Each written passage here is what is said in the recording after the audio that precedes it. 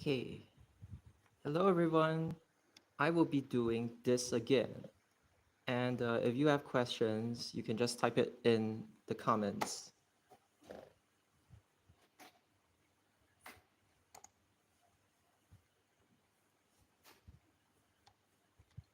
It's been like a week since I did this. So yeah, I might be a little bit rusty. 974 again. A. All right. Once I know this looks jank, but it's 157. Okay. 99. Oh no, is this 2A or B? Oops, I think it's 2B. Okay. Then there's this thing.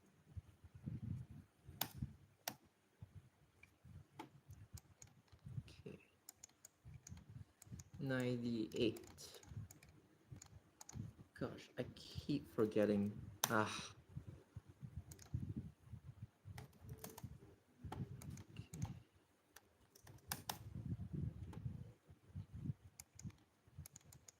Let me see. 185. Right. This is 291. And what's this? 63, I think. Yeah.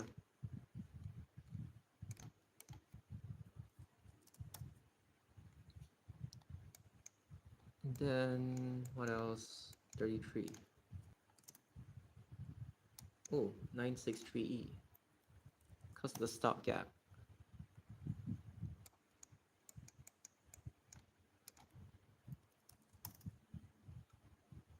All right. CDS. Is it? Yeah, it is.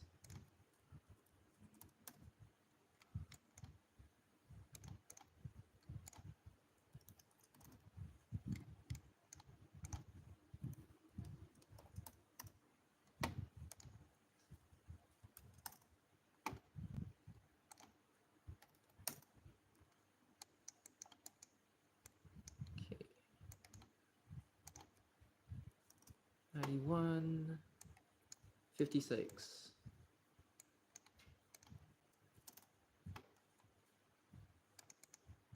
166.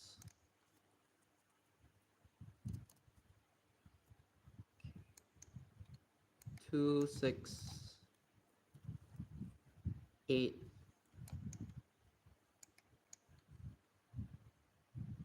No, actually it's not. It's 269A.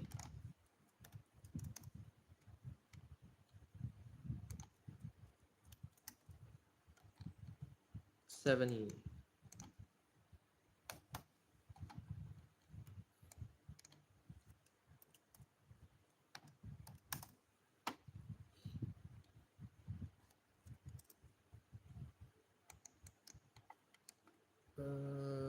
190A.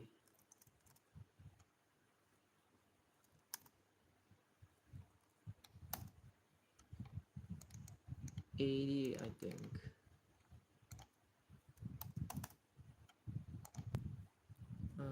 34. I'm not getting a lot of SWTs right now. Let's see. 3.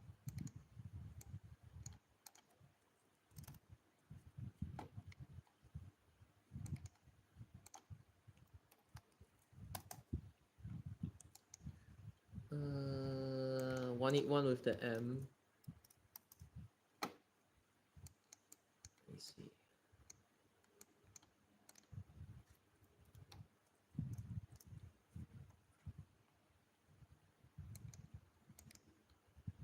Uh, 64. No, 47.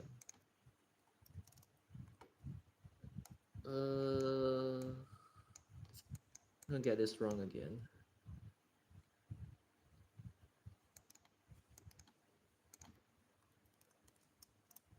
No, I got it correct. Okay, so B is forwards and C is like backwards, I think. Yeah, now 95 doesn't have like the most SWTs. It belongs to like 268 or something. A, B, and C.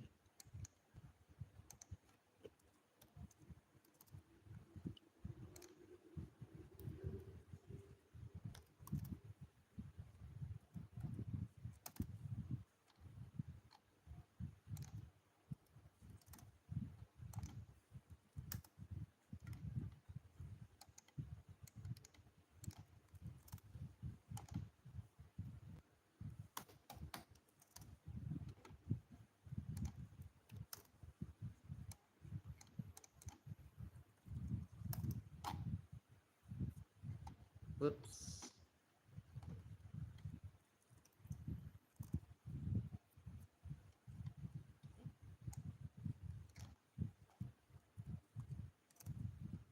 Okay. 9, but which one is it? A. No. Ah, damn it.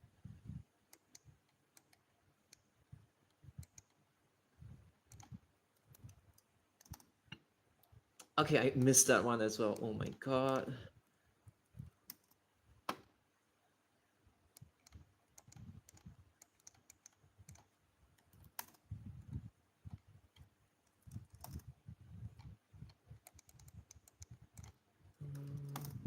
Oops.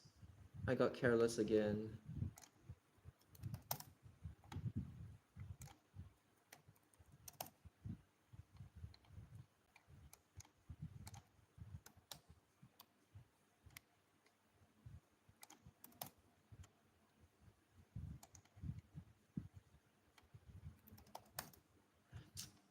Ugh, I forgot which one is the home terminal.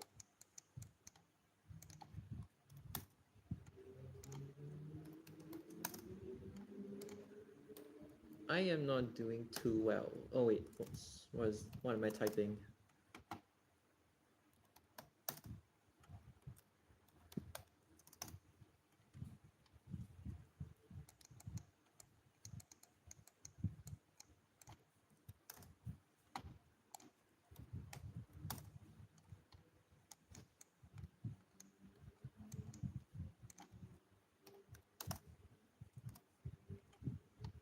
Okay.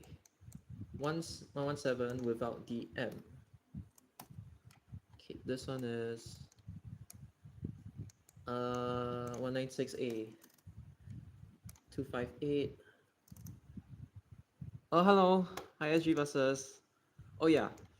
Right now there is 109A. The one that's gonna withdraw, unfortunately, which is so stupid.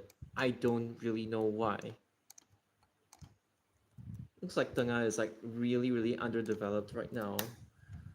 Okay, this thing is, looking at the stopgap, it's this one. Oh, hello.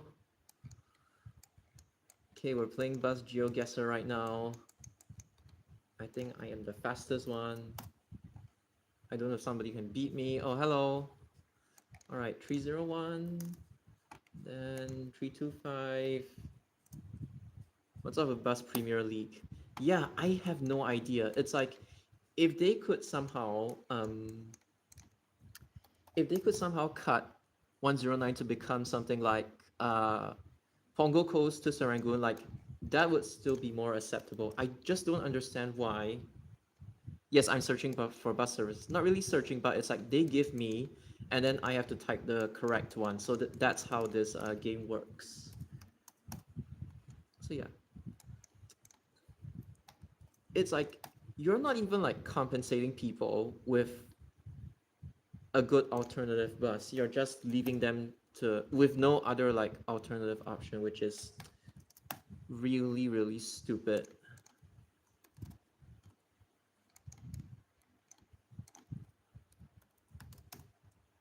And yeah, even 174 next time it'll become Boonlay to Beauty World, and it'll no longer go to New Bridge Road, which is really stupid. It's like Danyan and Farrer Road, they will lose their they will completely lose their access to Orchard Road, which is like, it makes no sense.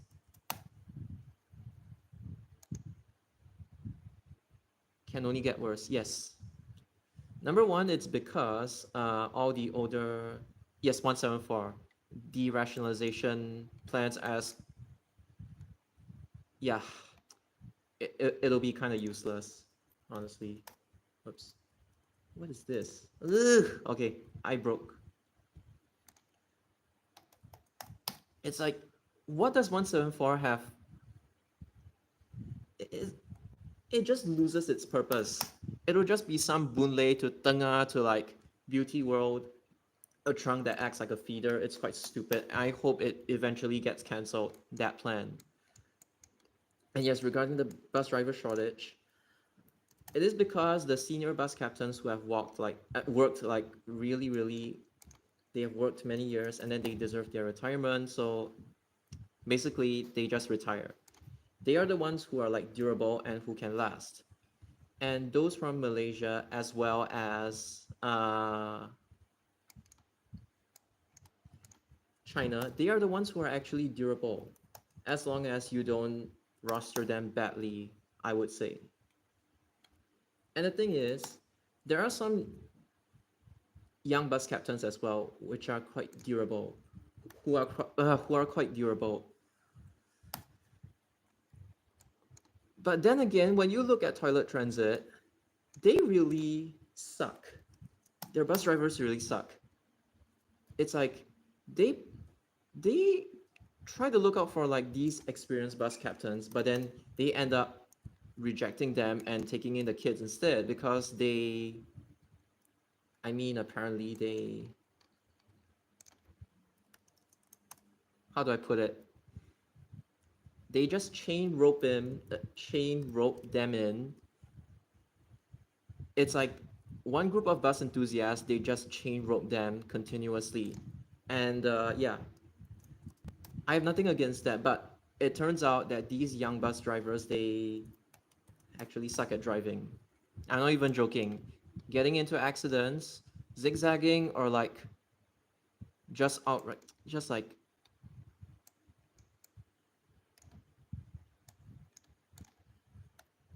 going the wrong way without declaring, or just getting lost in general. And 861, yes, I know it's complicated, but it's not even like the hardest service to drive or anything. Like try 51, try 61. These are like the ones that are actually hard to drive. Nothing new. Yeah, it's not even like a thing for it's not a thing exclusive to Singapore. Even in like other countries, it's pretty much the same also. When the younger ones, they eventually try out bus driving, they realize that the job is not like suitable for them. Like, again, there is nothing wrong with that. It's just that like they are just not durable enough, they don't love driving enough, and they're only there to like show off mostly. There are a few good ones, like Wilson is one good one from Tower Transit, but the rest of them, objectively, they suck, I will say. I mean, I know Wilson's my friend, but the thing is, he is actually durable enough. When given the chance to like take up, let's say, interchange staff, he turned it down and then he still wanted to drive. So yeah. Oh, you're playing this game right now. Every time a public bus crashes in Australia, one look and you straight away see the logo, Toilet Transit, to the surprise of no one. And unfortunately, Go Ahead is also facing the same thing. It's not really about crashing or anything, but it's like they're doing really bad in UK, and that might affect their bid when it comes to Singapore. So that's where the Go Ahead exit rumors, them exiting the Singapore bus industry, that's where the rumors even came from. Them not being able to secure anything. Mandai's side, yeah, they really suck, and that's where most of the rogue bus captains happen to be, the young ones. Oh yes, regarding 994, it was actually part of it. Okay, they were planning to introduce this as Tengah to Bukit Gombak loop, But then they realized it was not worth it, so they are just like, okay, let's give up the 945 loop sector. We're just gonna send 871 near enough to Bukit Gombak MRT, and that so 994 actually it was almost a thing, but it got cancelled, and it would have been the highest bus number, the basic bus number in Singapore. The plan again, what LTA is doing. Okay, so basically they just want to convert 174 to Boon Lay, Tengah, and Bukit Batok and Beauty World. And from Beauty World to New Bridge Road, they're gonna cut it. I hope it doesn't go through, really. They even crashed the same way. One even ran, oh no. My condolences, honestly. Because, okay, as much as I don't drive, I don't have a license, you just wonder how these things even like happen in the first place. Which is like, yeah, it's really sad. And I don't know if they are enthusiasts or not, but that's not the main point. It's like, how is it possible to be this bad? Brickworks, Tengah, Boon Lay, yeah. Because the one that you stated for 174, that one, it's like more suitable for like 181, because 181 is the other one that they're gonna send inside Tengah. So it will be like, let's say I'll show you from here. It's Jurong West 364, 75, Avenue 5, then 3, and then this road, I think there might be a road that like leads inside, or maybe it'll go outside, and then Jurong West Avenue 2, and then go inside Tengah. But 181 is the one that is one of the ones that will extend. 994. Yeah, honestly, yes, I agree. Other than 174, what other services are going to be affected that you heard of? 109, hopefully that doesn't go through. 851E, they're gonna cut it until they withdraw it, because they gave up on cutting 852 apparently. And then the other one obviously is 97 and 97E. That one I've already touched on. The reason, it's because of CCL6, and then 197 and 963 duplication with them. Just everything that happened throughout the years caused like 97 to like lose its popularity, if I I would put it that way. Oops, I got it wrong. Whatever, okay. I mean, I got the answer wrong. Sorry.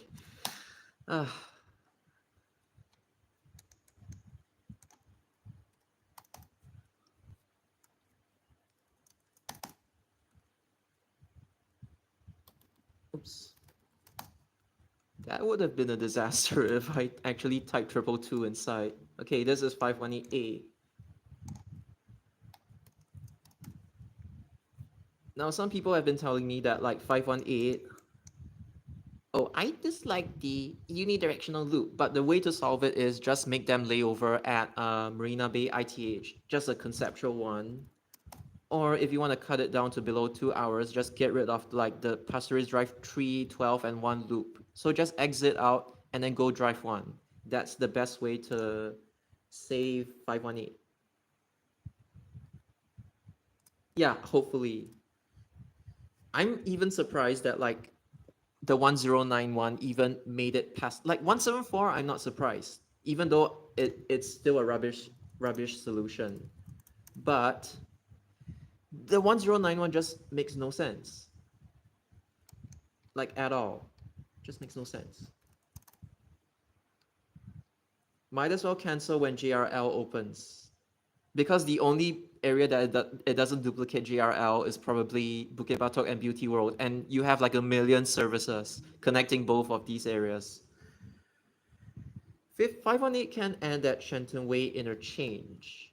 Well, technically, there is this one solution that some of my friends have brought up, in which you split it into 2 halves. So the other half, you combine it. It's like 518A, you combine it with 661, and then 518, you don't delete the sectors, but it will be 518 to Marina Bay ITH, something along those lines.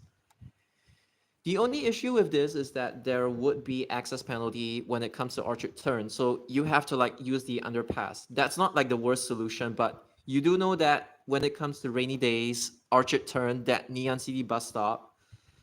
Well, that one has really, really poor rain shelter, unfortunately. Oops. Why did I type that? Okay. Wait until the CCL 6. Okay, yes, that's the plan. They're gonna withdraw 97E and 97, the parent service, when CCL 6 opens. 506 used to do two directions as well. Yes. How many of you remember that? Okay, the first one was 502 to, I think it was Haogang first, and then they extended it to Sengkang. Then they truncated it, they amended it to IMM, and then they, okay, since this is 190, they looped at Suntec, went back, used Stevens up as well, and then, yeah. I remember those days, actually. I even took 502 when it still went Anderson Road. Not A, but 502. I took an 0405 and then it went inside Anderson Road and Orange Grove Road.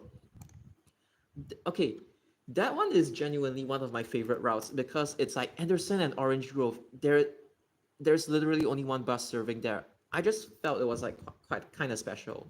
And speaking of 293, yeah, it used to go direct back, and then they are like, okay, let's call Street 45 both directions, and now, yeah, it decreased in popularity. Sad. Used to have 502B. Yeah, I know, right? Although I kind of forgot what 502B is. I think it was like just the reverse direction. 2010 when it got is it 2010 when Marina Bay when it got amended to Marina Bay Station, the old route, when ECP was still around, it used Marina Station Road or something along those lines. And then 502B was like no more.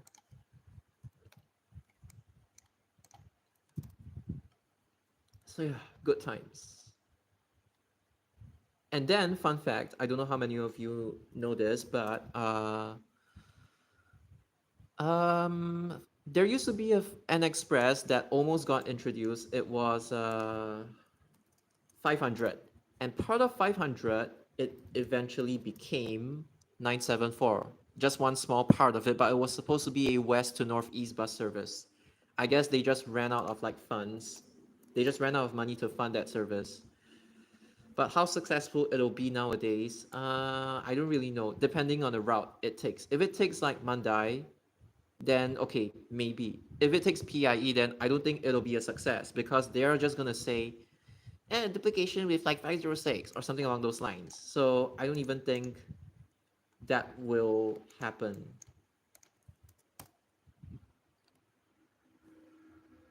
By City Direct Services. Ah, yes, you commented about that. In particular, it was like 657, the one that is similar to 502. Because 97E, it only takes you to, and you still have to transfer to like 333, 334, 335.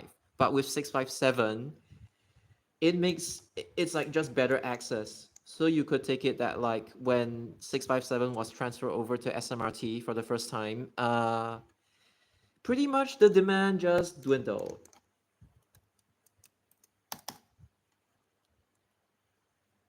Sad, but yeah. This is not even like MRT killing off bus services. This is like bus killing off bus services. Yeah. Kind of unfortunate. Oops. Yeah, this one is speak of the devil. Although this one, it's not related to 97. They have to withdraw the big ticket services. Yeah, it's like okay, even 109, the fare box recovery rate is above 30%.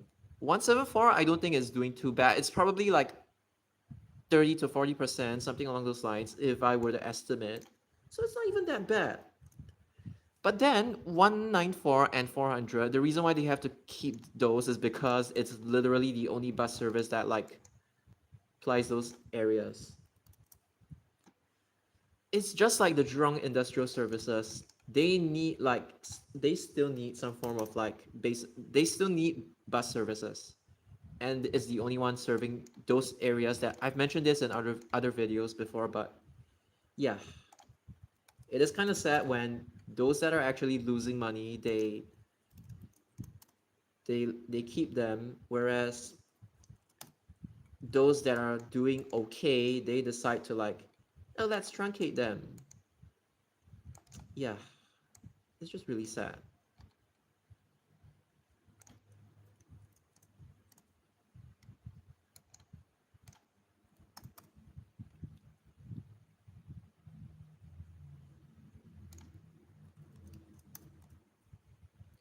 And then if you're wondering, why do the neighborhood bus services have higher fare box recovery rate? It's because most people they tend to start whether they're transferring on to an MRT or they're transferring on to other buses, as long as it's like the starting point, their fare box recovery rate tends to be higher. I mean, it's a neighborhood bus service. It's like board alike, board alike, board alike. So it tends to do better because there are more like unique passengers, I would say. Whereas 168 and 161, even though the bus is full, again, this applies to city direct as well, like 671. But since they have such a long express sector, okay, technically this applies more to CDS because 97, 197, 161, 168, 965, 969. I mean, not all of them, but some of them, they do have intermediate stops along the expressway. Okay, not 965 for sure, but TP bus stop is one. But it's like when every single person is like going from one point like Woodlands to Tampines or Bedok, and then there are like no bus stops in between. There are no unique passengers. It's pretty much just dead mileage over the expressway. Even though it's on revenue service, it's as good as dead mileage.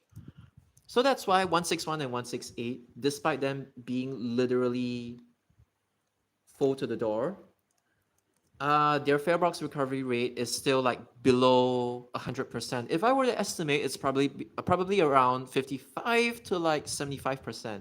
Just a reasonable estimate, given that it's like an expressway bus service. Maybe even lower, but not too low, obviously.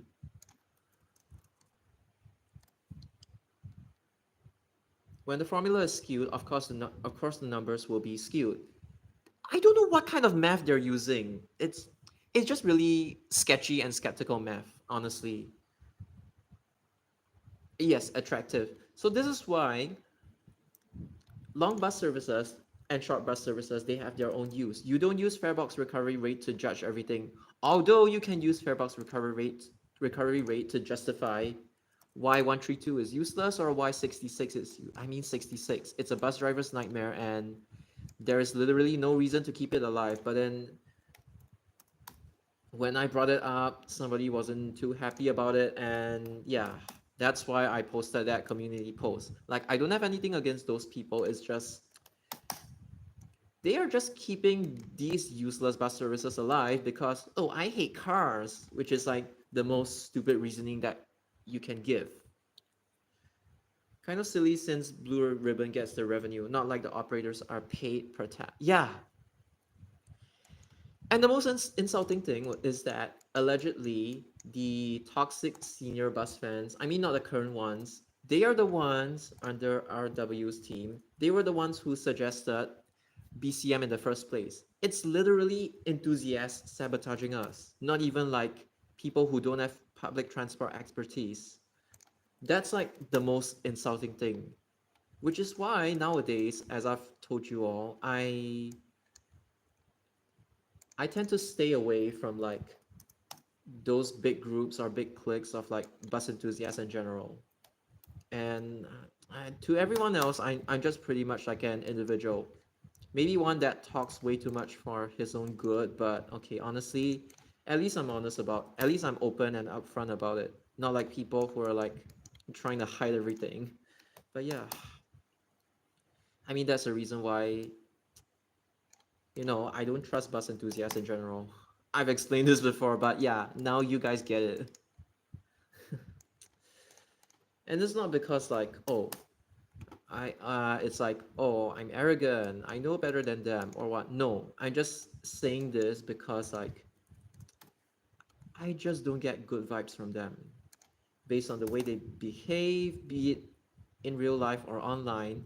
And I'm not talking about the kids that cause trouble. I'm talking about like actual adult bus enthusiasts. It's like they are the ones who criticize the kids when they do something wrong, but then they themselves they do something wrong as well, like stealing Rego. I shouldn't go there, but yeah, and just giving an example. But yeah, but generally, and anyone who has a huge fetish for like silver A22s or that Mr. Beast double decker bus, Mr. Beast livery, the one that looks like his logo, or the one that looks like his corporate colors.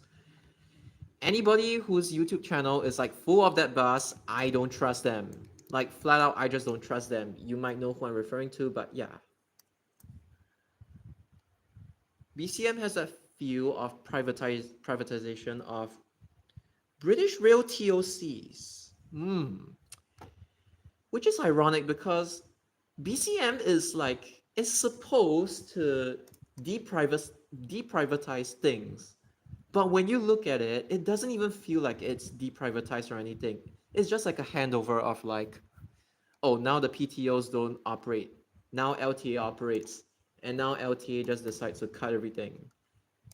I mean LTA in general, but I'm talking about the bosses, not really the departments. They are only there to do like the dirty work, unfortunately. What is this service? 77. 21. 859. And then 21, a lot of bus captains, they have been complaining that I don't know if it's a decision made by SBS Transit, LTA, or both stakeholders. It's just like, I'm just really displeased that like the poor BCs, they have to suffer because somebody downsized 21. They have to suffer with the crowds. On weekends, 21 gets demand. It literally passes through Little India. I mean, like, just... Okay, I still don't understand why Ang Mo Kio is a home terminal, but 86A is going towards Ang Mo Kio and 86B is like the other way around. That is one thing that just doesn't make sense to me. I mean, you could say the same thing for 33 as well. Somebody brought that up as an exception, but yeah.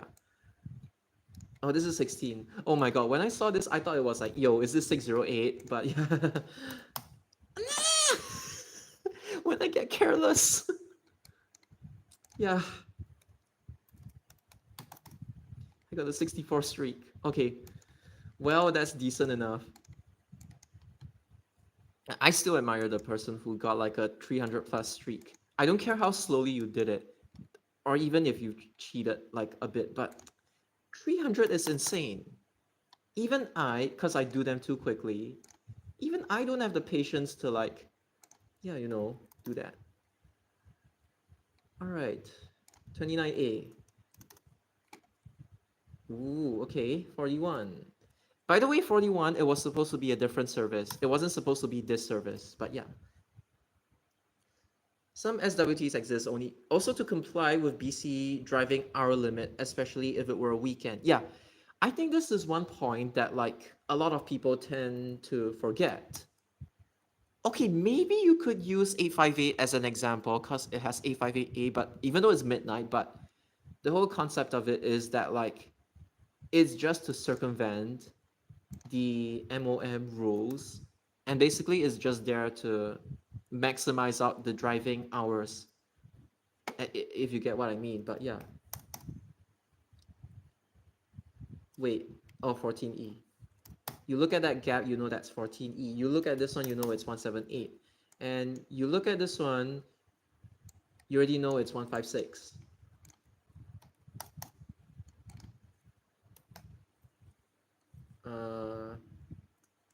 Okay, I forgot whether it's A or B.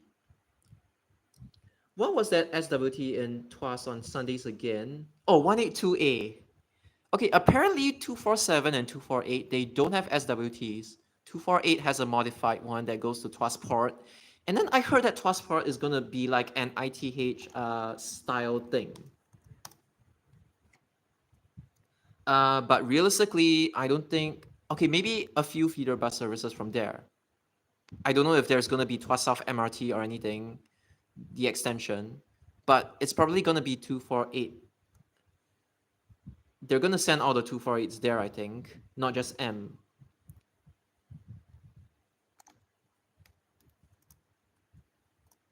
Oh no, I actually wanted to say something, but I forgot.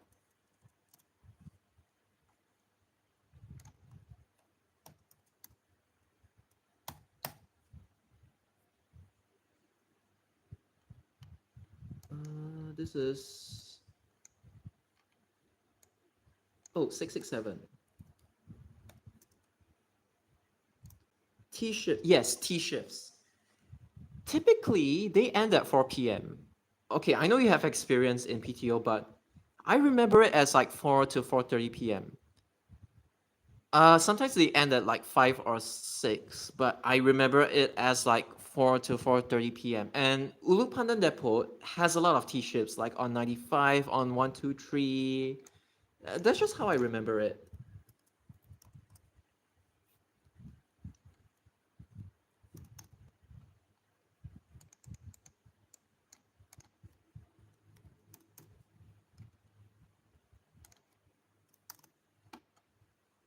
'72, yeah.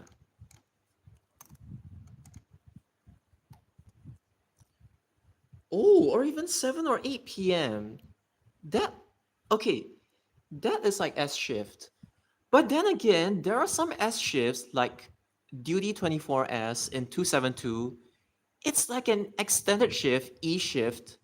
The swing break is like 3 hours. It is like an E shift disguised as an S shift. So officially they put S shift, but it looks like an E shift, and it's something that like you could clock overtime with it. But if you want to do that shift, you gotta make sure that Ulupanan Depot is like near your house. Otherwise, you will just lose your sleep. But the benefit is that you get a lot of OT overtime opportunities with it. So yeah, the duty is 24S. Weekend short working trip is more or less that end time. Ah, okay, okay. This one I'm not too familiar because it's like nobody really goes bus spotting on weekends because to them it's like, oh, there's less cameos, which I agree. But yeah, the weekend as shift timings are like quite weird and honestly a little bit difficult to remember as well.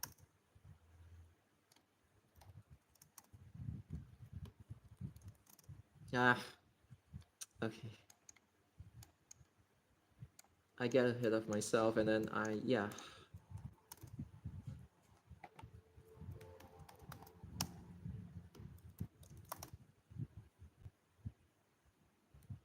Uh,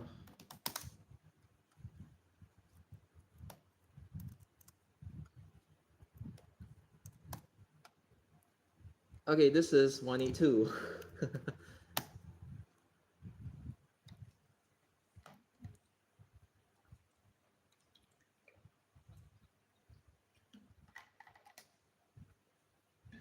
So yes, that weekend SWT or something, it's like literally just a few stops. And I think it's for people to get back to their dorms or something along those lines.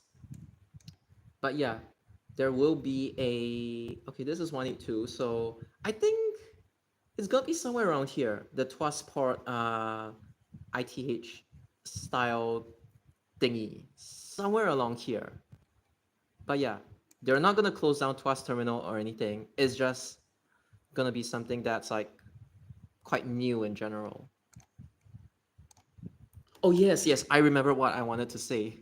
So basically, one of my friends they have feedback to me that like, Jesus Christ.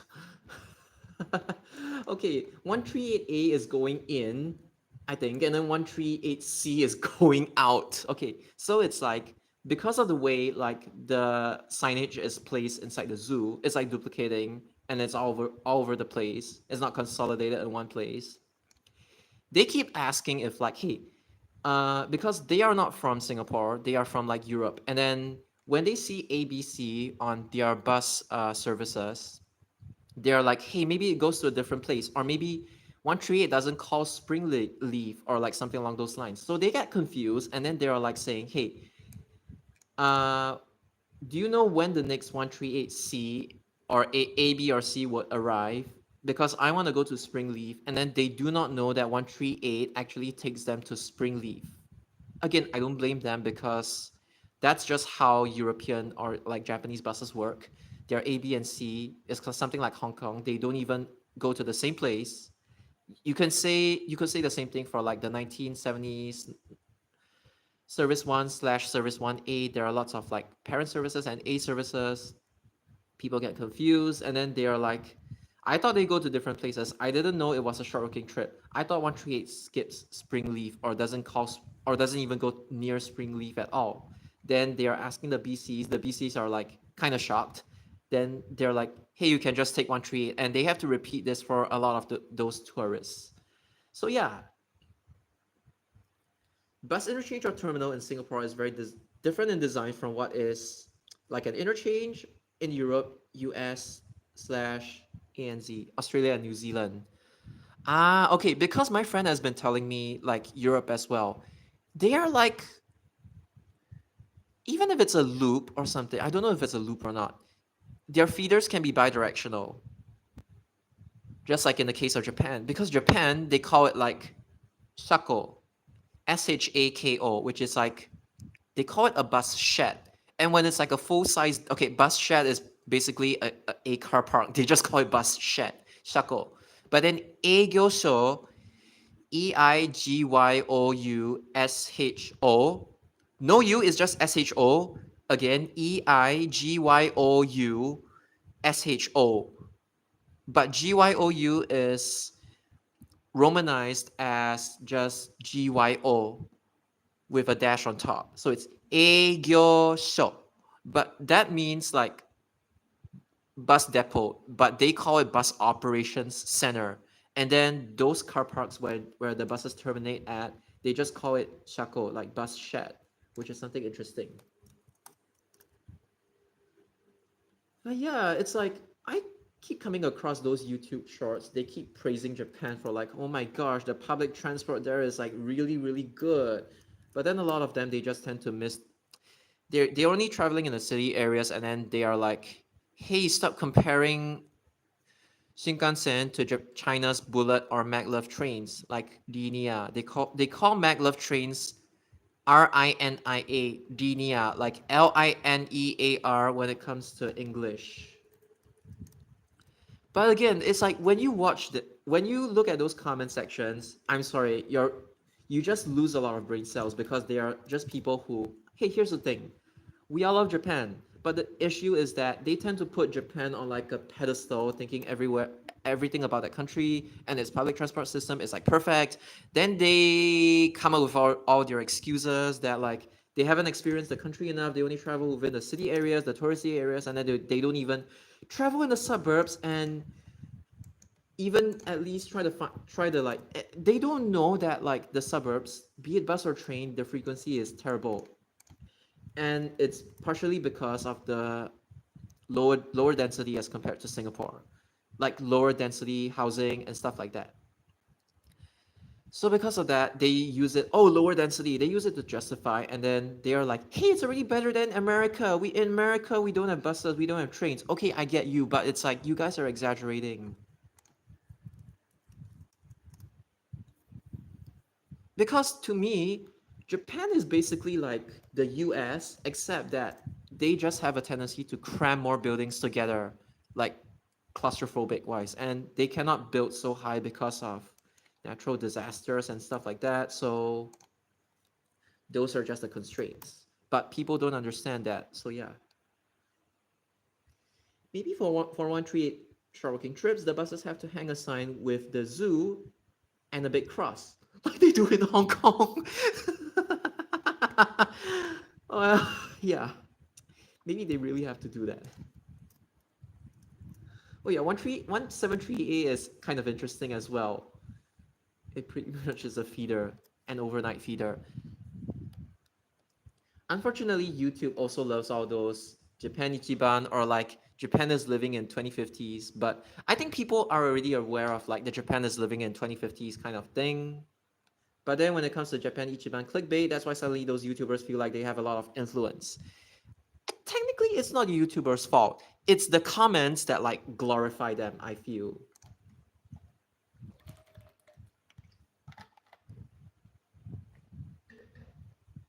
And yes, Japan has a lot of this kind of services, but they're not loop, they're bidirectional. In case anybody doesn't know the difference, that doesn't know the purpose of like 367. Okay, 367 was like, it looped like this, and then out. I forgot how it came out, but, and then out. But yes, 947, the purpose of it is to bring people, it is to cater towards like this entire area of like housing estate, like the flats, apartments, depending on what you call it. And it's to bring people from inside to outside and outside to inside. That's why 947 is like this.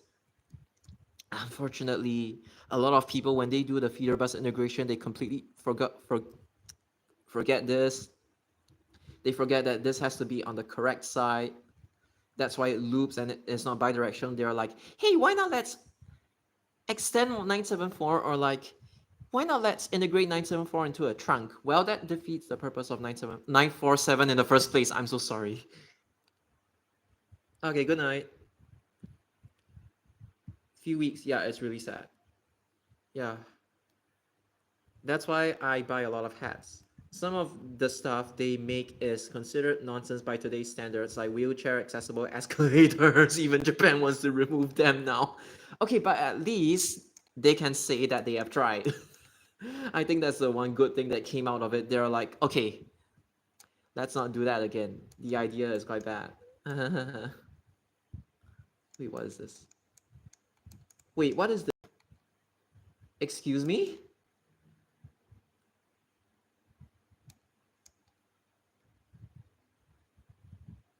Uh, this is Badok. Something that ends at Badok.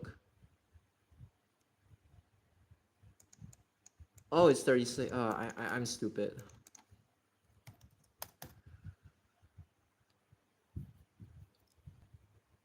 Some say July or August.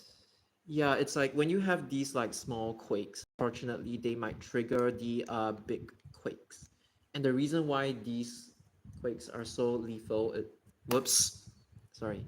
The reason why these quakes are so lethal is that geography tells you that Japan, like the Nankai Trench, is like a convergent plate, and those tend to be like the most violent. Yes, I do know that like California, they have like the plates that are like rubbing against each other in both directions, and then like in Iceland, their volcanoes tend to be like they tend to be like little pimples, if you would say. They pop out. Their explosions are not violent, but like they are very very flat, but the convergent subdiverge, I don't know what you call it, but it's like when one plate sinks below the other one. Okay, oh, sorry, divergent is the one whereby the plates move away from each other and it creates those pimple volcanoes, but convergent ones, the ones that sink underneath, those are the most violent, and that's the reason, that's how Mount Fuji and all those island volcanoes, like Sakurajima, they were created. And that's the reason why Taiwan, Japan, the Philippines, well, that's why Mariana Trench, that area is like prone to earthquakes. It's really sad when you kind of think of it. That's why they cannot build their buildings so high.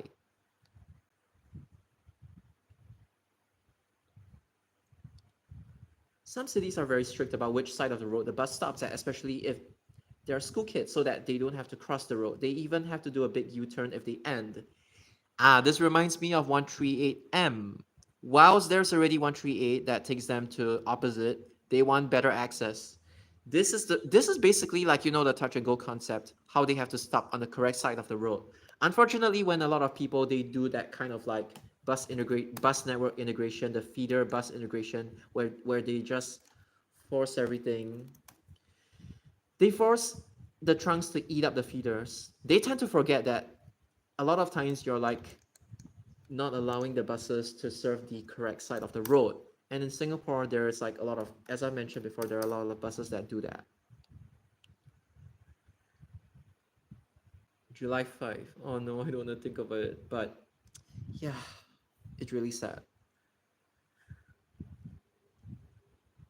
And because it's like Japan, when it comes to technology, they used to be actually quite innovative.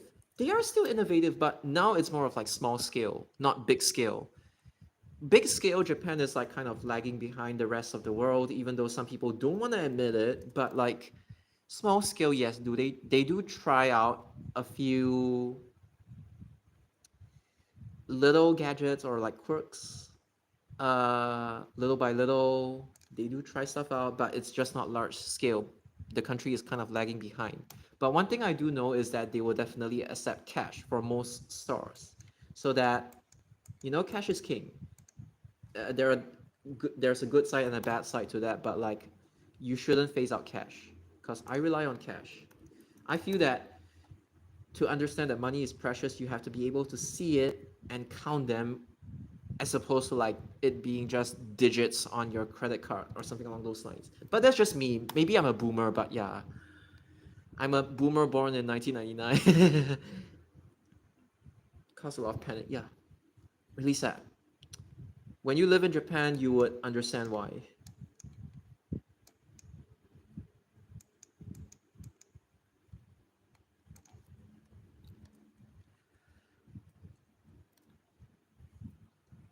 They are now behind. Notice how many paper ticket gates are broken and converted permanently to IC only mode. Yeah, it's like they okay. Anyway, they how do I put it? It's like they serve their purpose really well, but right now they're all breaking down because of their age, and yeah, they converted it to only IC.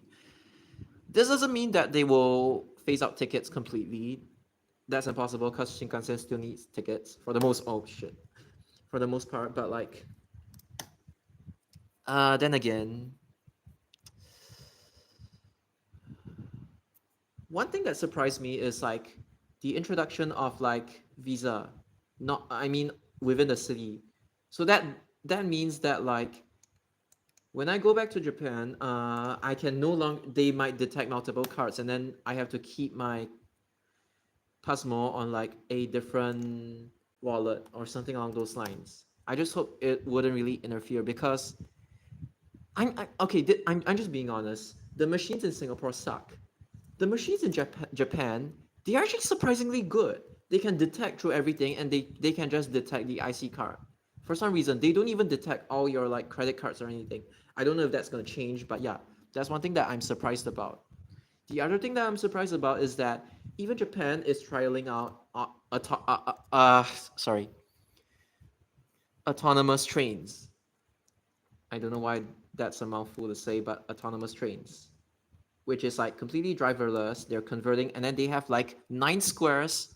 I don't know what the 9 squares are about in front of the train to detect any collisions. But yeah, they have to do this because apparently people in Japan they don't want to take on these blue collar jobs because to them they don't like shift work. They prefer white collar, even though white collar in Japan is like way more brutal, if anything. But I respect it. It's just that they need more blue collar workers, and if they are unable to find more foreigners, they have to resort to both locals and foreigners to be train drivers, bus drivers. They have to resort to all of these. Even autonomous buses. It's not just Singapore. Even Japan's like kind of into the autonomous buses and trains game. Again, it's surprising considering that they have train lines that really cannot go beyond GOA 2 or 3. Even 4 is like a miracle, but those are for like the newer lines.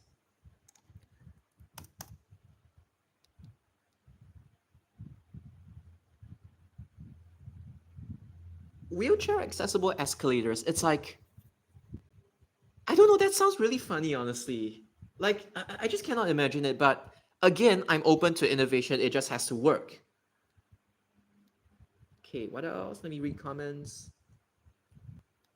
Now JR wants to get rid of them altogether. So if you have a ticket, do you just walk through and show the conductor your ticket? I feel like that's like that just gives a lot more chance. I'm not condoning it, but it just gives a lot more opportunities for people to evade the fares. Like they just straight up dash through when they are not careless or not looking, or when they're having their meals inside this The Office or something along those lines. I mean, I'm just giving you really, really extreme scenarios, but yeah.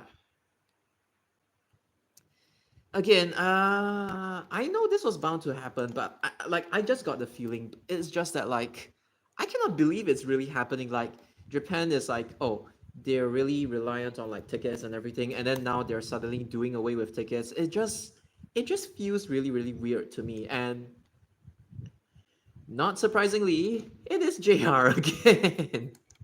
Like it's JR again. Oops, sorry, my mistake. J yeah. Yeah, the underdeveloped. Oh, by the way, 674, it used to be the bottom 30 when it comes to the fare box recovery rate in 2024 when Tengah wasn't that developed yet. But right now, it is improving. So you don't have to worry about 674. It'll just improve as time goes by. Okay, what else? Let me read some more comments.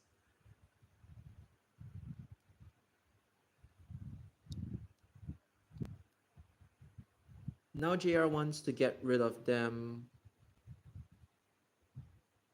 altogether. Okay, altogether. Okay. Erga Duo came about because they were so embarrassed they had to buy from Volkswagen, same for the low floor trams when they had to buy from Siemens. Lol.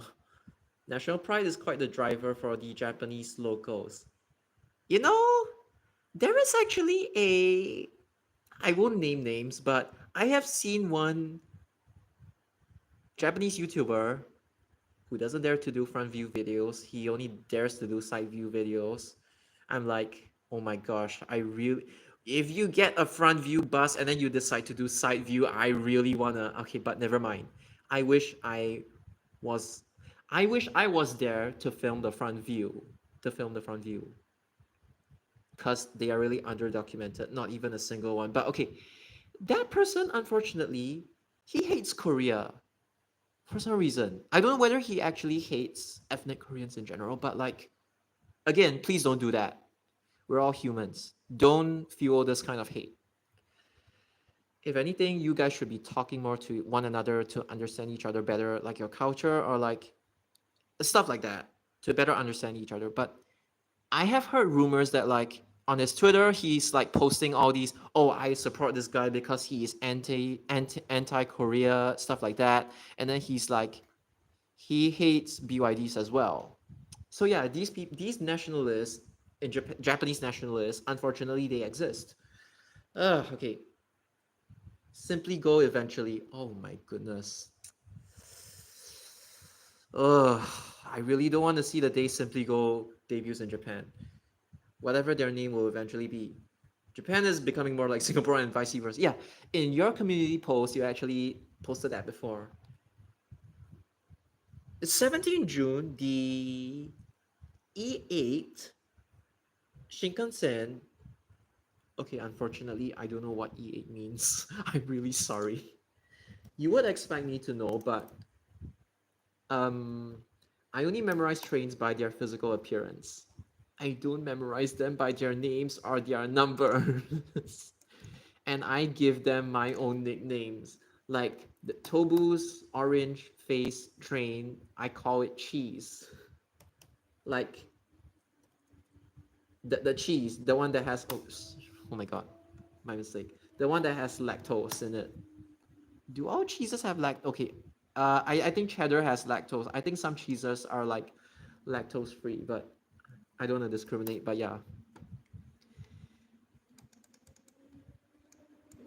But come to think of it, Erga Duo, they were too embarrassed to buy from Volkswagen. That's like that's like just sorry, that's like just them being like really stubborn.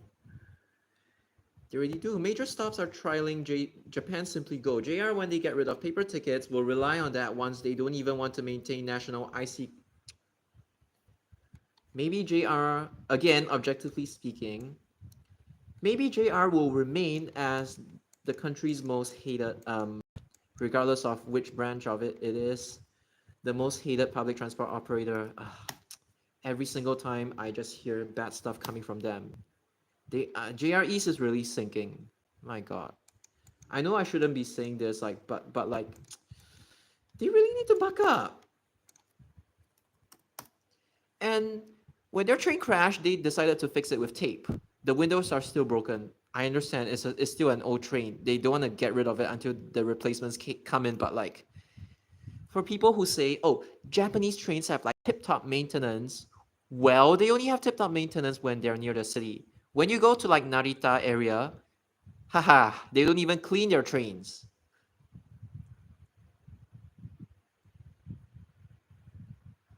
The formal term is called account-based ticketing. It makes sense because it's like tied to your it's like your bank account, your credit card account, or something along those lines. It's an account, but yeah, I dread the day when it happens. So maybe collect your tickets now. It'll be worth it, trust me. Even if it's JR, but yeah. Anyway, 324, it still has KUBs, thankfully. I'm just sad that 325, 329, 116, 112, 113, they've got infected with the new stupid buses already. I'm really sad.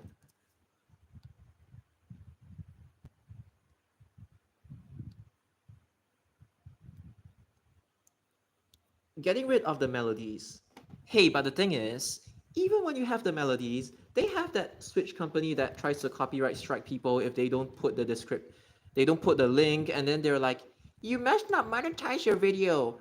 It should only be for fun. You should only pursue it as a hobby. And I'm like, dude, some people they need the revenue to survive. You guys shouldn't be like that. But yeah, even if they have melodies, objectively speaking, it's not gonna matter anyway because people will just copyright strike people. Okay, what else? They're going 1 month. Yeah, I just worry about the over reliance on 1 month. It's like, what happens when the driver is sick? You need somebody to take over. It's like, I feel like it might be way too many responsibilities for like the driver to handle. Again, we shall see, but again, they only do this because they have no choice. I just said that like conductors won't be a thing in the future. It's like I would prefer to split the responsibilities, but again, when there's manpower constraints, you kind of have no choice, honestly. I just hope that the drivers don't get too stressed when they think of it. And again, I don't think the people outside of Japan truly understand how stressful being a train driver in Japan is. You have to be on time. Yeah, like they tell you when to speed up or slow down. Yes, you have the ATS and stuff like that, but for lines with where there's no ATS or anything, you kind of have to count. You have to memorize. You have to be experienced enough to be able to drive the train well. And yeah, it's like for Singapore buses, if you are orange trapeze, they don't even bother like chasing you for the most part. At most, you score a down route. But Japan is like, if you're orange trapeze, oh, you gotta hurry up and be safe whilst doing that. I feel that like the job is already hard enough. And then they're like, oh, that's 1 month things. And then there's like, oops, I'm sorry. And then there's like way too many responsibilities being like piling up on the train drivers, which I just cannot imagine when this really becomes a thing, especially when it's like the busier lines. And then if somebody needs first aid, the driver must inform because that's like the conductor's job. You're supposed to face in front, and then the train driver has to look behind, which is like, oh my god, I just cannot imagine like too many responsibilities in general. And then for bus drivers in Japan, their roads are like really tight, so driving might be a nightmare as well. And the reason why roads are tight in Japan because they love cramming stuff on top and off close together because they cannot build high, so they cannot build high because of natural disaster, so they have to like uh how do you put it, they have to like squeeze everything together, including people on the train. So yeah, that's kind of sad.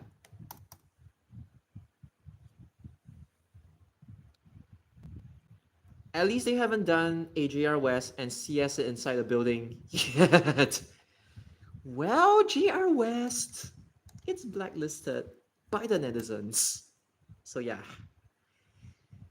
Sudden changes, yes, correct. Sudden changes. JR eventually, when they go driverless, they will work the same as SMRT. Maybe the timing will be the same as SMRT law. Again, this depends on whether the line is, they can even go GOA 2 or 3. You have to get rid of like, you either have to shift everything elevated or underground, which costs a lot. And then you have to make sure you get rid of the level crossings as well before you go GOA 2 or 3. You can use Yamanote line as a case study if you want. But yeah, it's not as simple as like, oh, okay, let's just automate stuff. But yeah, they even have like the autonomous train, that trial. I don't know how it's gonna turn out. But yeah, I would prefer a human handling the train over a robot. But again, people don't want to be train drivers. So maybe we have no choice. But again, yeah, it's quite sad, I would say. Then again, they are too embarrassed. They will be too embarrassed to say they are buying Thales Cell Track. Wait, Marunouchi Line, they have CBTC. But I don't know if it's their own CBTC or they're like embarrassed because they're buying from Europe. So it in-house they go, but it's taking forever. I wonder about Marunouchi line. Marunouchi line. I gotta pronounce that properly since I'm from Japan. But yeah. The Nambu line. Okay. By the way, one interesting fact is that NAMBU is the romanization, but the true spelling of it is NANBU. The M is only a romanization thing, which is kind of stupid. Nanbu just means south of Musashi. So, okay, a little bit of history lesson. Niigata was once called Echigo, Echigo, and then Tokyo was once called Musashi, like in ancient times. So, Musashi, the character Mu, they have a rendaku, they add the dakuten, the dot dot, the double dots, and then they become BU. So M can be upgraded to a B. In this case, when like the Japanese sound change rules, just like Korean sound change rules, they can upgrade MU to BU. So that's how NANBU came. So Minami, or in people's names, it can be Mina. Minami in Japan means south. That's their own pronunciation. Higashi, Minami, Nishi, Kita. And then there is also Nanori as well. Like for example, Minami can be Mina, and then Higashi can also be Azuma. Yeah, the character Higashi can be Azuma as well. That's when you call names. Because it's like Daiwa can be Yamato, apparently. And then so Nan, is basically the pronunciation that's borrowed from Japan. So sorry, the pronunciation that's borrowed from China, from Chinese, like from Hokkien or like Middle Chinese. I don't know which one, but they borrowed it and it became Nan in Japanese. And so that's how Nambu line got its name. Nan, South, BU, which is MU, Musashi, an abbreviation for Musashi, the shortened form of Musashi. So it's like Nan Musashi, and then Nan then became BU. So it's Nanbu, the south of Musashi, which makes sense because it is the south of Tokyo, the Nambu line. Again, I don't know if anyone's like actually interested in my history lesson, but oops, sorry, my history lesson. But that is how Nanbu got its that is how Nanbu got its name.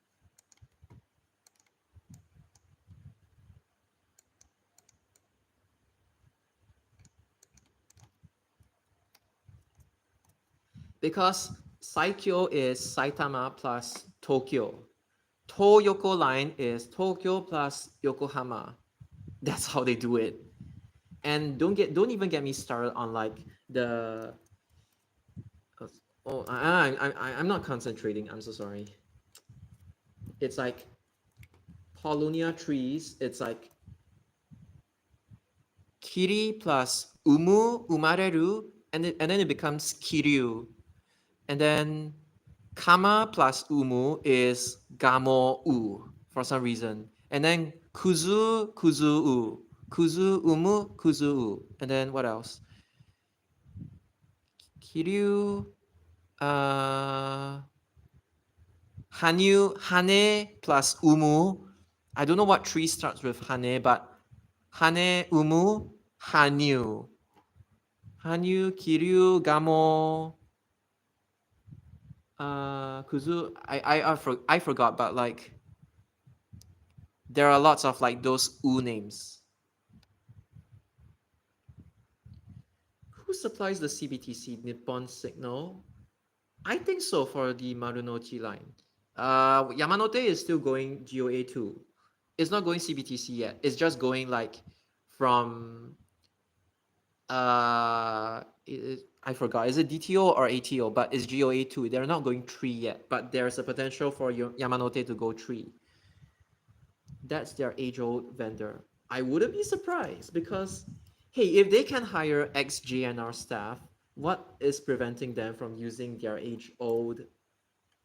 Again, I don't know if their CBTC is like a similar standard as compared to like the West, like Europe's CBTC. But yeah, I'm a little skeptical. Again, like not hating on anyone, but I'm just being skeptical when it comes to like the quality of like these things, especially when Japan is involved. Okay.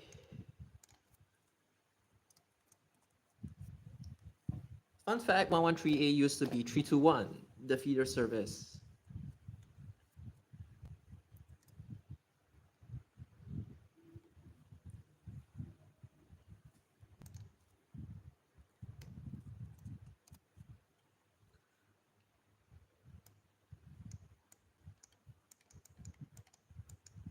$34B.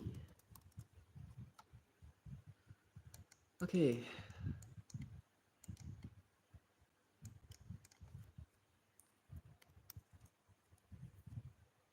Six, seven, eight. Honestly, this area, this one has potential. Even this, okay, this is developed. The top part isn't developed yet. So 6, 7, 8 has potential in the future. Unlike 6, 7, 5, 6, and 7. This one, 6, 7, 8 actually has potential for the demand to increase. The TSAC back in the 80s used to be very advanced for its time, about the same as our original MRT signaling. Oh, the GOA2 one, like the Westinghouse one. I see, I see. Well, you learn something new every day, so thank you, SG Buses, for that. But yeah, does anybody miss the Juanita Do you call it Juanita or like Juanita? I think it's Juanita Nelson. Does anybody miss that era? Because I do. Dong, dong. Next stop. It has a like deep voice to it. I mean, it's a lady's voice, but yeah, it is quite deep. And then for Outram Park Dhoby Ghaut, they use that chime to signal that, oh, it's a transfer to NEL. Da, da. And then for North South Line Jurong East, they actually use that chime as well, even though I was told that chime is actually for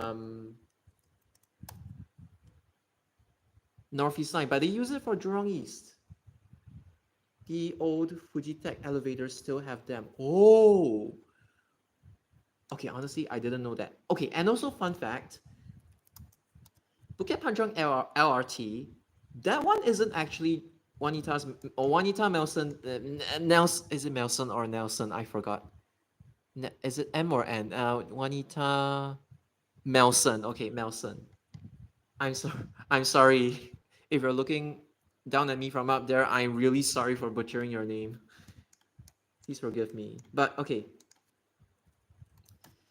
But anyway, Bukit Panjang LRT, that one isn't actually her voice, believe it or not. I was told it's actually a robot voice, an AI voice for that.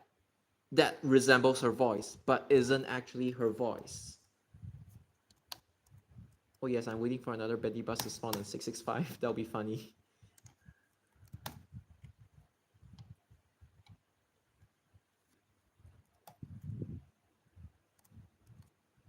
if you watch the 1997 corporate video, the voiceover might be the same person who did the SBS Transit Line announcements. I think most likely recently retired and they had to find a replacement. Yes, okay,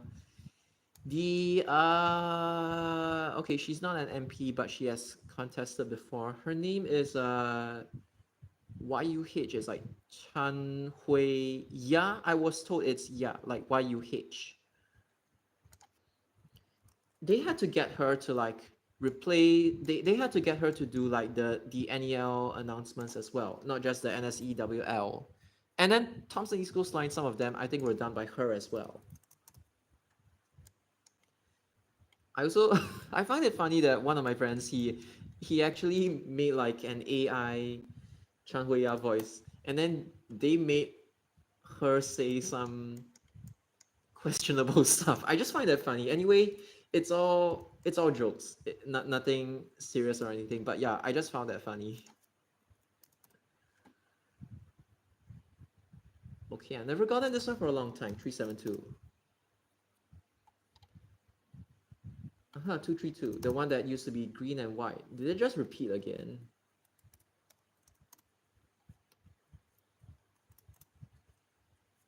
Ooh, 131. Look at that stub and you know that's 131. Oh yeah, speak of the devil. SG buses were talking about 194. I mean, couldn't you just replace this with something else? Because 194 right now is like really pathetic. It operates till like at night. I was like, what?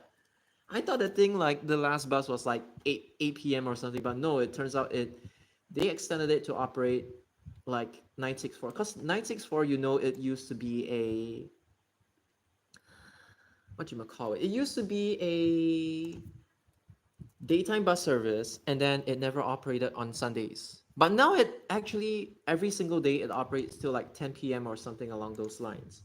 I found that amazing. But the people who complain were the people that stay around this area. They have no access to like 913, and then 904 is like way too inside for them. These people, they have 858 to Woodlands, but if they want to go to Admiralty, there have been numerous complaints. So that's why, not really complaints, but like feedback.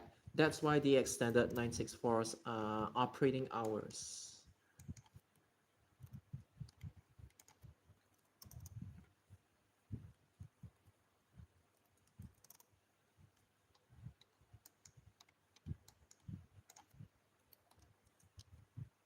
And yes, fun fact, 63A is the very last bus that departs Tiong Bahru Plaza. I think it's 851 and then 16. 16 arrives later than 851. And then 63A is the very last one to depart Tiong Bahru, if I'm not mistaken.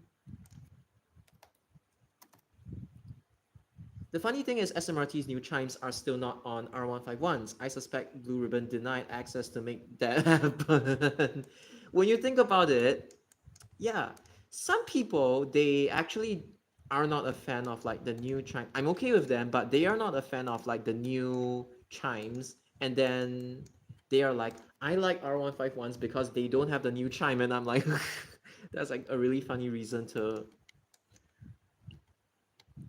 like a train. But I mean, when I was young, my train rep was literally triple three slash 334. The reason is because, okay, the reason is stupid. It was because Jurong East had both north south and east west line, and then there was also triple three and 334. So that became my rep, and that train was actually quite decent. I'm not saying it's super good or anything, but it was decent. And then there was like 335 and 336 as well. But then 336, by that time it had already bye bye. But many people they tend to like 333, 334 over 335, 336. As I was told. Okay, I could be wrong, but yeah. So even my own train rep per se was like kind of, I mean, decently liked by the community. Not that I care, but just a fun fact. The door chime button, yeah, you know, like the door chime button. Okay, I haven't really noticed, unfortunately. I still haven't heard like R151's like chime. It's like they have a higher pitch chime when it's like when you press the manual door closing, and then it sounds different for different train models. The Siemens one is like quite muffled, I think. But yeah, nowadays they rarely trigger it because it's automatic door closing already. So yeah.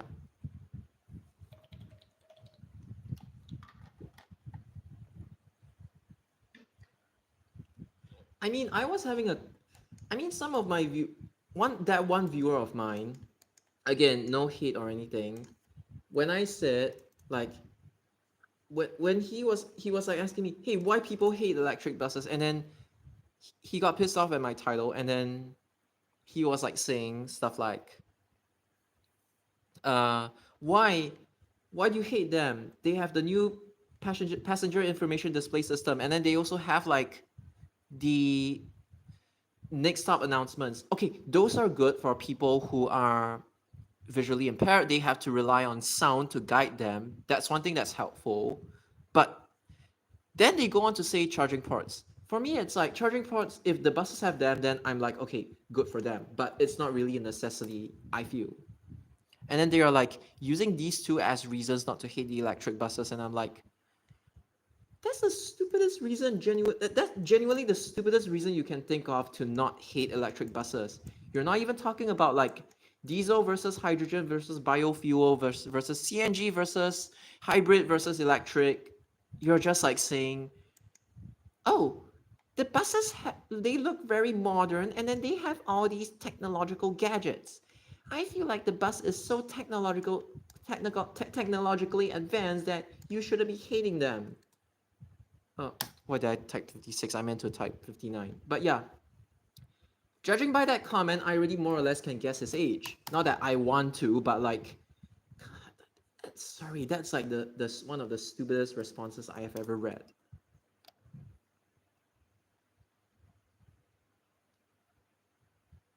Oh, and another funny thing when it comes to announcements is that, okay, Al Fatiha to 112 because it has been infected with electric buses. I'm glad that I filmed a KUB on it. It's gonna be in my farewell KUB video. Farewell KUB video. But yeah.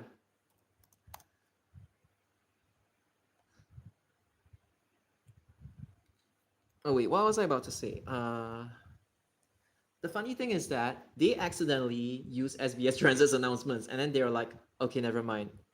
LTA, please give us the correct files. We need the SMRT ones. And then they actually listen to them. So now they are gradually updating the chimes to have the 4 languages thing. Which means that like announcements wise, they have to time it correctly according to like the signals, because signals trigger announcements. Those that are not manually non-manual announcements, those automatic announcements, they call it jido hoso in Japanese. Those are triggered by signals. They're like coded. So that's why at Boon King or at Kovan, you would hear, please do not leave your belongings unattended, that whole the 4 language announcements. And then I don't know Chinese, but it sounds like Qin Buyao, something along those lines.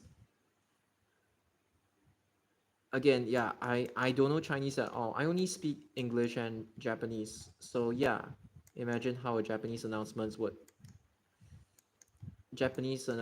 sound like in Singapore. What is this? Oh, 963E. Okay, wait. I'm gonna read more comments. Different version. Okay, now it's the correct version, like I've explained. They don't exist for R151. Oh yeah, because it's like automated, so there is no reason. Even the cabinet itself, the R151 doesn't have some switches. It's like for the older trains, obviously they have a legacy switch, and then they have a CBTC switch as well. Okay, I got it. 151A has the legacy switches. 151B doesn't have them. 151B, C, and R151 don't have them. Some C151A and B being played. Ah. Yeah, correct. I mostly heard them on A. They're in the midst of upgrading them.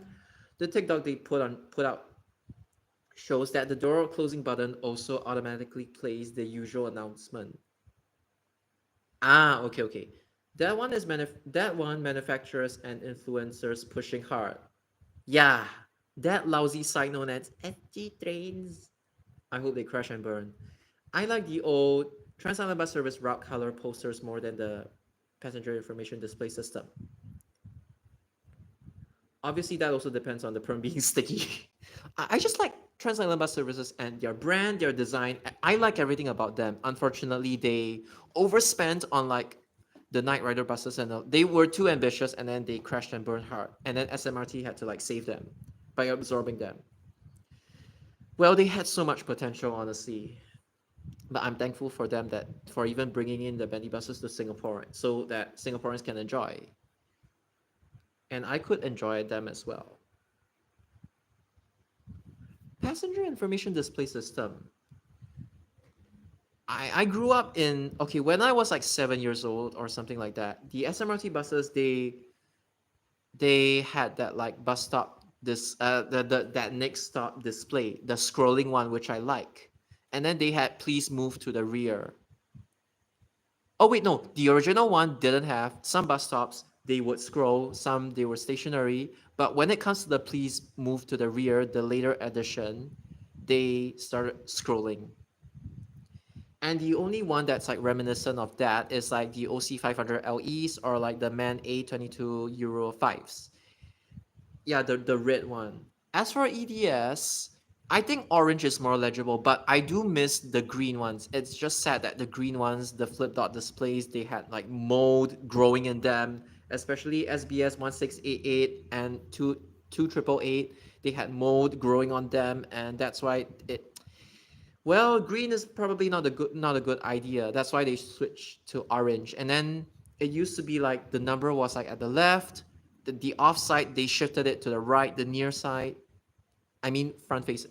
You're facing the bus. It's on like the near side, the bus service number. So yeah, I do miss the old Lawo, and then some of them have transit media as well. Imagine OCC cuts in with their own muffled announcements. The timing's only gonna get worse. In Japan, they're like, oh yes, the manual announcements. Those, yeah. These days, OCC also have their own pre-recorded. Yeah, you could tell it's pre-recorded because it's like, it's the same, and then it's recorded by like the staff because they aren't like that high quality. They're not trained in like voice announcements and stuff like that. They're not trained in that, so they tend to be like really ad hoc. C151B still have the old school chime.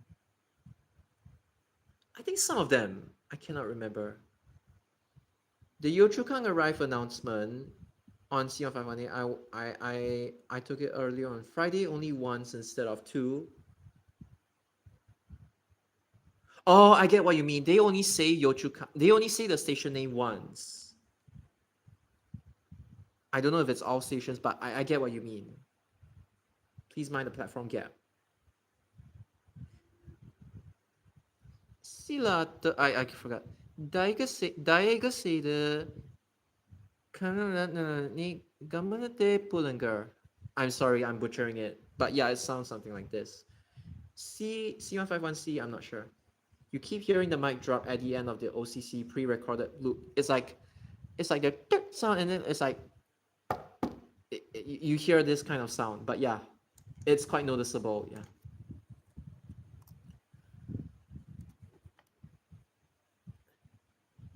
But how would the Japanese announcement sound like in Singapore? Maybe let me try one. Like, この先揺れますのでご注意ください。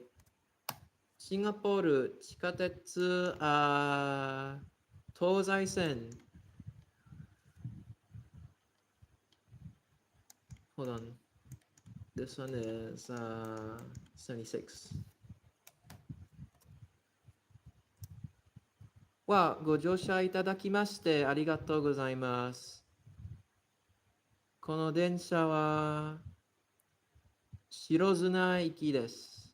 Shirozuna yuki desu. Because they don't say iki, they say yuki sometimes instead of just iki, because it's a mouthful to say. So it's like, okay, Shirozuna is just like my own version of Pasir Ris. Then some of them they would say out their stops. And yeah, mamonaku, and then it's like 足元にご注意ください。出口は左側です。右側です。両側です。両側 means like Jurong East or Tanah the middle platform right now.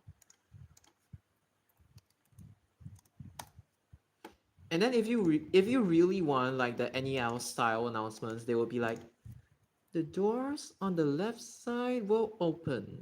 The doors on the right side will open. The doors on both sides will open. But okay, in Japan, you know that they say the Japanese ones before the English ones, so yeah. But apparently, okay, not all lines they announce the train arriving the station. Some of them they just say 足元にご注意ください。出口は左右側です。That's all. But Japan they have to say that because they have way more side platforms than Singapore. Even more than like Thomson East Coast Line and their stacks. Their stacked side platforms.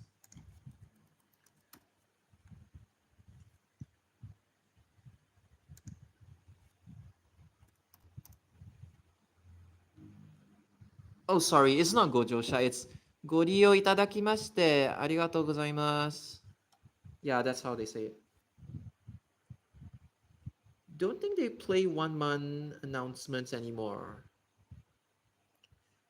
この列車は 1-manで actually this one I kind of have to confirm if they are still in existence or not. But okay, thank you for bringing that up to me.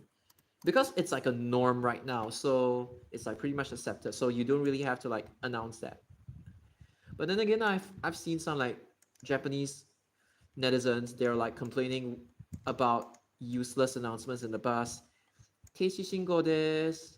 I mean, it's like, it's just telling you, it's just service. It's just telling you that the bus is stopping. Please hold on tight. But I'm like, I don't know why there is a reason to complain about that, but it's just netizens. They tend to be like this, complaining for the sake of nothing. So yeah. I don't know Japanese enough, so riding the train is actually nice, but actually the announcements on some Japanese subways are really annoying, especially Osaka.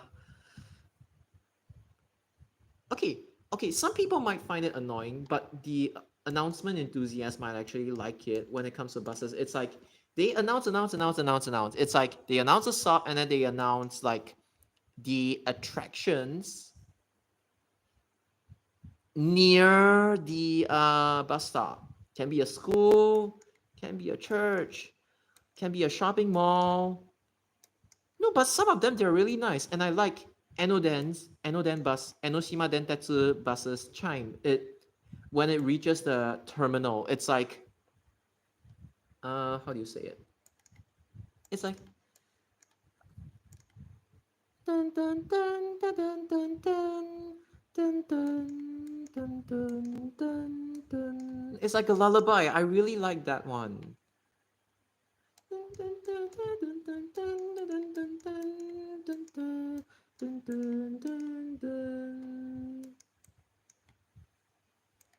Wait, what is this? Why does it stop here? Oh, sorry, that is like 59.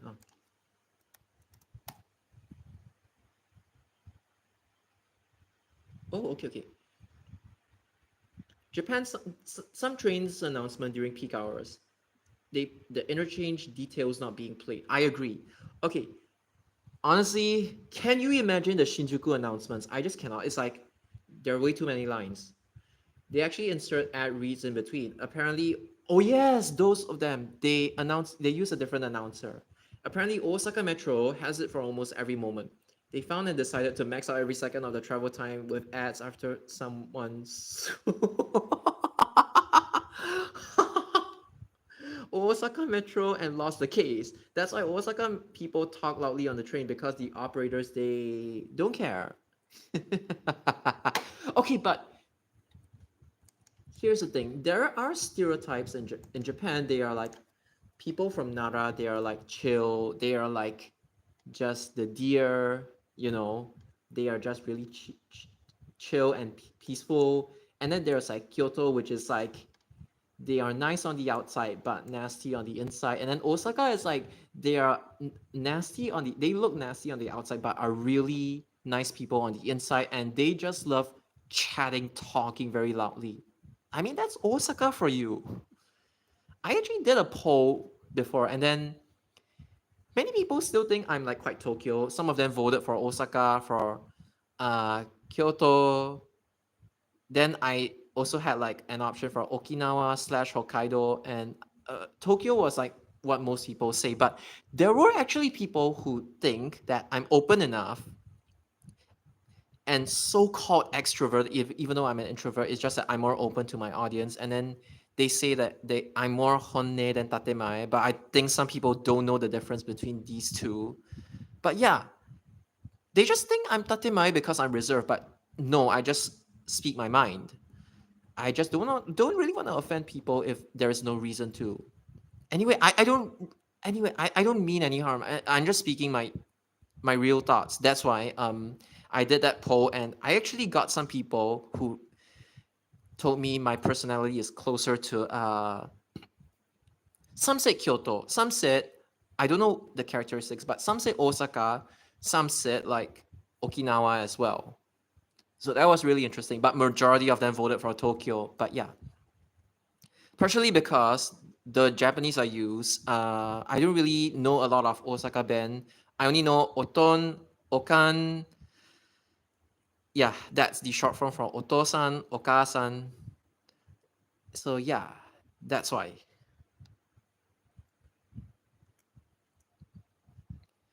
But nowadays, yeah, they are starting to talk more in public settings.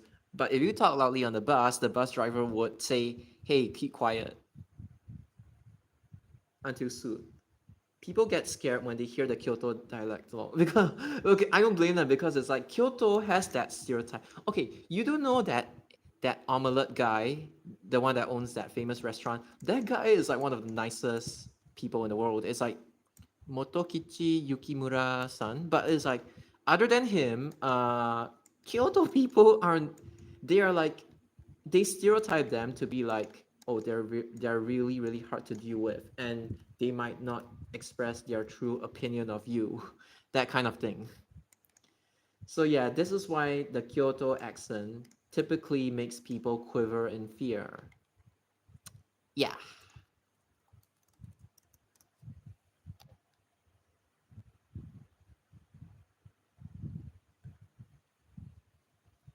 But here's the thing.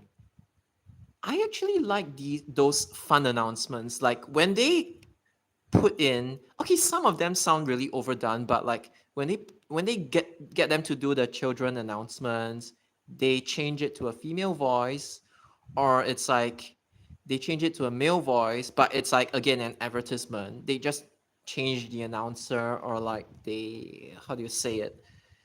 They I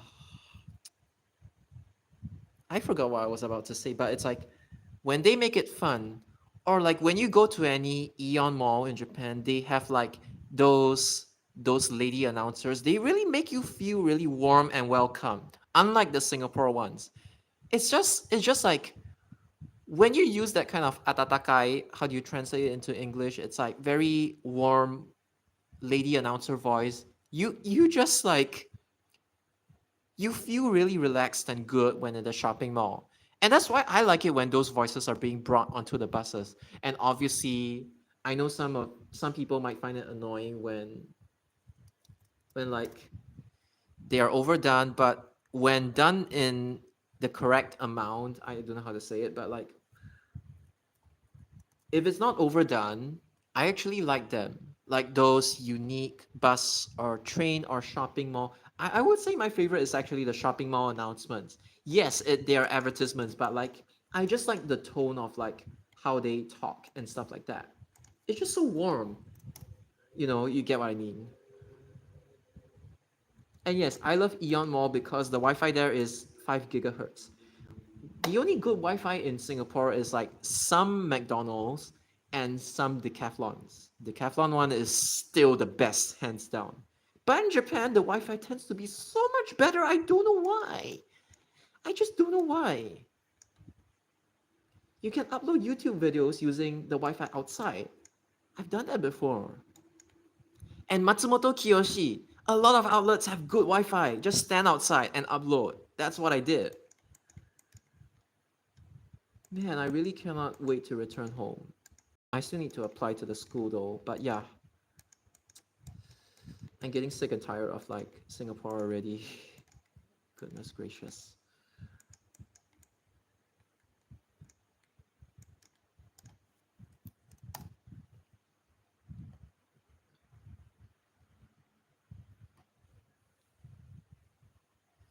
But yeah, in general, some people like the announcements, some people don't like the announcements. And then the reason why I like buses in Japan is because every bus operator is different. The announcements are different. The tones are different.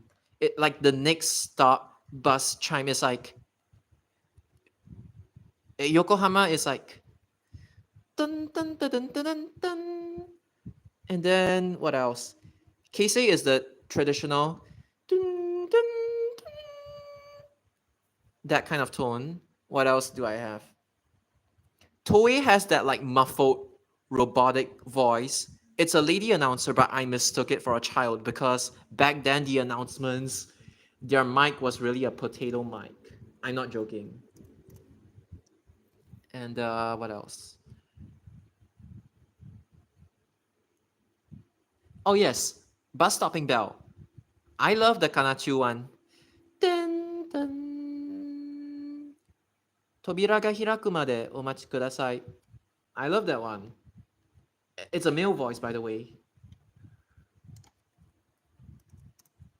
It's just like I just like that one, and it fits Kanachu a lot. It's like really classic, and I like classic things. Not every single one, but I just like classic things in general. I will only permit ads on trains if the VAs are from Cygames.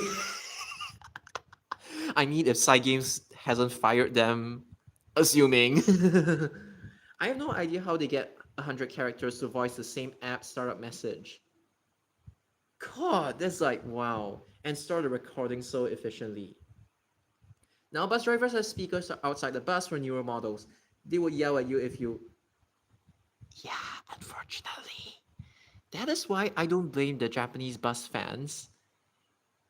They have a list for the bus drivers they like or dislike. I don't blame them. But as I was saying, I wish they become more open. Come on, it's 2025, not 1815.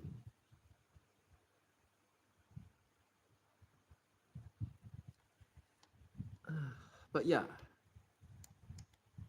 what is my favorite train departure melody? It's from Koriyama.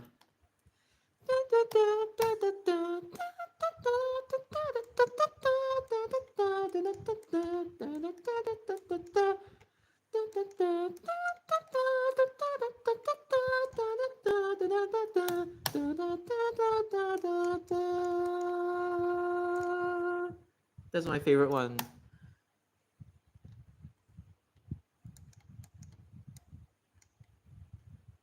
I also like the Tokyu Shin Yokohama Lines chime. A lot of people they actually prefer the old one, the one that's like what? The soundless river that flows or something. That one is like a few stops, I don't mind. But when it's like spammed throughout every Toei Mita line station, I'm sorry, or Namboku line stations, the I don't know how it triggers, but like sometimes Namboku line would have them. North South line is like I prefer the Bell version, the one that's like in every station, Toei Mita line and the old Tokyo Meguro line. I'm sorry, I'm sorry to everyone, but that one is like to me it's like really annoying. Again, I'm sorry. Tobu door chime. Oh yeah, I was telling you that last time I compared it to the Scania KUB chime. It's like When you think about it, it's just a pitched up version. And I mean, some B9TL rides really have the pitched up.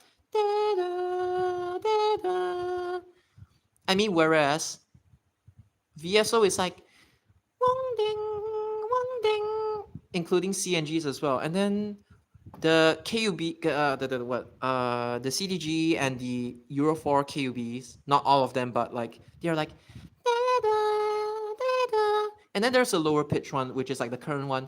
Da, da, da, da. But because Tobu has that similar, if you get that similar sounding track, except that it only plays once. Ding, ding. This is why I see a bit of SBS Transit in Tobu. And not to mention Tobu Skytree line literally looks like an extension of Northeast Line when you think about it. Even Hanzomo Line is purple. Okay, geographically maybe not, but like, come on, it's impossible not to see it as Northeast Line in Singapore. It's like what? If I were to like, I would name this, sorry for that.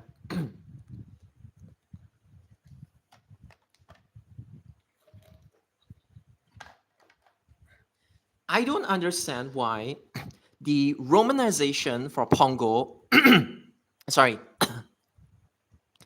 needed to get my phlegm out a little bit. Okay, but I don't understand why Pongo, the English romanization for like Japanese, is like Pungo.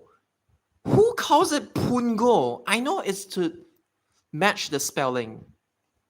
That's a reason why English names, they kind of have weird romanization, like Romaji in Japanese, but like kind of like how Gary is not Gary because that sounds like diarrhea. It's like Gyari instead. That's one thing. But I don't. It's like I know they want to preserve the spelling and the sound. They try to have have it like the best of both worlds. But who in Singapore calls Pongo Pungo? Like, Pongo is a word from either Tamil or Malay. I think it's Malay. It used to be spelled Ponggol. That's why you should be calling it Pongoru and not Pungoru. This is the one thing that I dislike about Japanese romanization. And it's like East Coast Park, it should be Tokaigan Koen. Then they're like Isuto Costo Paku. It sounds Italian. A Japanese kind of sounds Italian sometimes, especially when they try to speak English. They tend to give off like a tinge of Italian accent, but that's probably because of syllables. They're similar. But yeah, who in the hell calls it Pungo? So that's why I call it Pongoru, and then on top of this, I call it Pongoru Kaigan, coast. I believe a Kaigan is a loan word from Chinese. I don't know what you call it in or what you call Pongo Coast in Chinese, but in Japanese it would be Pongoru Kaigan. And then over here, let's say Coney Island was bigger. I would call it Konijima, like Niigata's ni, N-I-I. So it's like Konijima. I would call it Konijima. And then I imagine it's like the same as Tobu Skytree Line. You would just through service this thing to Malaysia. And then I even made a running joke that like beyond Harbourfront, you know Tokyo Denen Toshi Line, right? Well, Tuas.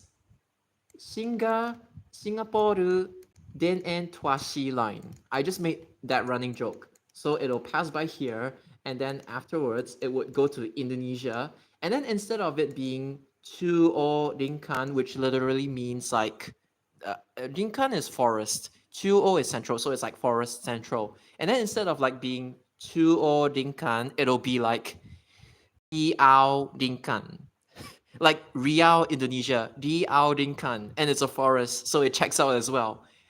So SG buses.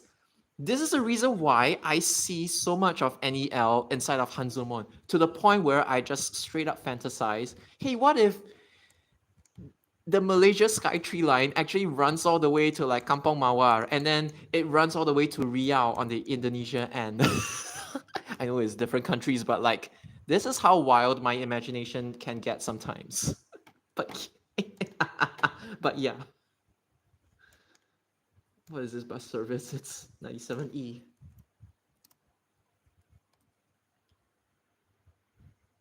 Their hure is fure. Okay, that's because Japanese has a discrepancy between H and F, unfortunately. So it's like, let's say you want to go into the take a bath, and then it's like ohuro or like ofuro. They don't really discriminate. It's like an in between sound. It's just like how in Korean the D and T sounds are like in between, the B and P sounds are like in between, and in Japanese for the F and H sounds they're like in between as well. So it's closer to H than F. But then when romanized, it's F. It's a mid in between. But like, anyways, you pronounce it as like ohuro or ofuro or like hukuro, fukuro, hukuro or fukuro. Nobody really cares. But yeah, this is why languages are so beautiful, I feel. I don't think I have time to pursue Korean, but I think Japanese is good enough for me, in the sense that like I learn English and then I learn Japanese. That's good enough for me, honestly. And obviously English is my native language, but yeah.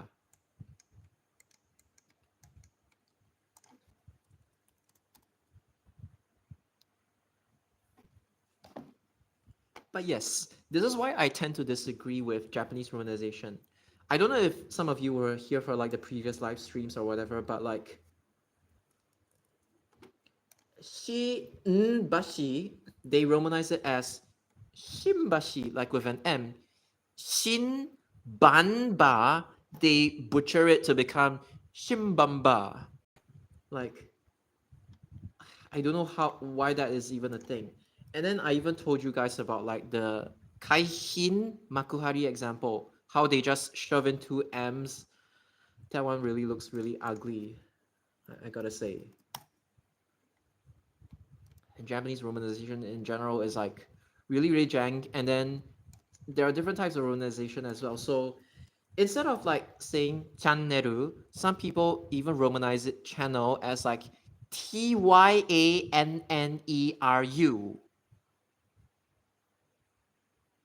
Because Channeru, they become like Tyanneru. I'm not even kidding. Like they don't use CH, they use TY because ta ti tu te to.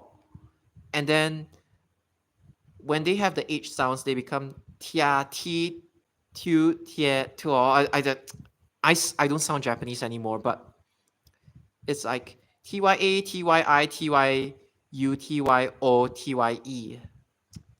It really doesn't make sense.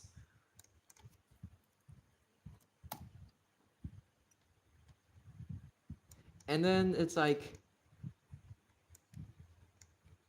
I mean, for stuff like, let's say, you don't say SG buses in Japanese, you say SG basu. You don't even say the plural, you just say basu. It's like, basu can mean like, because Japanese doesn't really have like plurals. They have ra, they have tachi, and that's all. But like they don't really have like a lot of plurals. So yeah, but that one's acceptable. But some of them they just don't make a lot of sense, and they're inconsistent as well. It's like the romanization for like Halloween. Is there a dash or is there no dash? Something along those lines. So yeah, Japanese romanization is like really, really jank. And my real name is Zechariah. So anyway, okay, the Hebrew version is Zechariah. The Arabic version is Zakaria, like Zakaria. And then it's like, okay, if you romanize the Hebrew version, the Hebrew version, or even if you romanize the Arabic version, either way, it's like, do you call me Zekari or Zekari The same thing for Zakaria or Zakia. Okay, I don't know what happened to my life, but yeah. Okay, so yeah. It's either a or ya, but for me, I use ya. So I'm not called Zekari a in Japanese. I'm called Zekari ya in Japanese.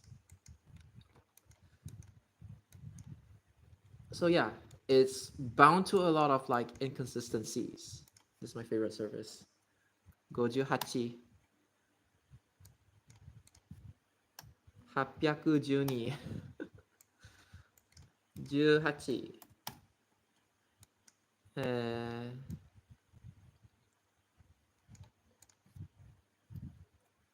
89A 962C. Because C doesn't exist in Japanese, it's always she. 912全区間920. By the way, you don't say like nijusai in Japanese. You say hatachi. And then obviously, if you learn Japanese, there's like 1日、2日、3日、4日、5日, and then hold on. This is this is 80A. 6日, and then 7日. Hold on. This is 52. 52. And then, okay, 4 is, it's like, yon nichi technically is yokka. And then 8 is youka, like yokka and yoka. Then 9 is kokonoka. 10 is tooka. So yes, there are lots of O's. 1つ、2つ、3つ、4つ. Like, it's not 4つ, it's 4つ, then 5つ、6つ、7つ. Remember, it's 7つ and 7日 is different. 6つ and 6日. They do that so that it sounds more consistent. No, it flows better. And then it's not youka, it's yatsu, and then kokonotsu. And then, but then 10 onwards, there is no tsu. It's just to, like to, like it's really jank. And then 20, again, hatsuka.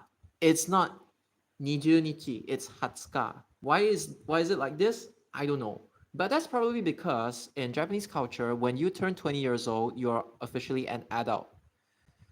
Okay, I do know that some things they only apply to 19 years old, but like 20 is like an adult. So they have to have a special pronunciation for it.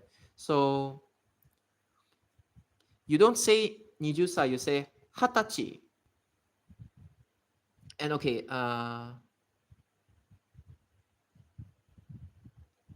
hold on.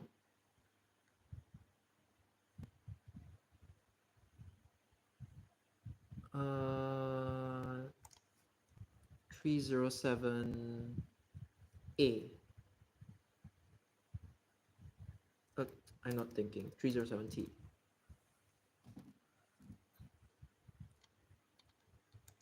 This one is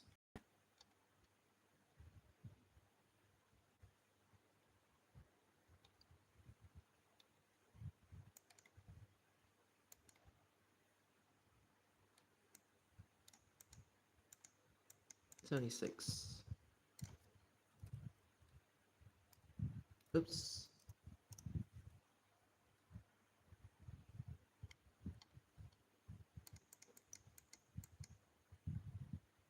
This one is 174E.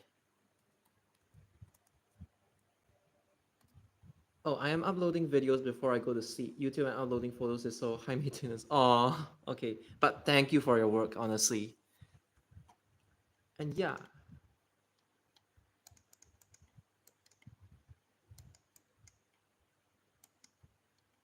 Okay, what is this?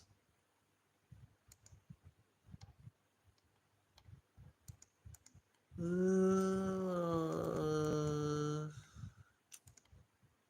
am I struggling with this? What is this even? Oh, it's 851E. I don't know if it's my first time getting this one.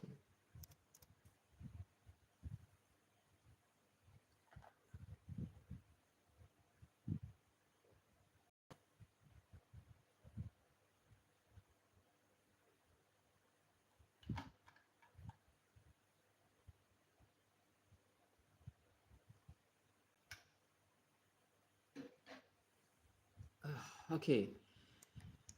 This is 94A. And then 901M. 247. Okay. 663. 131A.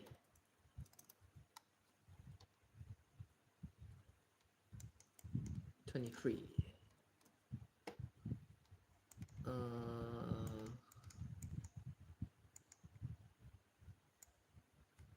169E.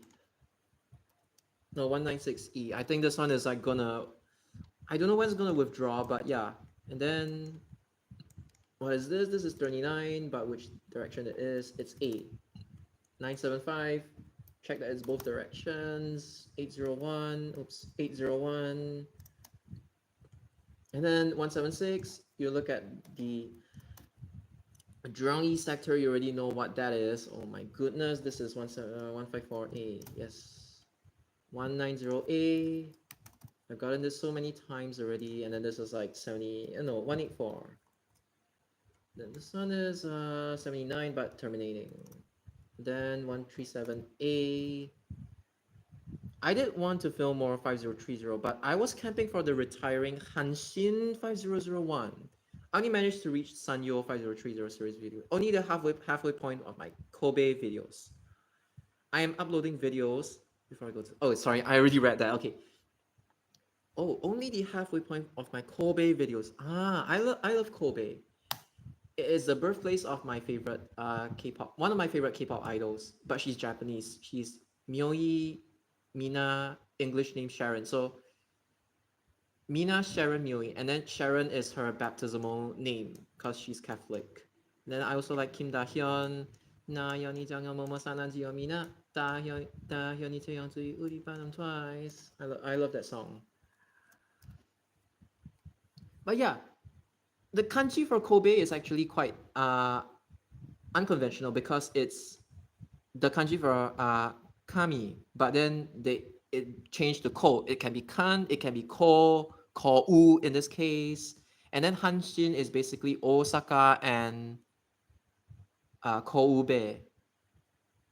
Sanyo is like Okayama and wait, Himeji or something. I forgot, but like basically Hanshin is Osaka and Kobe. Hankyu is just Express, Osaka.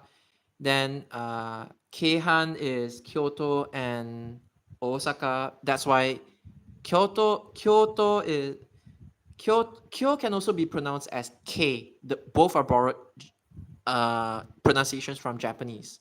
Just like I think one is like go on and then one is like kan on. Kan is from Han Dynasty and then go is from, is it Wu Dynasty or something along those lines? I don't know. I don't know Chinese. So yeah. Kyo can be pronounced as K, and that's why K and Han. Han is Osaka, the Saka part, and then the Chinese pronunciation, as in the one that's borrowed from Chinese, is Han. So K Han. Yeah. Hanshin is known for more people for horse racing. Hey, they should bring them to Turf City or Turf Club. Revive horse racing. And revive the 780 something bus, 780 something series of buses. That'll be fun. They only used to operate when there are races, but again, that was fun. And that's also why Japanese, they don't call it Funebashi, they call it Funabashi. They don't call it Kanemachi, they call it Kanamachi. So a lot of the E sounds, the E sounds, they change it to A sounds, like the A sounds. That's the beauty of Japanese. But again, Japanese the place names are like really, really complicated. So honestly, don't be too disheartened if you don't know how to read them, because even locals struggle. It's inconsistent. And you just have to memorize them. That's the only way to learn Japanese place names. And some of the place names, they are actually transcriptions of Ryukyuan or Ainu place names, like No Shape or like No Sapu, and like what else? What else is there? Rausu, Rausu. That's from Ainu language. And even in Okinawa, like Naha and every when you see Chinese the kanji like Chinese characters used in Japanese, when you see these characters that they look like transcription ones, they sound very Chinese, they sound very onyomi. They might be just transcriptions because back then, Japan they had kunyomi, but they didn't have a writing system. When the writing system came, they borrowed it from China, but they kept the kunyomi. But they borrowed the onyomi from Chinese, yeah, Middle Chinese or Hokkien, if I'm not mistaken.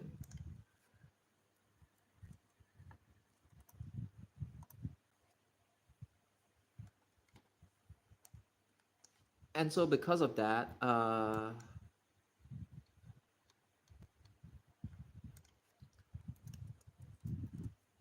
Japanese and Korean used to be all Chinese characters. Then Korea invented Hangul. I'm sorry if I butchered the pronunciation of that. And then Japan invented hiragana and katakana from kanji. And because these places, they already existed in the old era where katakana and hiragana weren't a thing, you can say that like they used the Chinese characters for, and then they attributed either the kunyomi or the onyomi, but they used the Chinese characters because back then there was no hiragana or katakana. That's why the Ainu place names, the Ryukyuan place names, they tend to be in kanji.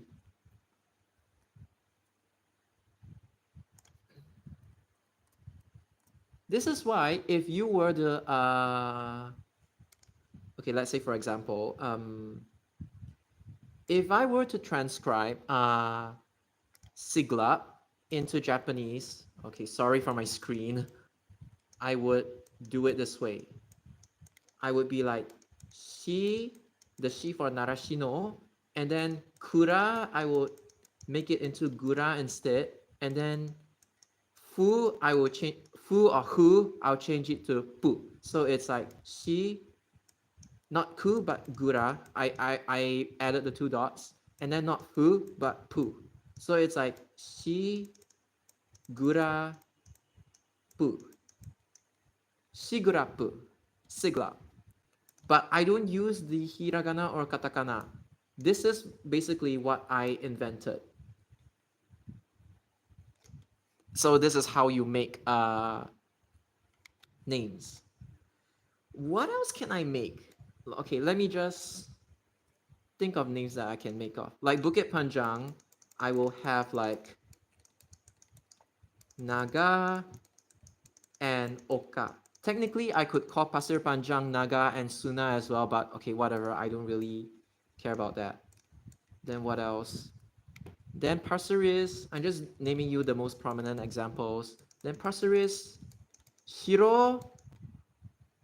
Okay, this one can be pronounced Hira as well in some cases, but in this case, Hiro, Suna, but I add the dots. Hiro, Zuna, White Sands. That's how I would say Pasir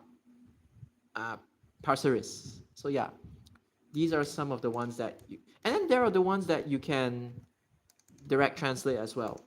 Because some of these names, I think they're like Hokkien, if I'm not mistaken. Bunle, Bun De.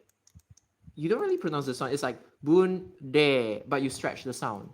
So it's like Bunle is just Bunde. See that's why I like Japanese. Don't just put like hiragana or katakana. If you really want to make the station names Japanese, you gotta do it this way.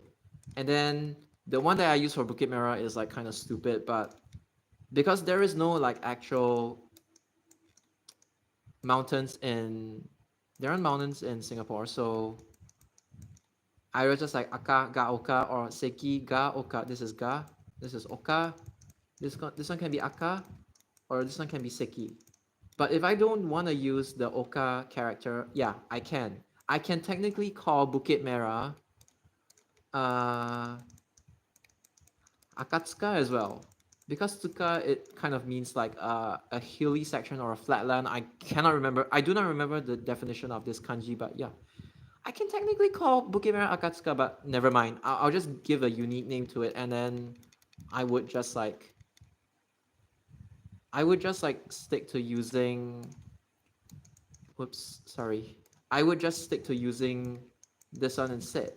At least this one looks Japanese enough. Like Jiugaoka, stuff like what?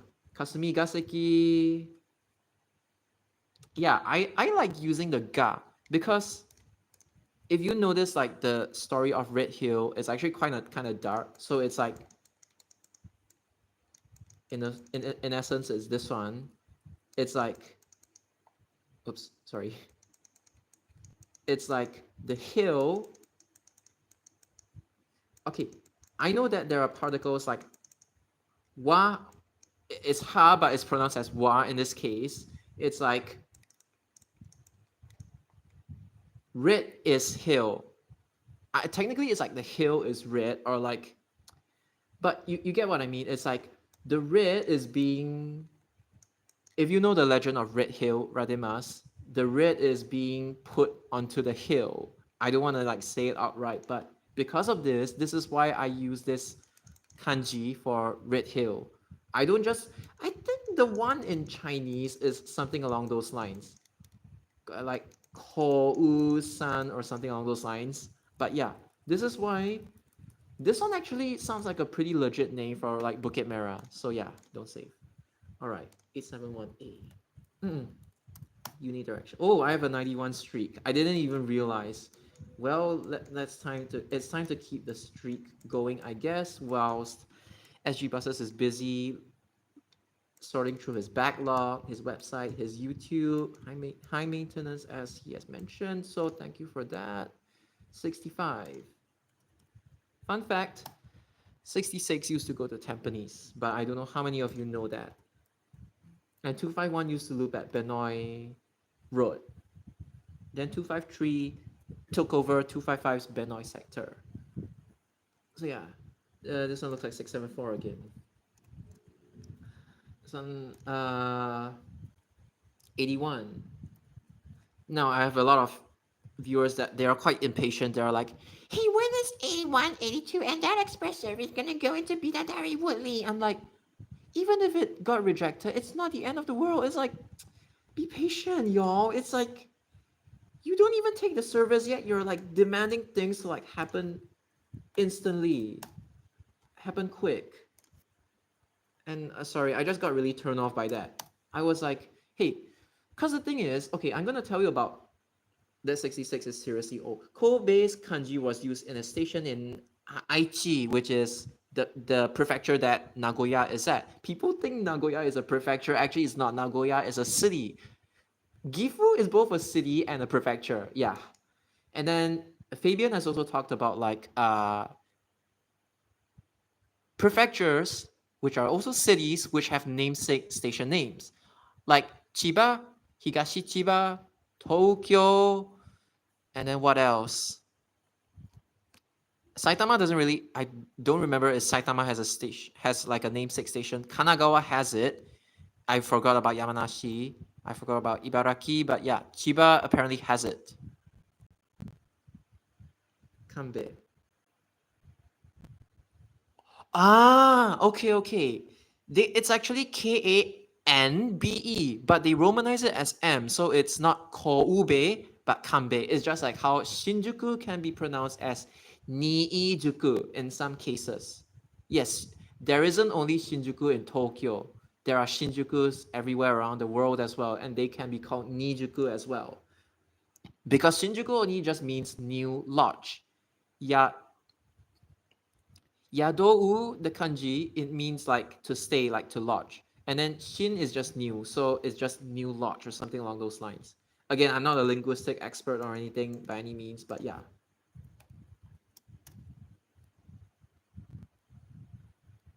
Ibaraki Station is not even in prefecture. That's the stupidest thing ever.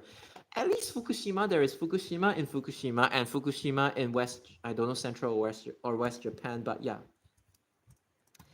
Again, it's like quite inconsistent anyway.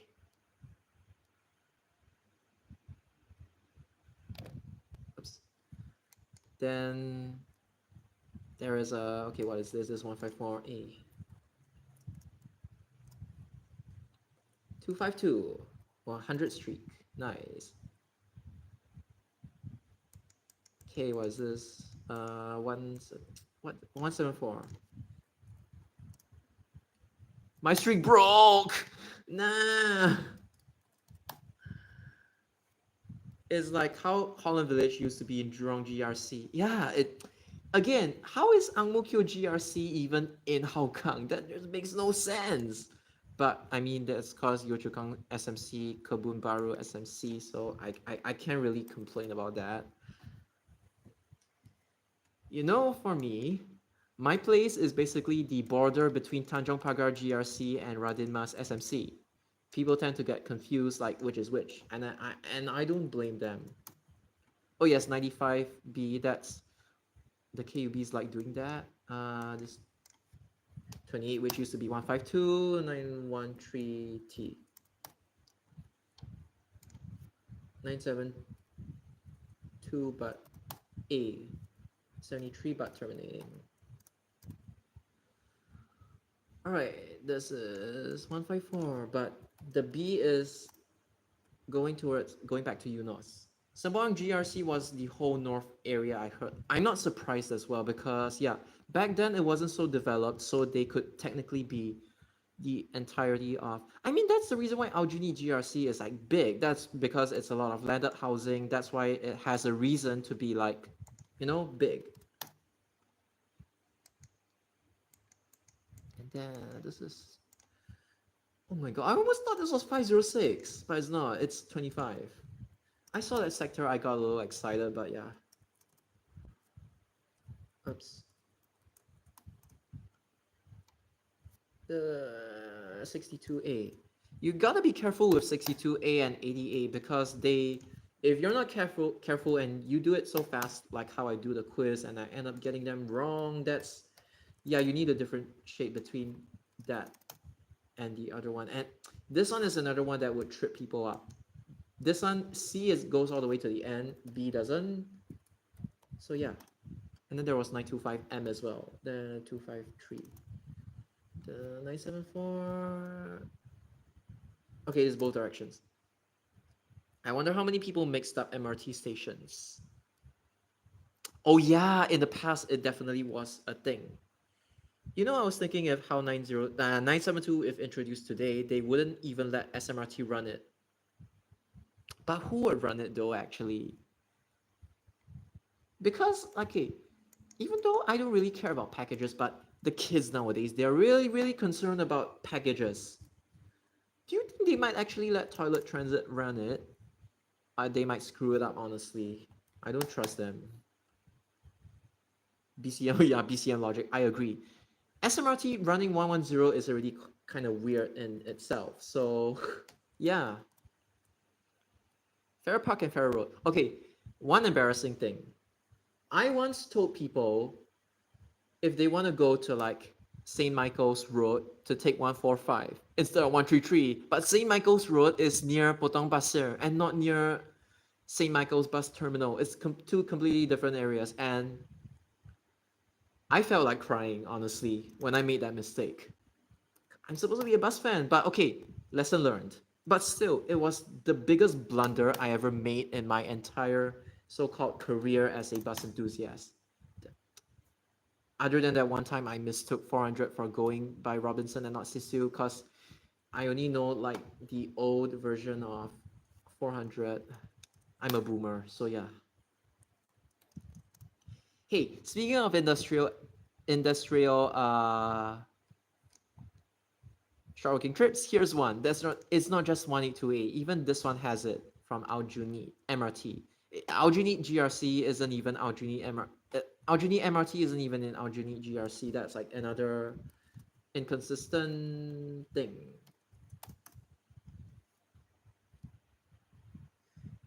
(974). You give to GAS and then GAS exits the bus industry, and then what will happen?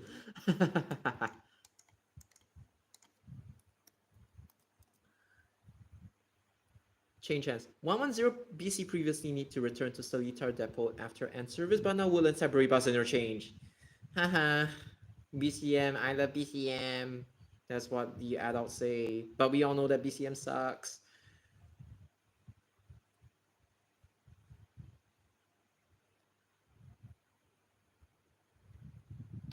Yep.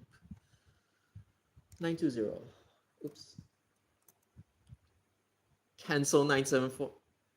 You know, I've heard of rumors that once JRL is up, they wouldn't even spare the service. I've heard rumors about it, but I don't know if they are true or not. I think it's still like early discussion stages. Although, unfortunately, that one has been brought up. Sad to say. 180, it will definitely not be rationalized, but 974, unfortunately, it's in danger. Sad.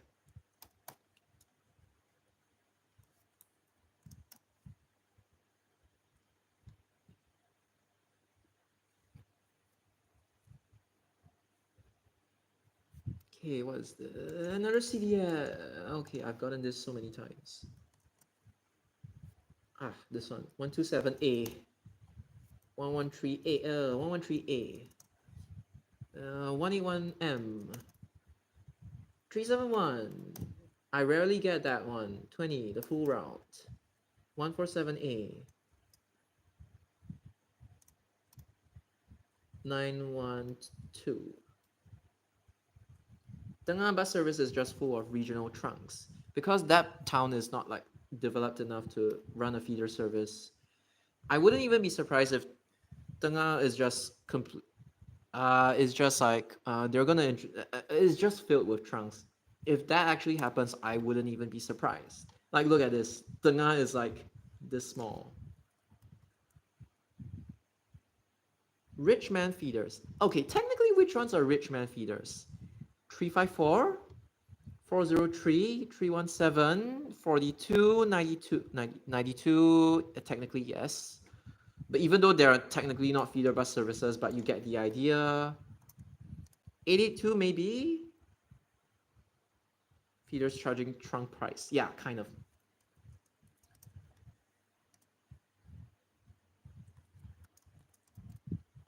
What? Okay, never mind. I don't even care anymore at that point. 153. 153 used to start at Topayo. This one is 91. This one is 88A. And 856, but the longer one. Just like 154. This one is, you gotta look at the direction, is going back to Tampines. B for back. 146. La la la la. This is 142, but it terminates because it's midnight, and this one. Oops, I almost blundered. 300. 92 short working trip, and then what is this is 109. I look at this map, I get sad about 109. God damn, please stop showing me 109. I'm literally gonna cry.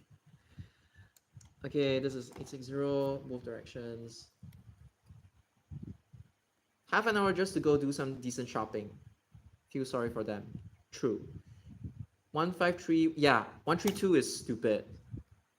Who even wants to keep it alive? Even Fabian agrees. 967, the original one is feeder 907. Okay. I mean, I don't know if they actually wanted to use 907, but it's believable because if you know 905, 906, and old 904, if you're from that era, you would know that like they would use 907. I mean, they reused 904, so probably 905. But okay, whatever. SMRT just wanted to split the trunks and the feeders, and space constraints, so they made 967 a trunk. Haha, and then, but I rather they make it a trunk right now than later. Just get them prepared to pay trunk service whilst you come up with a way to extend it to Sembawang, I guess. So yeah.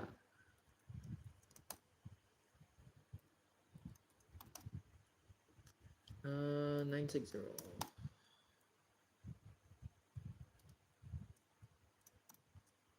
859, but T. 99. Look at this part. You already know that's 99. 975, again, B. What is this? Is this my first time getting this? I don't know. But yeah, oh, speak of the devil, 967. 192. This is 131A. 24. I can actually do them quite fast. It's just that when I do them fast, I tend to get really, really careless. And I just like, yeah, I can actually do them fast. Then 86. I actually appreciate that they zoom the thing accordingly. This one is the one that I got confused last time, and then this one is just 324. This one is, what is this? 82. I don't think I've gotten 82 a lot. Or the fact that I've gotten this and this. And what is this? 64. Look at the sterling part. This is 65. I believe, yes, 65. And I keep getting this wrong.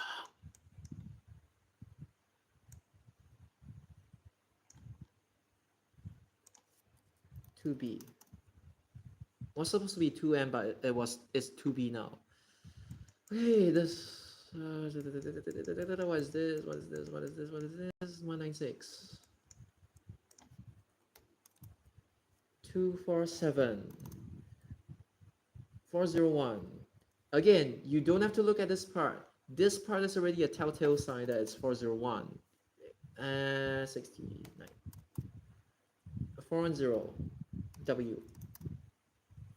That street 23 part actually makes it so much easier to guess it. And then this pattern is definitely 178. 871. Wait, no. I almost blundered. 950. It's sad that they're gonna discontinue. It was bound to happen, but it's still sad anyway. Okay, this is 14E.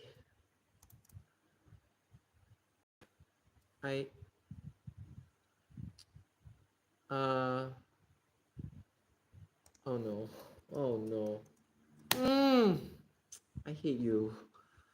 I don't know if St. Mike's or Tampines North is like the home terminal, but yeah, that was a good run. 868E. 84. Oops.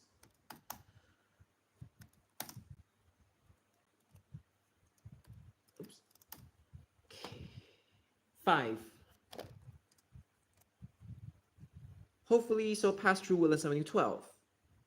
950 is not going to discontinue because there is access penalty between the RTS station as well as JB Central Bus Terminal. And you have to remember, 950 takes people to Marsiling.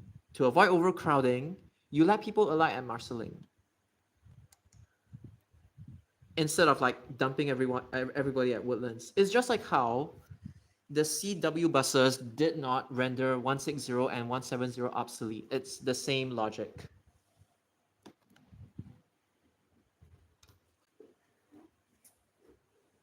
Okay. Oh gosh, this one is the one that got spared. And then 300. Might just run to keep the license because it's so hard to make a new one. That is true. This is something like the parliamentary bus services that people tend to forget.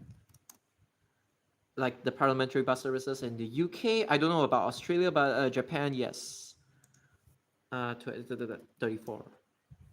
Maybe 30 minutes a bus. Like, I think that is fair enough. Because it's not like the demand would be incredibly high or anything now that there's the RTS link, but you still need it's just an alternative in case RTS like breaks down or what. It's see the issue I have with like a lot of the bus enthusiast kids is that like they just talk for the sake of talking. They don't even think before they talk, and then they end up sounding really. Hey, I have tendencies to be like this also, but at least I try to reason myself. But they do run some weird services like 388. Ah, okay. What is this? 969. Yeah. A lot of kids they would have forgotten that 858 used to go Gambas and that it used to terminate at Yishun via Yishun Avenue 3. They are like, now it goes to Changi Airport. God damn it, man. Like some of them, they just love to correct you and end up not knowing the history and like being wrong and stuff like that. Again, it is not that I despise kids in general. It's just that like, can you guys just like use your brain before you talk? It's okay if you get it wrong, but like, use your brain, please. So yeah. Okay, 67 and 110.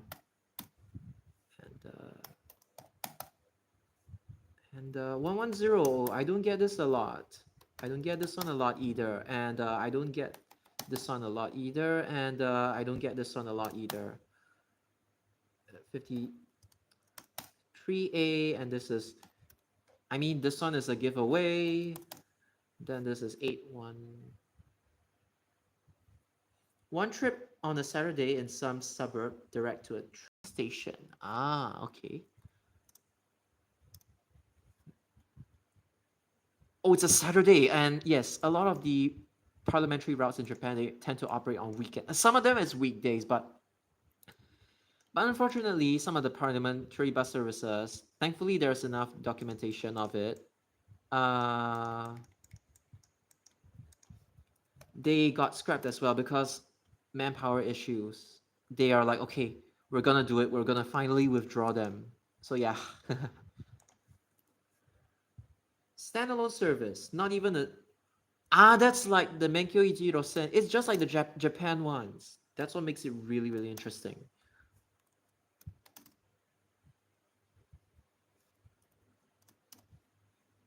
Hey, 70. No, that's not 75.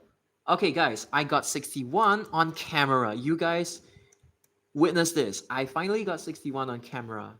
6-1. Okay. And then what is this? 72A, 72A, 32, because there's Franco. Don't even need to see the west side. 676. 668. Haven't gotten this one in a while. One.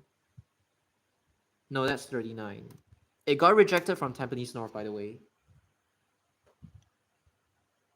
Some residents on Pongo living in Pongo keep asking for the MP, can I have a bus service from Pongo to Woodlands? Okay, you could do that with 967. I don't blame them for asking because the connectivity in Pongo is like quite bad. The government scrapped 10 other popular bus routes for rationalization, but they kept this route which only had 2 passengers. 2 passengers. This is that service is like, okay, I know it runs once per day, but this really sounds like the guy who asked to keep 66 and 132 because I want a more comfortable journey and I hate cars a lot. I'm sorry, it just keeps reminding me of that person.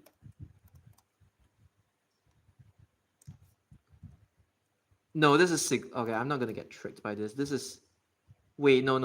This is this just 32 again? Yeah, I'm gaslighting myself. Once a week, not even daily. Ah, yes. So technically, I shouldn't even be comparing it to 132 or 66. But at least that one's only once. And realistically, how many resources is it gonna waste anyway? Not much. But yeah. Oh no, is this... Okay, okay, okay. I thought 50B existed.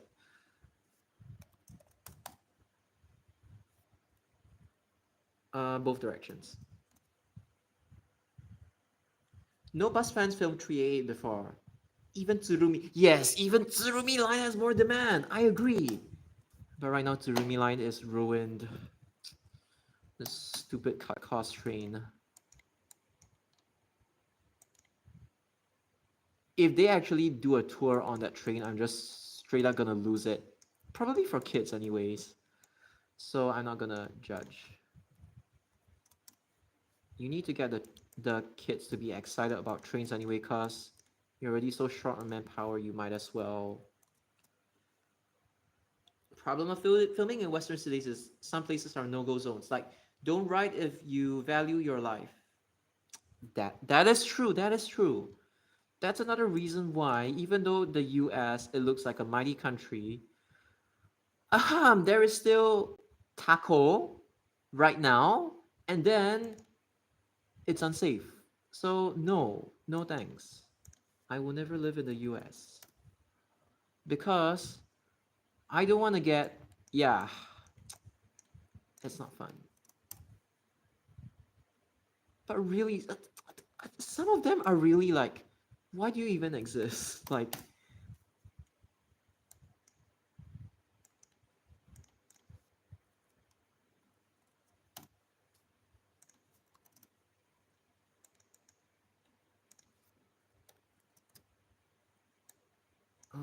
what's this? 513, yeah. 188. US, I just think, okay, it's just my suspicion, but they don't even really have bus or trains. They don't really, unless you live in like NYC or maybe Queens, they just don't have like enough they don't call it public transport, they call it public transit or just transit in short. They don't even have enough of it. That's why there aren't many. Yeah, yes, correct, correct. But the streets, I've never been to the US, but I assume they're like quite narrow. Like in NYC, probably as narrow as like the streets in Tokyo. Again, I'm just assuming, so don't take my word seriously. I just think US buses are like a little bit more unpopular, but which is really a shame because they have buses that like, I mean, not just the yellow school buses, obviously, but like they have so many nice buses that you aren't able to get outside of like US or America, and I'm low key interested in those. Again, it's a shame. Train fans, because technically train fans are perceived to be more normal as compared to like bus fans. So yeah, but honestly, some of the train fans, those that hate buses, they tend to be really annoyed. They're like, buses are only meant to provide a connection from the neighborhood to the MRT, not to the train stations. They are not meant to be long distance. It is a crime to run a long distance bus route when trains are supposed to do that.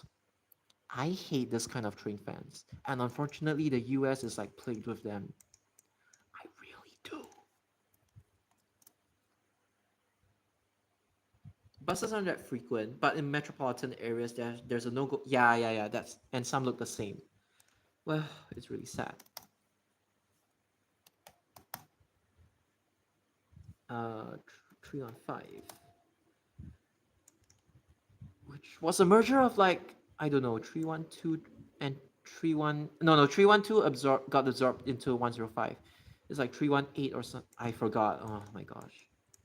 I don't remember Serangoon as well as as well as I should.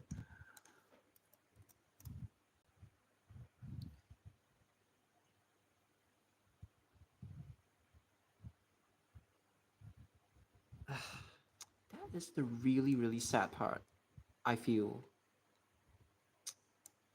Why? Who even let Taco gain that much power? I mean, I'm assuming you guys know who Taco is. No, not takoyaki, but TACO. Actually, I don't even know how that nickname even came about, but yeah. The Singapore equivalent is Ng Chi Ming. Nobody likes him.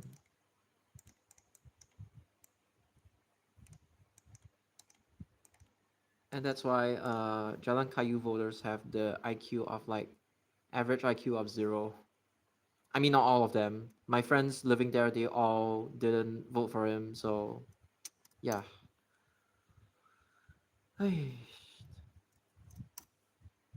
But honestly, I don't even expect much from like Singaporeans anyway. So, yeah. Yo, what is this? 5. Which direction is it? Oh no! Oh no! Oh no! Wait. What? Is there a mistake?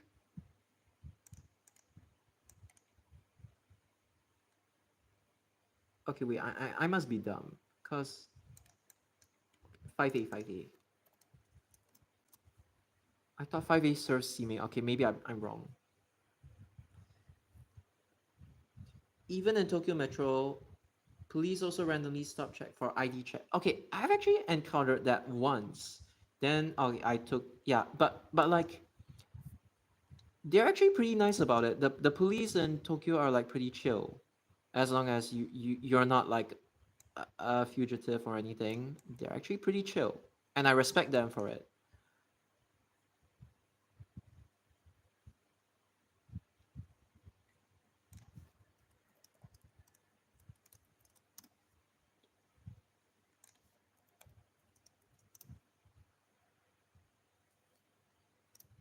Because here's the thing, like as long as you're an honest person, people will have a tendency to like you more, even though you have a tendency to offend people. I'm just saying.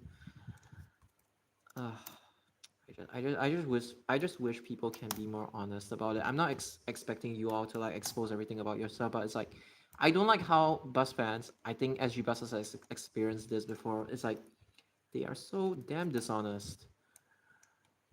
But yeah, I mean, I just got reminded about it because the topic was about the police. So yeah.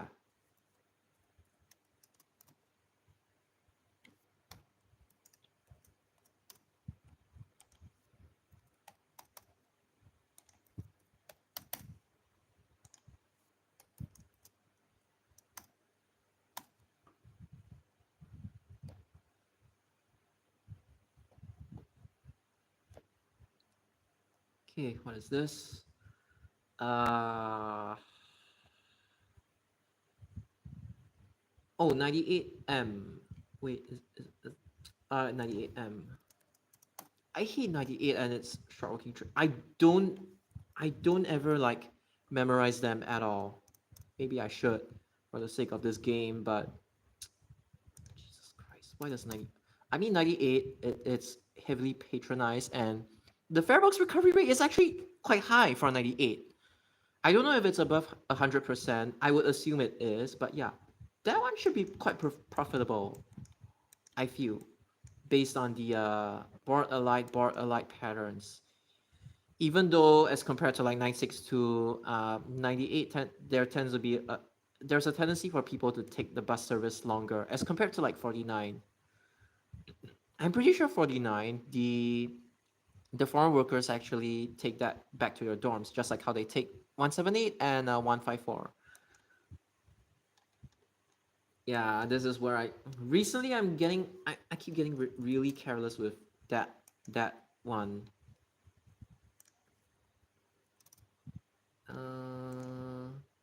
7A.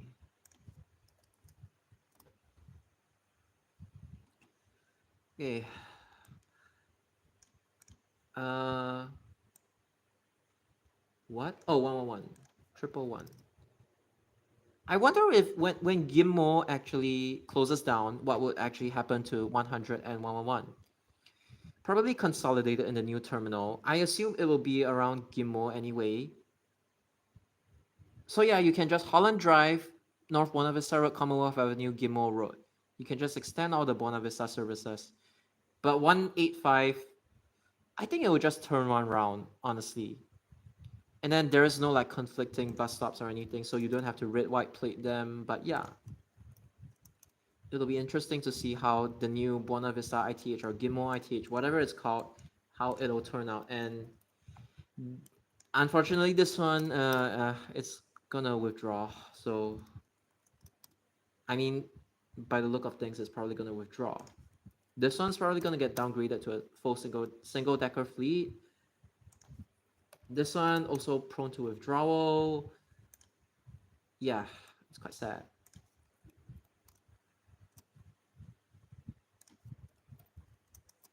Okay, what else is there? Jesus Christ. Okay. I have to remember 86 is opposite. I think Gimo services could do a Kembangan MRT bus. I agree. Although I haven't really thought too like deeply into it. But yeah, I think Fabian's suggestion would work. Is 182. Oh no, no, no, no, no, no, no! Developer, please fix this. That thing ends your streak. Okay, at least I'm getting.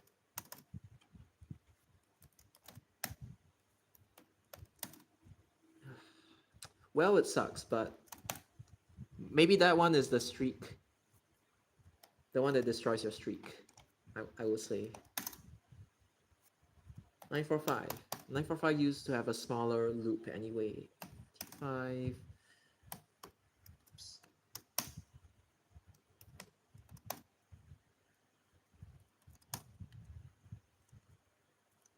One of the last few times I can type 109A, that is genuinely really sad.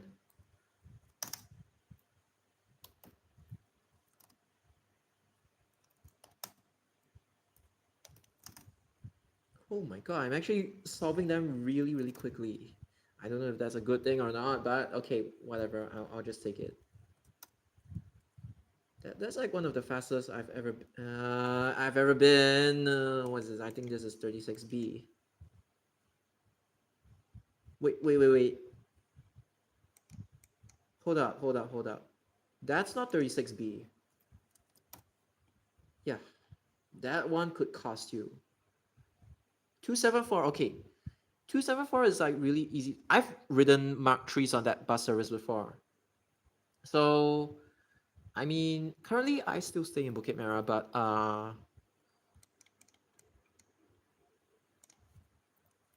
okay, so 274 was like Bukit Merah Central, Henderson, it does a U-turn and then it goes to Depot Road.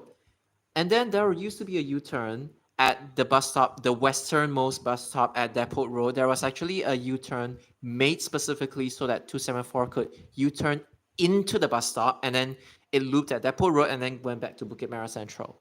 So yeah, memories. And then got replaced with 57.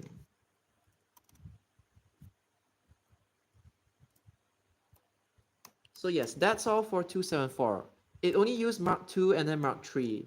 I don't remember it having like Mark 4s or anything. They just dumped all the like older buses to 274 especially.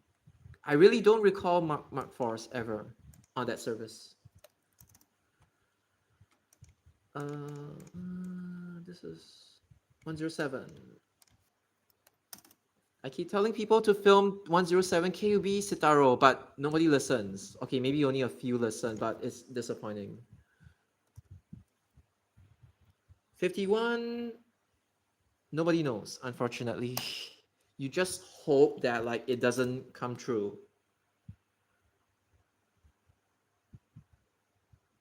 I'm pretty yeah, Mark 2s for sure. But then during my time, when I was 5 years old, I took Mark 3s.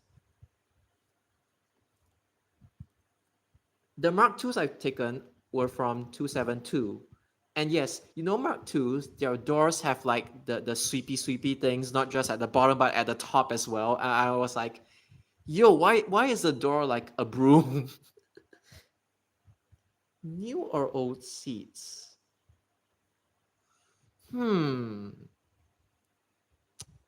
It was pink and green. That's all I can remember. I'm so sorry. That's all I can remember. I'm assuming that's okay. When I was young, I couldn't even tell if like buses were refurbished or not, but I can tell you the seat colors. That's all. Dennis Dart is like blue, green, and yellow poles. That one was special. I was like, yo, why does that so-called DM have yellow poles? Then I was like, when I was older, I was like, oh, that's a Dennis Dart. Wow, interesting. Were two shades of blue. Okay, definitely. Okay. Mark III. I have never. I was born 1999. I have never ever taken a Mark III with blue seats. Only pink and green seats. Same for 0405s. All the 0405s I've gotten were pink and green seats, and I might be the only bus fan in existence that has never ever ridden an 0405 with VoIP or ZF like the SBS ones. All I've gotten were W3Es. I think it's just luck. I didn't intentionally skip buses or anything. It was just luck. I got a full W3E streak for my entire life. No joke.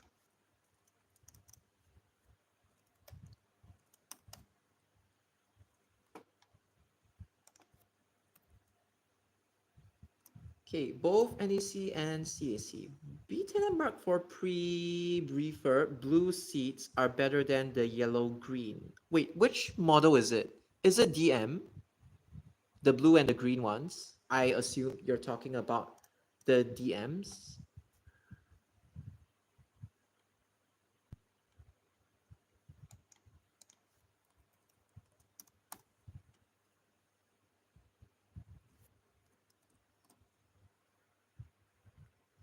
Those were not easy to find. Ah, no wonder. DMs before Stride. Yeah, DMs before Striders before DM 3500. So yeah. Okay, I have never ridden a VoIP DM, but I have ridden a ZF Mark III on 195 when 876 was no 876 stuck with 35. 877 was thrown to Ayer Raja and then it deployed 195 until bye bye. So yeah. But some Striders did get that texture. I was actually fine with it. Okay, honestly, let's all agree that when it comes to sandpaper, the new LTA spec buses, those are true sandpaper. But I get what you mean when it comes to sandpaper, because you know, like VO3X, the seats were actually quite smooth. But then VSO, it felt a bit like sandpaper, but it was comfortable as long as you don't move around in it. You just sit still. The VSO seats are like heaven. I'm not even joking. The red seats are leather, so I prefer that. The tips fabric can feel like sandpaper if worn out. I agree. I've taken an elbow on 859. That was the worst experience ever. That's why, okay, that's why I have the opinion that like uh elbow is good for photos, not good to ride at all. It's not just the aircon. Those things vibrate. I don't know if I'm just unlucky, but those things vibrated so badly that it was a lot worse than the KUBs. And people tend to hate on the KUBs, but they forgot their elbows were just as, I think, 10 times worse, honestly. That bus was just uncomfortable to take. You talk about Citaros being not suitable for Singapore weather. Well, you have the Scania elbows. Again, nice bus, unique bus, nice to look at, not good to ride on, unfortunately.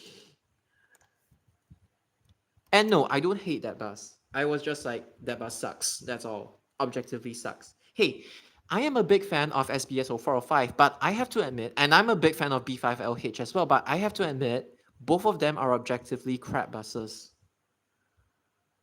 And I think a lot of bus fans, they don't have like the guts to admit it. but I will admit it. There is nothing wrong with liking terrible buses, objectively terrible buses, but as long as you know that they are actually problematic. I don't know why I hate that texture. Then there was that one Strider oddball with the red seats. I know what that one is, but I don't know if I've ever ridden it, but I've always gotten yellow seats. But yeah. The KUB really got hated on because L113s gave such a bad. Oh yes, for both of them. Dove. Oh yes, yes, yes. Okay, I remember the Hinos because of their fuel. It's not the fuel capacity is not good. They tend to put them on 925 and 927, but Doves, they were okay, but they just weren't that popular. But towards the end, there were a lot of people that are near my age, like younger than me, or maybe 2 years older than me, like Maxon's age. They actually started appreciating the Doves a bit more. Maybe because of the last one. Yes, the Void one, not the ZF one. The ZF ones, I had no memory. Because 605, I took it before, but it was Nissan. Dove, I was surprised lived that long. Same. Did I get an extension? I forgot.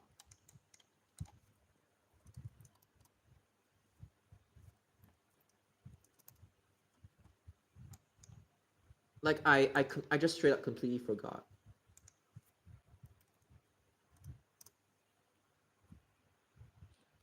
Bukit Batok feeders. I took it on 941, but I've never taken 905Y. That because I had a curfew.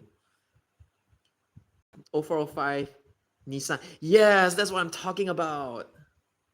At least more I wrote are in better condition than that. I agree. I used to take them a lot on like 167, but 167 even back then the frequency was like terrible. So yeah, only got better when they were sent to do long distance 925 975. Mm-hmm.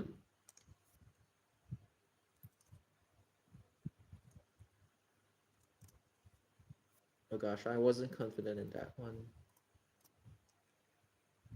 In 2020, same. It was like I was surprised that like that thing was still surviving, and I was like when I saw one on 167, I was like, "Yo, you still alive?" I was like that.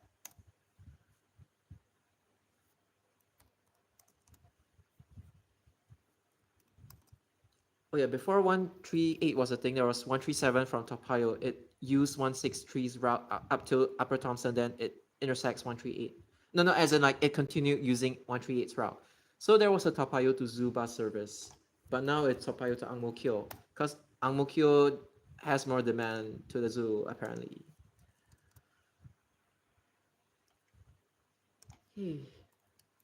When it's zoomed out like that, do not type 302A. I made that mistake before. And I regretted it. It broke my streak. 231. I don't get this that often. I got this so many times. What is this? This is 107M. I keep telling people to appreciate. Oh yeah, I said that before. I'm sorry. Okay. Oh, here is the Workers' Party service. I mean, except these areas. Yeah, this one is the. You get it. Many people coined it that. This was the one that destroyed 97E. The Scania on. Oh yes, both of them. Yes, 178. More so than 187. 178, 852, 853, 855. They used to be a dumping ground for like the old bus services. Just like 2365 was like a dumping ground. 74 as well for VO3X. VO2X is like 74, 93, 154, and then the rest of them in Sumi Bus Park. But yeah, some of these bus services they used to be dumping grounds for like the older buses, and technically Sunli is still a dumping ground for old buses, but we like that. But recently the OCs haven't been stunting. I'm really sad. really held on to their EDS format a few months in and hasn't given into Blue Ribbon yet. You see, Toilet Transit and Go Ahead, they kind of have to listen to Blue Ribbon because they brought them in. But SBS and SMRT, Trans-Island Bus Services, they were the OGs. So they could argue with them more. Super lousy. True, because Bulldog North Depot, we call it Bulldog North, like BULLDOG. Exterior was dirty. Soonly is the opposite. Exterior was okay. Interior was like, I don't even want to talk about it. It's horrible. West area is always the old bus dumping ground. Bukit Batok is west.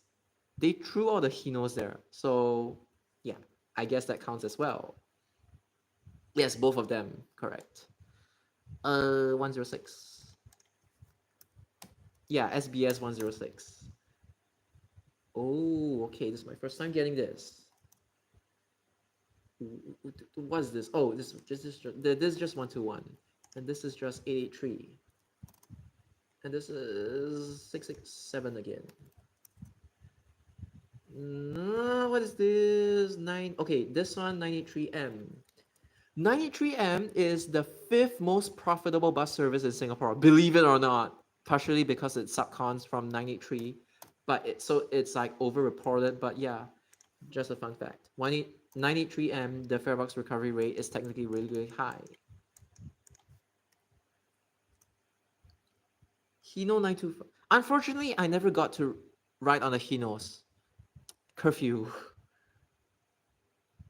74, 154, and 93. 93 used to run VO2X until Circle Line opened. They threw it to Suli Bus Park. So yeah. But I love OC. It gives that like really old feel and the old feeling and JIS. That's why I love OC.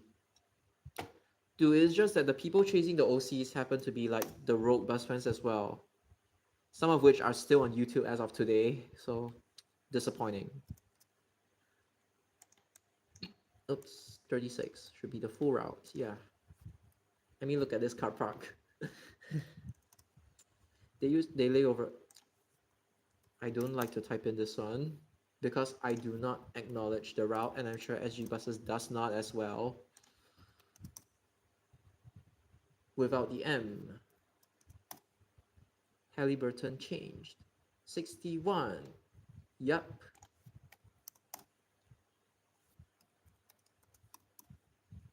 Uh, 72A. For a very long time, 8030 ran without... What? Without AdBlue? Everyone just pretended it was a Scania. I just call it the angry bus until Citaros came in. And yes, one of my friends has gotten contact with one of the people who designed 8030. It was really sad. But yeah, the seats at the back. I've ridden that before on 70 on 334 as well. Old buses. Thank SG buses and thank bus interchange transit videos. Or ECS, yeah. Yeah, my earliest memory of buses was like 85 Dennis Trident and 605 Nissan.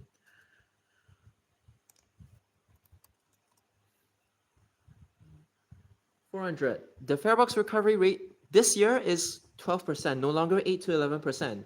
But once this area like develops, I think 400 will get a little better, I feel. The worst farebox recovery rate right now is 673. But I don't really expect much of 673. At least even though the farebox recovery rate is low, at least it only runs like 4 departures per day in total. So it's not really like a big deal as much as some people want to make it a big deal. It's not. But yeah.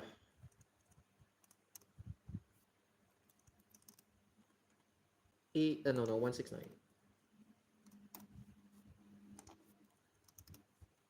No, no, 38.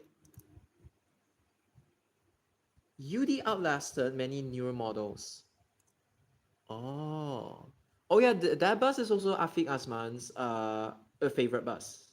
He made like a whole farewell video dedicated to, I think he made 2 of them. It was really his favorite. Cause he grew up in like a SMRT area, I think. I mean, the Trans Island and then SMRT, I mean, yeah. Okay, 269 used to be a merger of 266 and 269. 269 used to be like this, and then 266 used to take this side. And then they merged it, and then this part was like no more. The 502A again. Do not give me an SWT. Do not. Okay, thank goodness. 912. Oh, 665. 293. 46. Yes, it's 46. I'm still waiting for a man 822 to spawn 46 because nobody filmed it. 141. There's only one bus service that does this, and then there's only one bus service that does this, and then there's only one bus. Wait, what is this? It's the same one.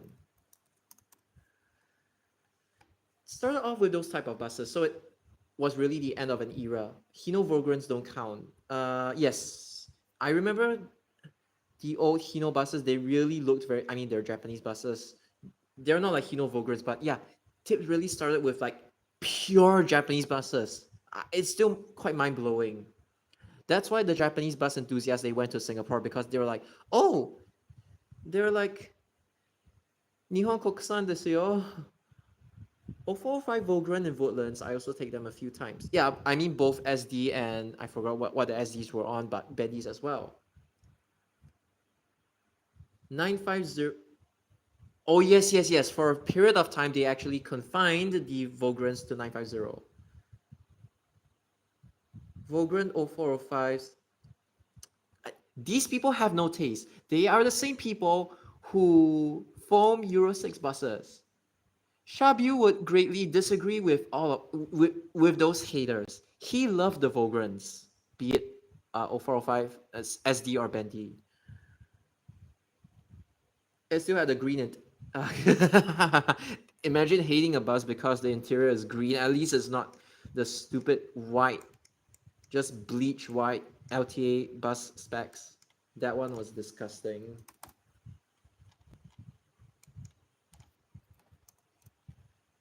Childhood L. Yes! That's why I am named Vogren. 950 they run before we play. Oh yes. 950 used to have OCs. I remember when Woodlands had OCs, they ran on like 911 because 911 was not full bandy fleet. It was the one with like the most SDs. 903, 912, 913 was like almost full bandy fleet. 901, I forgot. 900 was like wait, I think 900 was like full bandy bus fleet. Wait, no, it was like half. Sorry. Yeah.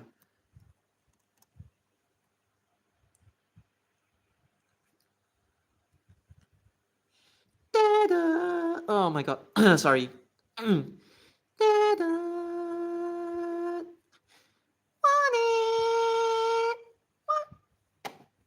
Brings back memories, right?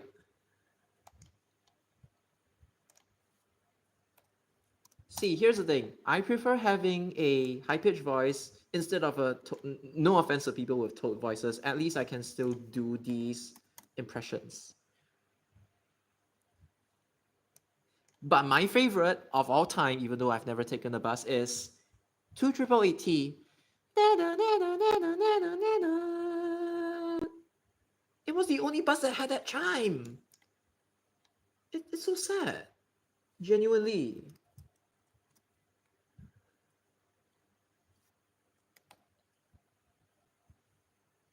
Because 1688, the one that many bus enthusiasts remember, the chime for the front door was like, it was like higher pitched. And then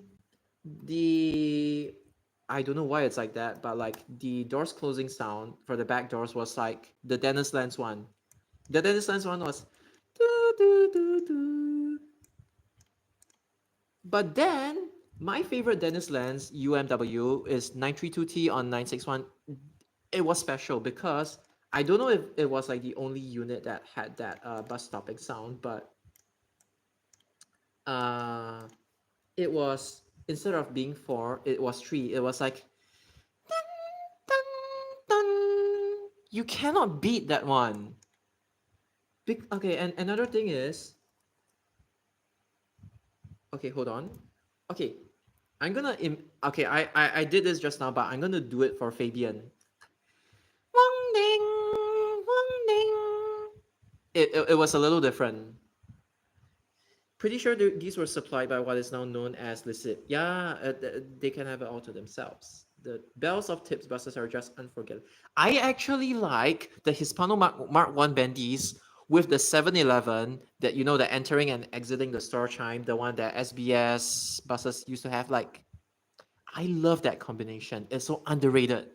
And then Mark 1, the bus stopping bell was literally just like dots.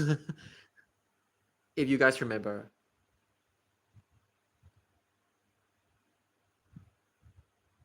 The bells of tips buses are just on. Hold on. 90. Yeah, that one. Yes. The last Bendy Bus appearance on 901M was like 2021 or 2023. I cannot remember, but yeah, 962 was more recent. Okay, guys, you know what I absolutely cannot stand about the Euro 6 buses? It's like they have the worst sounding. They tried too hard to imitate the DM3500 chime, and then it's like, what is it? Hold on. It was like, it's really annoying, and then it's like, can you imagine like when the bus is idle? Okay, compare this to like, okay,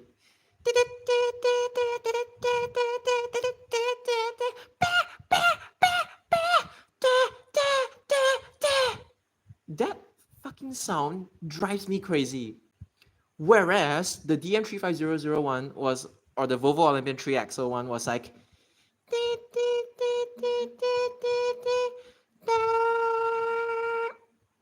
and then the DMs was like, was like the doors closing. That one was like way, way, way more tolerable, I feel. Because the way they describe the Euro 6s is like sensory overload. I cannot stand those buses.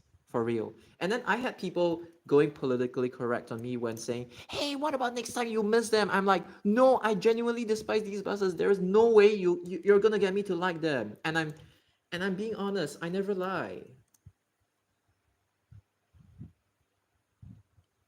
DM3500, yes, it was just and then 2754 was like outswing plug doors. ADL I've never taken, so okay. And then 0405, it was just I love that one.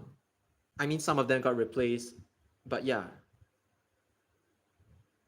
DM3500 was actually my least favorite of the B10Ms.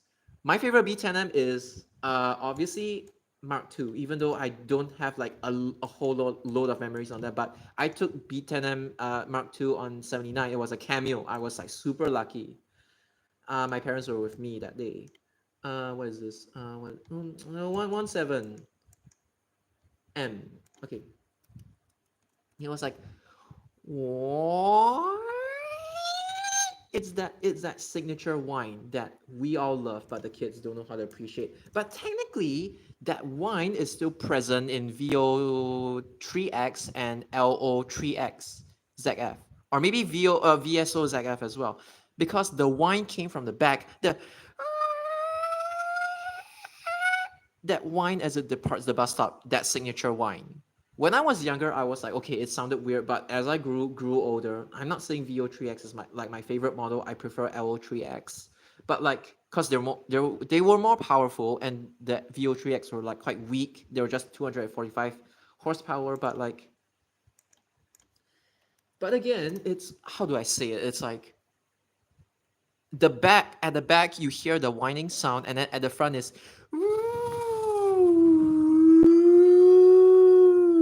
it's like you hear that sound, right? Like especially when you floor it.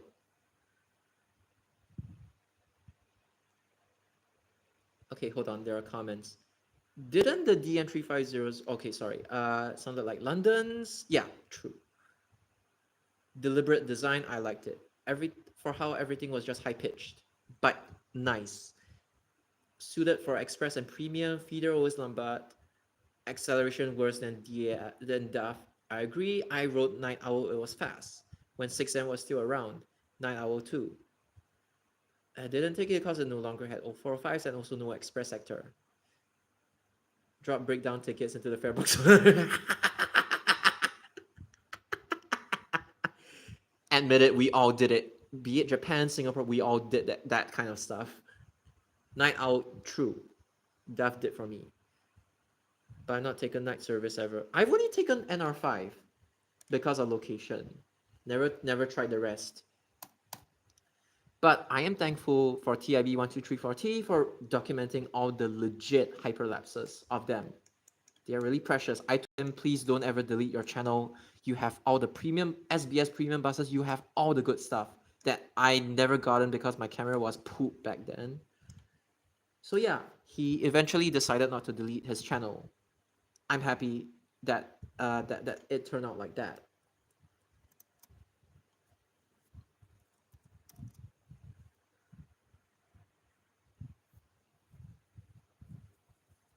Yeah, favorite SBS bus of all time, SBS 0405. Favorite SMRT, okay, that's simple, 0405G.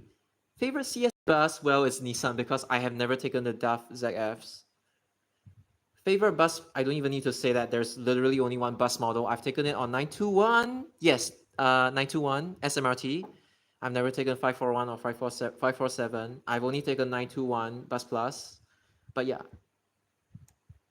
I was like, yo, why did they downgrade the bus? But never mind. I have taken a full-size bus and a minibus on 921 when Petir Road didn't link to Dairy Farm Road. Okay, guys, I will end the live stream at about 15 minutes more, or when my phone decides to poop out because it has 10% battery. But okay. The sprinters. Yes, everybody forgot about them. They are like, I only know BYD C6. But honestly, what do I expect from those bus fans anyway? They only want Instagram clout and their fake ass captions. Why not do it? Why not do it on YouTube? Why not caption? Why not make your captions on YouTube? Stop clickbaiting using the exclamation marks rare kickdowns, please. I beg all of them. Just please. Haha! I got careless again. I saw this, I thought it was like 88. Then I was like no. Okay, fine. I got 150. My record was like 169. Okay, whatever. I'm happy about this. 963R. Unfortunately, I have never taken the R services. They used to be hype along the Citaros when first intro. Hey, I was like really hyped when I saw an RWS8 Citaro. It was 147X. I thought it was an OC. I boarded it. I was so mind blown that the bus was like so quiet. It's like ZF Citaros. They are so quiet. I love that bus. I love ZF Citaros. I love ZF more so than Voif, even though my favorite gearbox of all time was W3E.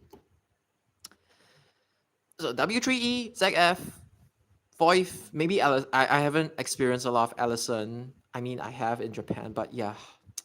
Voif is just like saving fuel consumption, lesser gear, so easier to maintain, but Voif is really powerless. I know some people like Voif screens, but I prefer melodious buses. I prefer ZF 590 as opposed to 500. I find SMRT's 0405s a little bit overrated. They can speed, but my bendy buses sound nicer. Had more character. SMRW, yeah, correct. The Citaros, when first introduced, I doubt people even bother with the coasters and rosas, unfortunately. Maybe only LTG bothers about them. Considered quiet as hey, even nowadays the ZF, except one unit, they're all quite quiet. The influencers really played their part in those days, like objectively speaking. Now we're stuck with them, law. Okay, fine. Nobody's gonna watch this late into the video, but I will just name drop one legit cancerous one. TIB1105H Productions. That guy is bad. But okay, just do not have anything to do with him. That guy is bad. And he clickbaits. And he openly admitted to only doing it for view farming. Lousy YouTuber. But yeah. No, it's like, he was like, why don't you go film the OC500LEs? And he himself doesn't even film it. End up, I have the most OC500LE Sunli bus part content. I'm just waiting for 182/M and 255. Either M or no M, I don't really care. And then I'm also waiting for 46 man A22. I'm waiting for like 142, 186, and 100. The Pixel Citaros. And then I'm also waiting for 806 and 812 KUB, which nobody bothered to document because bus fans are lousy. They want BYD, B12, BC12, A04, whatever stupid shit that bus is. And then KUBs on 806, 812 get no love. I am angry. In those days, the Gemilang hate. Okay, to be fair, Gemilang was crap back then. Now they have improved. Wait, is 8031 Gemilang that man 18.240 HOCL NL? That bus was special though. It was like man and then VoIP. So people can tell me that like, dude, VoIP mans are awesome, but they can never tell me that 8031 used to exist. You see? Okay, and then they don't even remember. Let's not even talk about 8031. They don't even remember 138. It was MCV Evolution. It was a rare man and MCV bodywork combination, and people didn't appreciate that bus. But to be fair, the cleaner spilled water and then damaged the bus. But okay, whatever. People took that one for granted anyway. I saw that on 961. I never rode it, but through videos, I was able to tell that like it had the Enviro sliding doors. Similar to that. It was really slow. Maybe that's why it kept getting late. Maybe it's for the better anyway. Gemilang's reputation thanks to A9. Yeah, Malaysia, Hong Kong, I don't know who else orders A95, but yeah. I mean from Gemilang, I mean. Okay, so 8031 was Gemilang as well. Okay, fun fact, I used to be stupid. I used to think that Wrights and Citaros were by Gemilang, but okay, they're not. One is CDGE bodywork. I mean, Wright Eclipse Gemini 2 bodywork assembled by CDGE, I'm sorry. And then Citaro is EvoBus GmbH. And then it's like what? MCV, EVORA, and then EvoSeti, they have the V and the R capitalized. Okay, whatever, but yeah. That bus didn't come out very often. It was hard to catch, even on perm service. It's just like that one 1988 Hino bus in Ibaraki, that Hino Rainbow. I caught it, I was so lucky. But then there was a bus fan sitting on the left seat, so I was like, okay, I'm gonna squat down. And it hurt, but it was worth it. That one is like semi-preserved. It goes and runs like normal service every now and then to make sure that the bus can still run. But yeah. Oh, it did like 617 and I don't know what else, 354. I don't know, but yeah. That one also because of influencers, some big ones. Okay. But okay, modern day influencers, what bus are they looking for? I would say E6 822, which sucks. I don't get how I don't get how people are able to tolerate the what do you call that? Sensory overload. Dude, it's like I want to sleep on the bus and then you hit me with all those annoying sounds. Style over substance. Yes, definitely. Well, I've talked about how I am the very last Singapore bus history preserver. When I go back home to Japan, there is nobody competent enough to take me over. So I guess treasure the time. I guess. I mean for myself. But yeah, I'm just glad I can talk to you guys. And not a bunch of like people who don't know anything and who only know how to chase E6s, chase BYDs, chase electric buses, chase all the stupid crap and stuff like that. But yeah, really, really disappointing, I would say. Ah.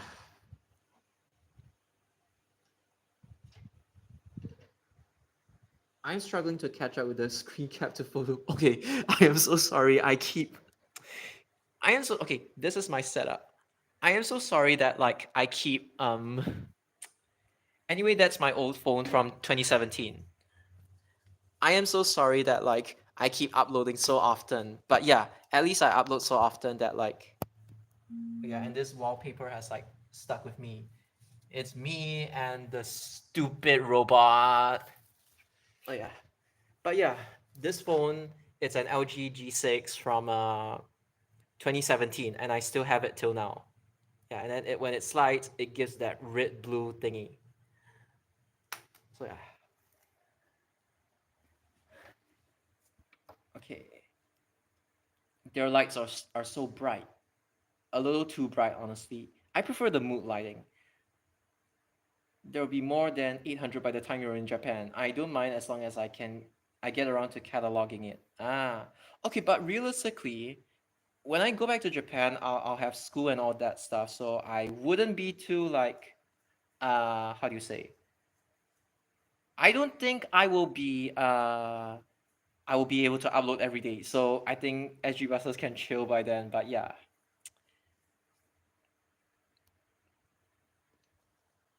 Again, for Japan, it's because people they don't dare to film front views. But hey, I'm not ethnically Japanese. I technically have the foreigner card, so I can just pretend, you know. But here's the thing. I promise, because my phone is better now, even if I get Isuzu New Erga, as long as I can see the front, this phone has a better zoom. Because in a way, back then I used to quality control a lot. Now I'm like, okay, I think people will just be happy to see me back in Japan filming the buses. So I'm like, okay, whenever I'm free, I am going to film all the front views for you. But please don't complain about the quality of my camera zoom. It's only up till 1.9. Beyond 1.9, I cannot zoom anymore. But I just hope they're more understanding of me when I return to Japan. I will definitely be filming more front views again when I'm free. Even when I have a career, maybe on the weekends I can like film a bunch of them, and then by evening I would go back to my house, and then I again, this is the plan, then I would upload them, schedule them so that every weekday they have videos to watch, something along those lines. But again, I just want the Japanese population to understand that like, hey, we're in the new era. You don't have to like I don't want them to like come at me in my face, tell me that like, I mean, come on, I put my camera out. They know I'm a bus fan. I just wish they weren't so textbook, the netizens.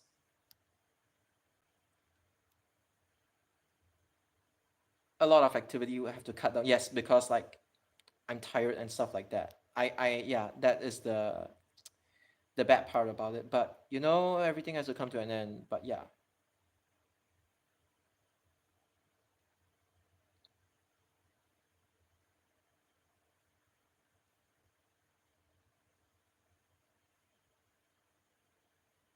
But hey, the thing is, for me, I'm independent. I don't want a partner. Like I'm just independent. I can take care of myself. So I will have time to myself. It's just how tired I will be um when I after after I okay, it's like Saturday, Sunday, what do I do? So instead of going out to do the things people normally do, my exercise is basically gonna be filming buses. So well, I guess, depending on how tired I am. But yeah, when I have time, when I feel energized, I will. You see, there is one YouTube channel called Take-chan Bus Channel. Like when he got a full time job, he was like he doesn't really upload as frequently anymore. But we understand it. But he was the goat, man. He was the goat, especially for Kanagawa area. Now the only guy that's like technically free is like Unokichi one and stuff like that, or even the channel name is like quite long. It's like Tsubame.net, but then the actual channel name is like in Japanese and very long. But I admire him. I don't know if he's like retired or anything. He's like living his full life, enjoying trains, buses, filming, be it from the front or like inside the train or bus, whatever. He's enjoying himself.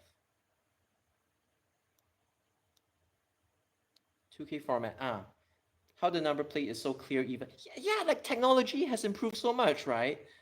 Okay, technically my other phone is like not as good as this one that I'm using right now. It was so notoriously difficult to snap night bus photos in my. You see, like modern day bus fans, they don't appreciate this. They are like, no, I just want the new buses. And then KUB they don't film, OC they don't film, Right they don't film, Man 822 Euro 5 they don't film, even A95 Euro 5 they don't film. I'm disappointed in those people, man.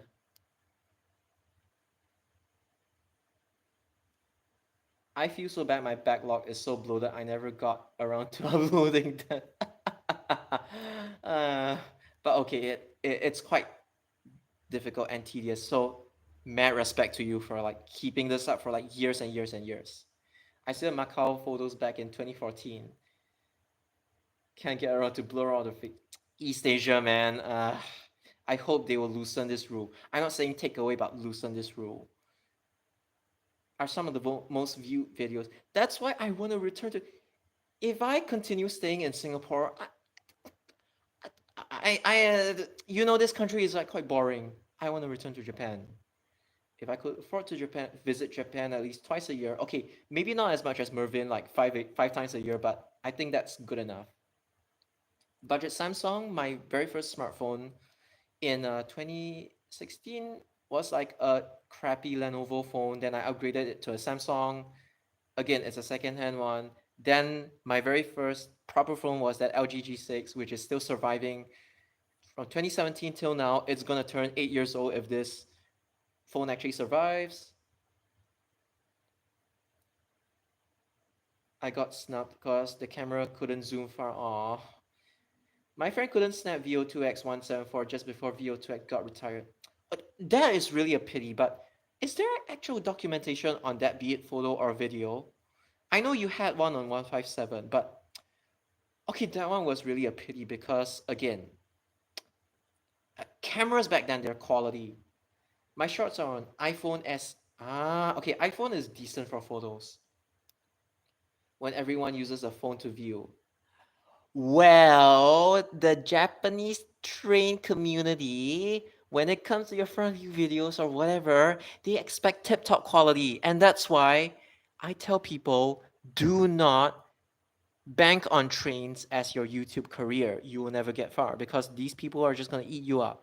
And they are like unreasonable in their standards and demands. I'm telling you, the Japanese train talks the Japanese train community.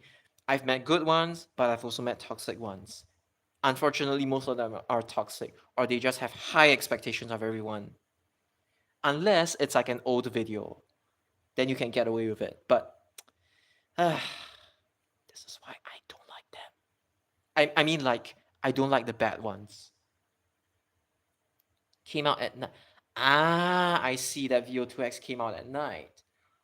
Hong Kong also quite notorious for quality demand. Okay, photos especially. You see them fighting in real life, but videos they generally don't care. I actually prefer Hong Kong's hyperlapses or like front view videos because they're more carefree. They're not like Singapore. They like nitpick on your front view videos a lot, saying hyperlapse must be like this. You must put infographics and stuff like that. No, Hong Kong's one is just raw. You don't even need subtitles. I want to tell Singapore and Japan Hong Kong doesn't put subtitles on their front view videos. It's a front view. Zemetembo. It's not Jimakutsuki Zemetembo. I want them to know the difference. Yeah. The community anymore these days. Okay, maybe for Hong Kong is because their buses are also getting boring, but yeah. But yes, the jaywalkers are like the dangerous ones. They stand in the middle of road. Yeah, they still exist. Even in Singapore, I have seen some. But okay, it's not 405, but like I have seen somebody when there's a 258M Man A22. It was the first day. Somebody just stood in the middle of the road and snapped it. Jesus Christ. Hong Kong, I was lucky to have a pleasant encounter in 2018 when I snapped the retired Man DD. Ah, okay. At the very least. Singapore is becoming like Japan and vice versa. Yes, that's really true. Burkhardt? Ah. Okay. My memory of Hong Kong was like, anyway, it was a trip with my parents. 53 Alexander Dennis Enviro 200, as well as the Dennis Dragon on 80, a roller coaster up the hill, but I forgot what service. It was a roller coaster though, and the Dennis Dart Plaxton on 284. Those were my favorites. Dennis Dragon, I'm like, dude, that thing is like KUB, vibrates a lot. But technically, when I took the 93 VO2X during the Circle Line construction in 2007, vibrated a lot as well. But that was because of the road and the fact that it's NEC, so you feel the vibrations a lot more. The bus is lighter, not as heavy as like a 3-axle and aircon.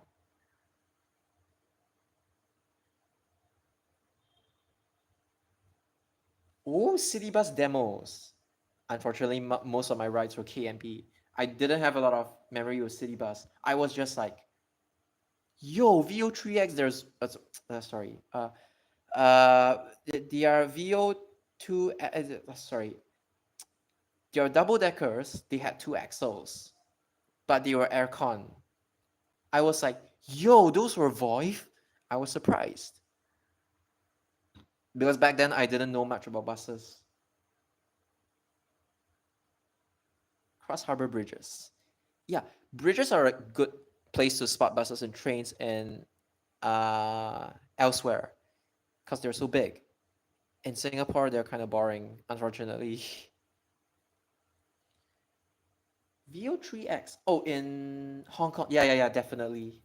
Because in Singapore, there was like blue and green seats and silver poles, pink and green seats and yellow poles, pink, green, and yellow poles plus EDS. That was what Singapore had. But okay, it's just like Dennis Land's UNW UK, which actually is just a DM, is not even UK in the first place, and Vogren is something like this. I'm not complaining, but yeah, Hong Kong has a lot of variety. They even had the B9TL Enviro. Enviro. That one still trips me out to this day. It's just like SBS 9889U. And not to forget 9889 and then 9888Y, which many people forgot. But yeah, Maxon asked me to draw the bus. I drew the bus for him, animated the flamethrower, and that was really fun as well.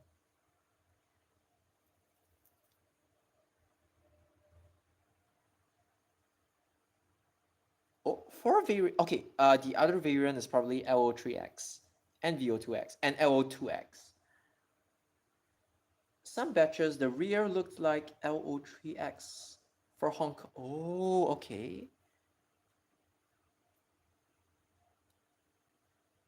N113DR. Oh yeah, N113DRB. How do I say? The doors, they were super thin and narrow, and it was like it folded. Like I don't know how to say it. It's like it folded as it opens, like the Nissan Diesels, it was a folding door. Dennis Dragon, that one I remember it for being a roller coaster ride up the hills more than it being loud.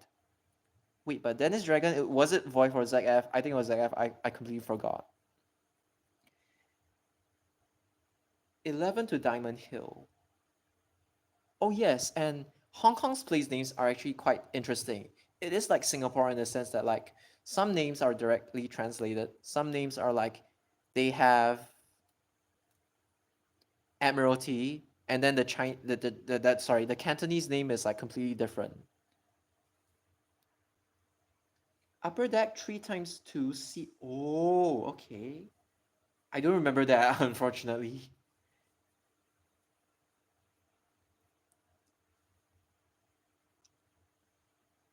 You see, it's like we have so much variety going on, like back then. And then nowadays, people are just like, where's the Mr. Beast bus? Where is the Silverman 822? Jesus Christ, it's like your whole channel is about that. And it's like, the reason why I don't go for tours unless they are private, like my friend Boon Kiet, he drove in a bus. And then all of us, including Mark Chua, we boarded that bus and we had fun with it. We went up to Crunchy Green, we saw the demos. We didn't take photos, but we saw the demos, the CRC demo that was like hidden inside the building. We signed in with the security. And then yeah, we signed out as well. It was a really fun day. But yeah, the reason why I don't go for tours is that you have people behaving really rowdily.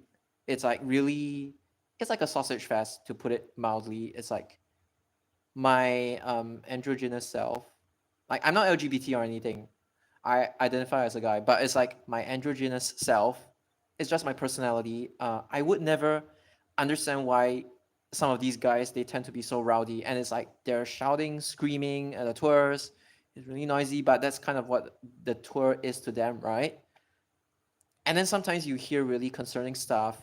You hear some of the bullying inside as well. That happened for that upper that people that it wasn't really captured, but there was a lot of like backstabbing, bullying going on in that double decker 9697. That Mr. Beast bus went into Lim Chu Kang basically. That double decker bus. Like it wasn't the tour organizers' fault or anything, but the people who attended that tour, not all of them, but like some of them on top, they were like quite questionable. This is why I don't attend tours unless I'm with my. It's a small tour with just my friends. That's why. When I attended, yeah, it's like even back then it was still manageable.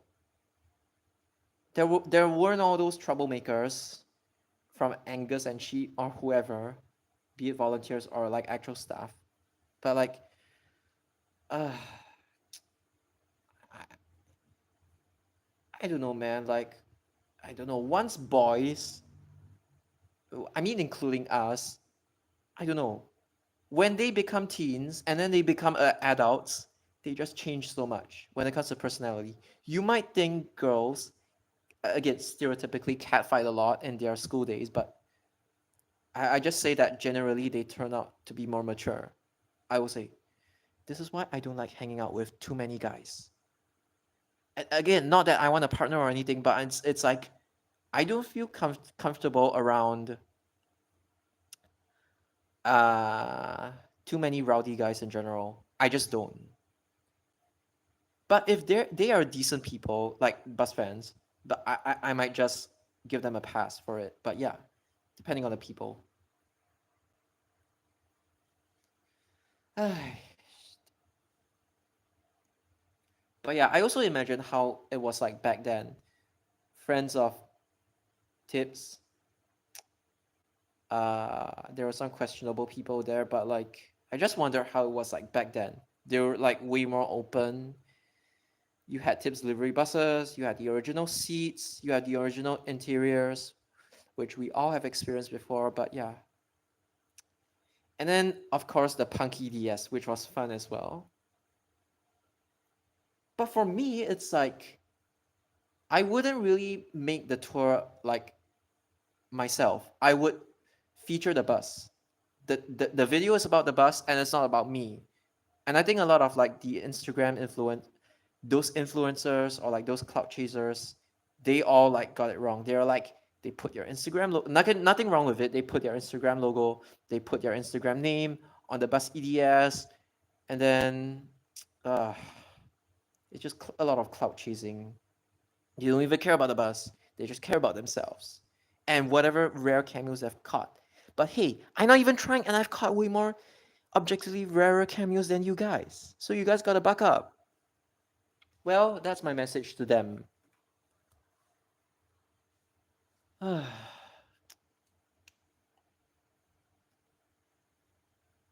So yeah. But if I ever like, again, hypothetically, if I organize a tour, I would just, I would ask SMRT, can we borrow 3S for a day, and then maybe get like a BCF Chao Hon to drive it.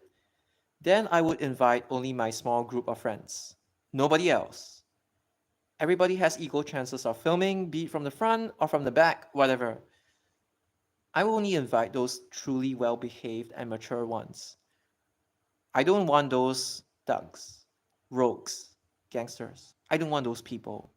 Not because they are thugs, rogues, or gangsters, but they are the ones who would objectively ruin stuff. That's why I only want the mature people. I mean, technically, I tend to like throw shade on people as well. You get what I mean? But like again, it's a defense mechanism. I only do that to warn people, hey, these people are really questionable. You might think twice before you hang out with them. And again, I'm okay if people do the same thing to me because technically my channel kind of revolves around shitting on other people's opinions, not them per se, even though I've shat on actual people before for their shenanigans. But people are allowed to do the same as me. It's just that like I'm very open. Even if you try to dig out my wrongdoings, I don't even have any. Like I've already apologized for them, if any. I've already like came clean with everybody. It's like I have nothing to hide. So that's a reason why I'm like I don't see it as a free pass for me to like just shit on people's opinions, but it's like how to say it? I shit on them, they are allowed to shit on me back. I wish a lot of people, I wish more people would understand that. Just having more accountability and knowing that it goes both ways as well. This includes myself. I used to do something very close to that, but even that isn't perfect. Can't keep everyone happy, it's organized chaos. That I actually agree. Well, I mean, you guys know who I'm referring to. Nasfarihin. That guy commits crimes in broad daylight, and many people still support him. Not the adults, but the kids. But yeah, nobody's gonna watch this far in anyway, so I'm just gonna say I'm just gonna say it. But yeah, you guys know that guy. SG trains. They're bad people, especially since SG trains has bullied a lot of my friends before. So yeah. But actually, okay, objectively speaking, sometimes I also think it's disorganized chaos. Disorganized chaos. I don't like have WhatsApp or anything. But like those WhatsApp groups, I would say those are like disorganized chaos. Even in the Telegram group, there is this group called like Singapore Trains Hideout or something. That one is like, I would rather not be inside and watch them burn. And I also don't want to watch that one person who's like, uh, MRT pusher, bus hater. Nobody likes him anyway. But okay, yeah, yeah. I mean, like, that's one example of like disorganized chaos. When it comes to organized chaos, it's probably like more of how bus fans decide like, do we rat him out? Do we not rat him out? Again, I'm just stating objectively and generally. So yeah,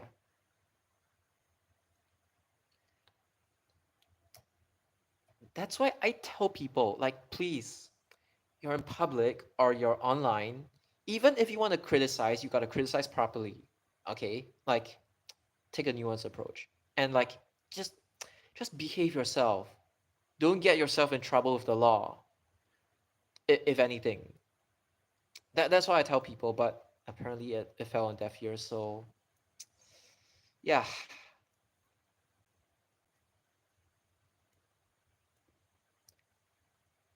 But then again, when you think about it, you don't really have to care much about it because all the good stuff has already been recorded, except for a few.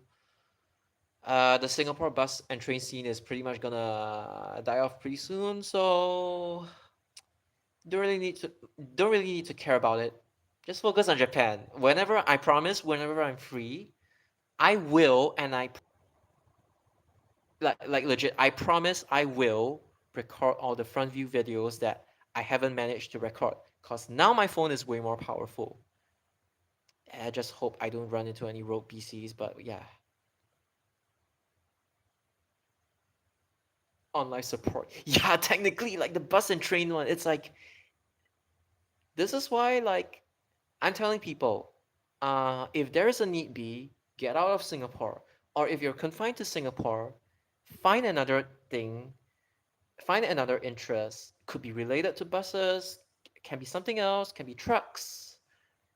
I don't know, can be bicycles, can be motorcycles, can be cars, heavy vehicles, cranes. I don't know. What do people like nowadays? Can be planes as well.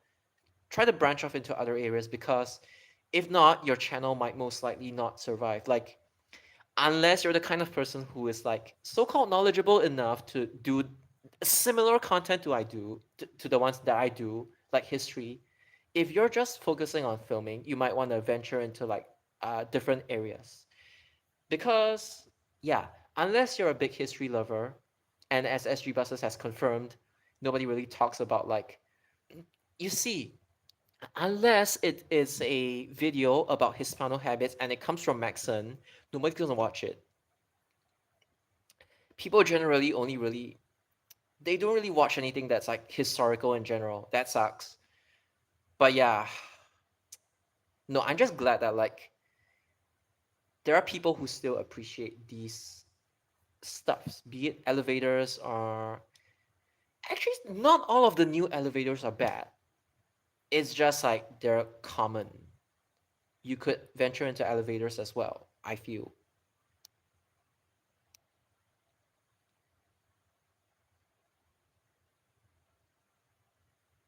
I am barely keeping the memories alive. That's why I allow people to take my content for free. I mean, it's like you, me, Maxon, and then Fabian. He has like old bus photos as well. He can recall to you how many, like legit. When you say it's like on life support, it's like it is really true. But how many people will listen? I've talked about this before. Okay, that feeling of this hobby on impending doom has been here since nearly a decade ago. Not even the man NLC 18E, as long as Jeff Xiao doesn't say, we don't want a mini bus. As long as he doesn't say that, even that one will become so-called boring soon. Not to me, but to other people, I feel. Listen to music a lot. Yes, that's a way to de-stress.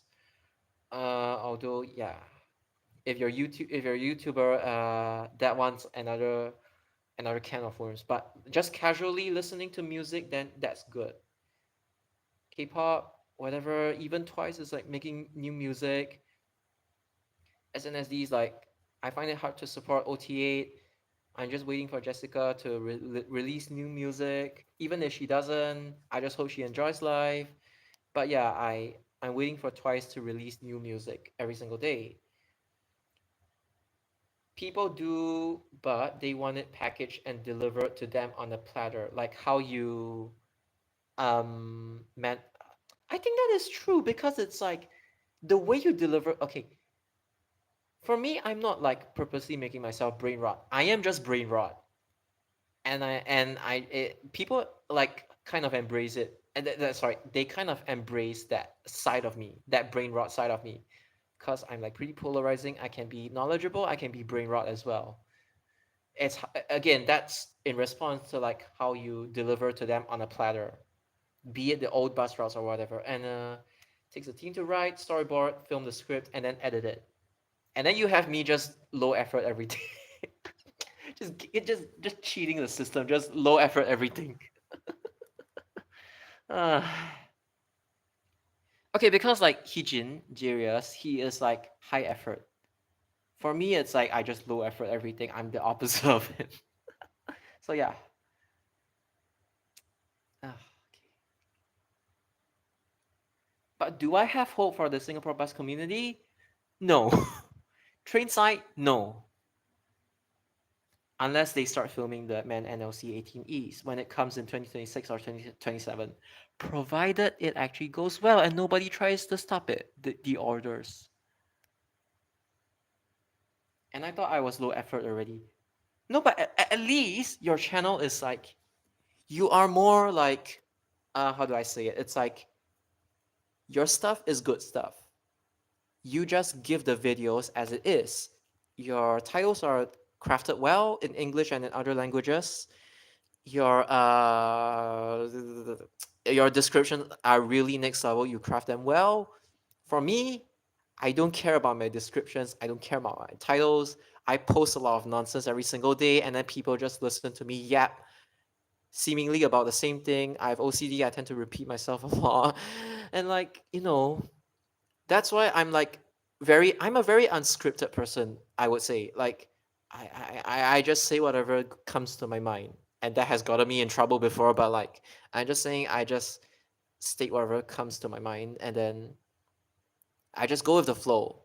If it turns out bad, it turns out bad. If it turns out good, it turns out good. I'm not gonna fake anything. So yeah, that's what me being low effort means. But your definition of low effort, as in to you, okay, I would say it's more of like no editing. That in itself is technically low effort. But for me, it's like I just dump a video. I can technically just make a colored background, put some text, end of day. I don't even care. But I think the reason why people watch me is because they know I have intel. They watch me because I have interesting stuff that nobody else offers.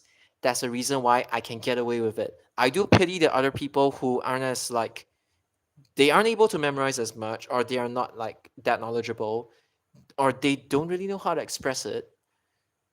Yeah, but again, that I'm gonna use that to my advantage, basically.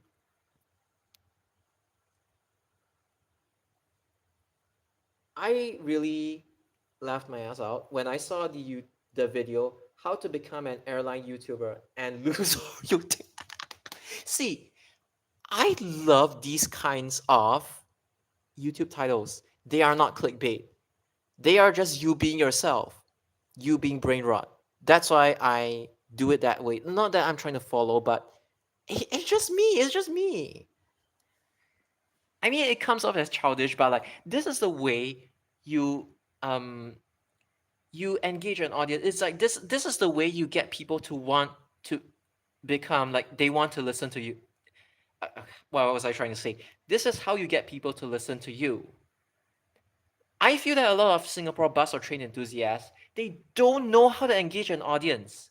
They are not Maxon, fine, but they don't know. Maxon engages his audience through text or him speaking.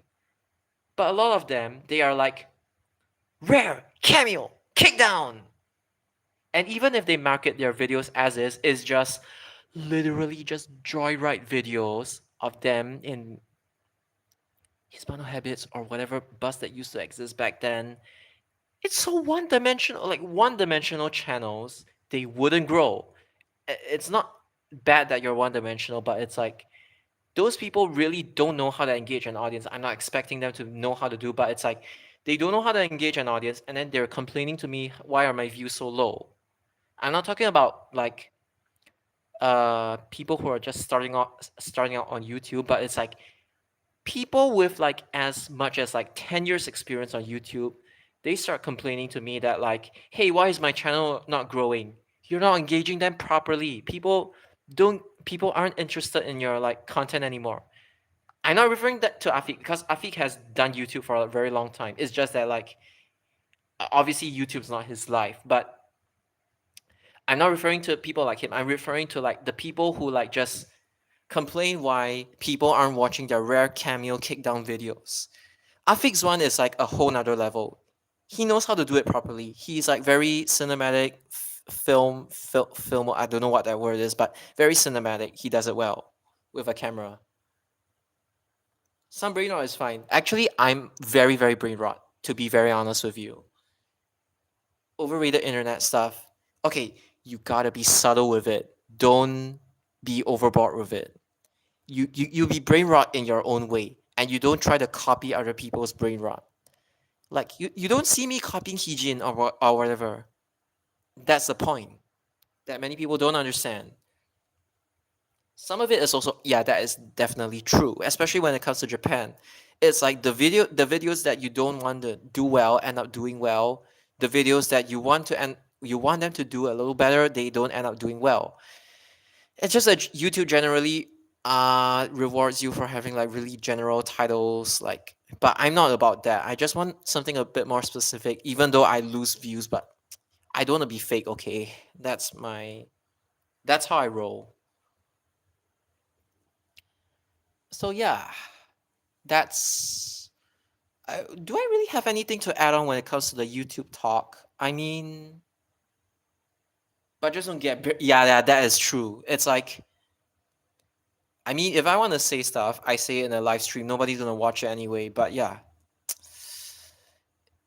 but in my normal videos, I'm just okay. It's like when you wanna so-called expose somebody for a crime, like let's say trespassing Woodlands Interchange and trespassing Ama King when it was declared an LFA. You write about the incident. You don't write about the people involved. You get people talking about it. You don't have to do anything. Do not implicate yourself when you want to tell somebody about something. Again, I'm not saying this because like, oh, I'm a villain or anything. I'm just saying like in general, if there is something really concerning that you want to bring up to people, do it like really subtly. Do not unless you're in danger or anything. But yeah, you get what I mean. And if you're gonna like evade fares, do not publicly disclose it. I'm just saying that. Be it a mistake or you're just trying to cheat the system. I mean, like you know, like you need to know what to say and what not to say. It's not about like you being fake or you hiding stuff, but you need to know what to say and what not to say. I can say farebox recovery rate. I just don't say the actual data. I'm just only gonna say those that are relevant. Like I just bring it up naturally. I don't go around leaking out the whole list, if you get what I mean. That applies to Intel as well. But Intel, I just do it in a way. It's like 104, hey, do you like puzzles by the beach? And then I'm like, that's how I do it.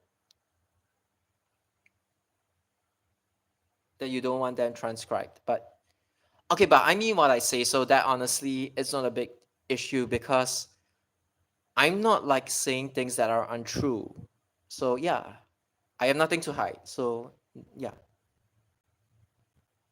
FRR is actually an important metric that, I mean, it, if you understand that, you would understand why 66 and 132 are not good bus services in the present day. Unfortunately, a lot of people they don't understand that simple fact. And then they go around saying, I hate car. I want people take bus. I want people take tram. I want people take train. I want walk. I want cycle. Screw the delivery people. Yeah. It tells you who knows their stuff and who doesn't. I mean, especially since a lot of those prediction videos are made by kids. I don't blame them, but like this will tell you who knows their stuff and who doesn't. Obsessed about how super, yeah.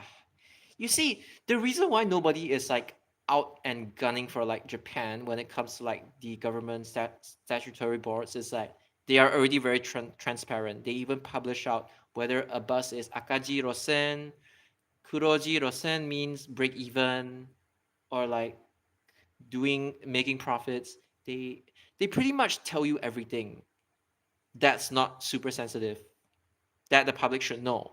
Singapore is like, okay, you guys want to be petty? Okay, fine. I will still find a way to get all these information out to the bus fans, and then the bus fans can convey it to the public themselves without implicating myself. That's yeah, that's how you do it.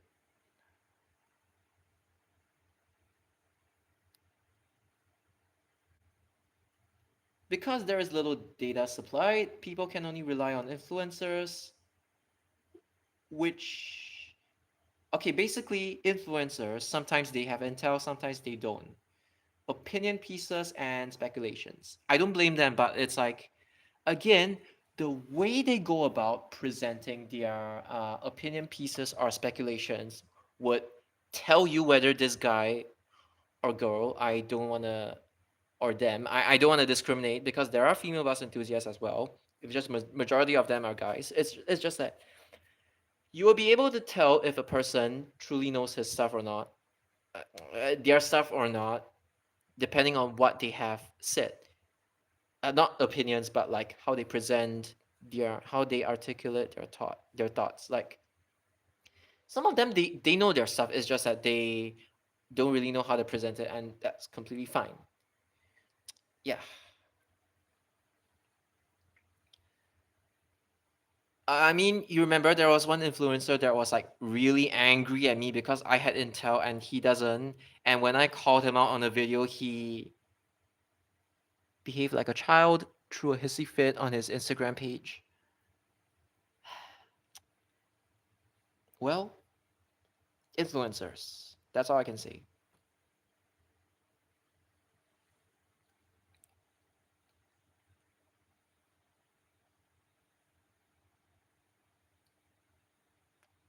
Okay, influencers are like they can be good, they can be bad. So yeah. Well, I mean our lives would definitely be a lot better without these influencers, but like again, maybe it's like a distraction. It's like maybe people would actually spend more time exposing these influencers rather than like going after genuine people. I guess maybe that's one positive way to think about it. Man, if oh no, yeah, that thing. Not just that. Consent is also another thing when it comes to photos and videos as well. It's like, god damn it, it's like I talked about this before. It's like some people even after they've quit YouTube or they've like quit buses, they are still really protective of their content, which doesn't even earn them money. Yeah, but again, they're one dimensional. And they will never be able. I just tell myself they will. Whoops.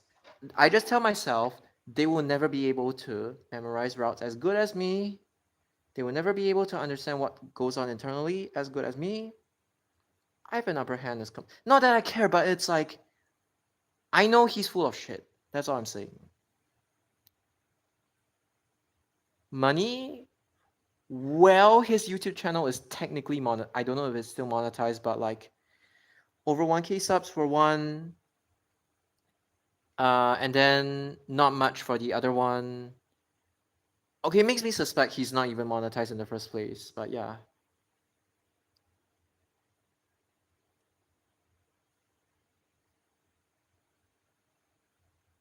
Can't even pay for the monthly train pack. uh, oh my god, I feel so sorry for you, honestly, but like, hey, at least money is better than no money, right? But yeah, just trying to keep content alive. Don't quit your day job. Agreed. Unless you are suit trained in Japan and the train companies are after you because they need promotion. You know those famous people, or you can be like that mother and her two children, Suzukawa Ayako. I'm sorry if I remember her name wrong. Suzukawa Ayako. She has two children. One is named Tokiwa, one is named Hitachi. I think in hiragana. It's actually quite common for like people to have hiragana names regardless of whether they're a boy or a girl, but yeah. Even in Japan, it's only like the few top dogs that can actually do YouTube for an income. Some of them they still have day jobs, so yeah. And most of them they have day jobs, so yeah.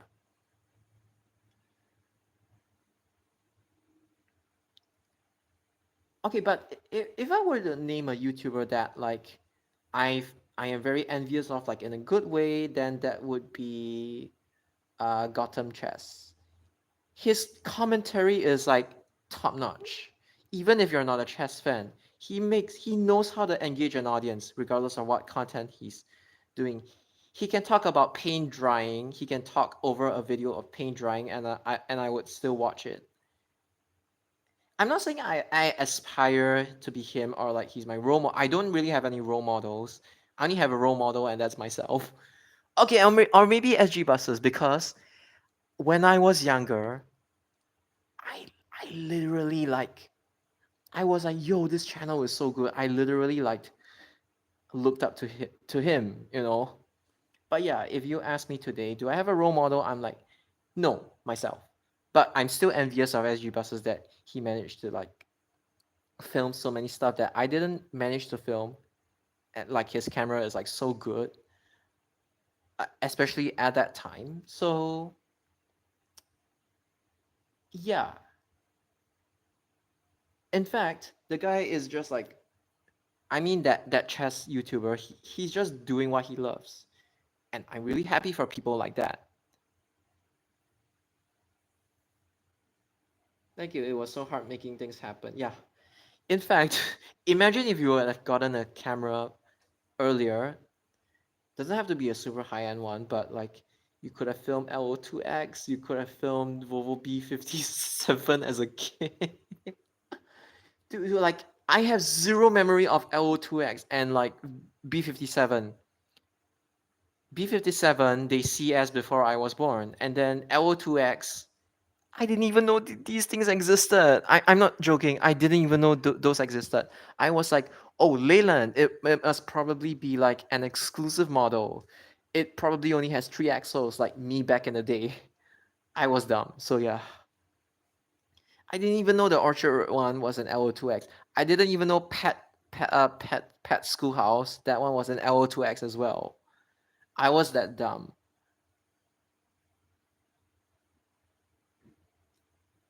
But yeah, at least it's better to admit that like yeah that you were once dumb or you're still dumb than pretending that like you're smart. Hey, I can claim that like oh I can claim that like I am the best bus memorizer and that's true. Only one person can beat me when it comes to the memorization of the bus routes. But you need to know what you're really good at and what you're not good at, and don't hide it. It's okay to admit, even if you want to boast. Sometimes it's okay as long as like you have the credentials to boast. I feel it's not like showing off, but it's like you want to walk the walk, you want to talk the talk, you got to walk the walk, that kind of thing. That's what this live stream is about, basically. When I photograph people when LO3X existed, it was stored on floppy disks. Yeah, it's like it went from floppy disks to like thumb drives. I was like, I cannot even comprehend that. Obviously, it was MOE property back then. I saw an article saying JR East caught green car attendants pocketing merchandise and ticket sales income and riding trains of duty for free.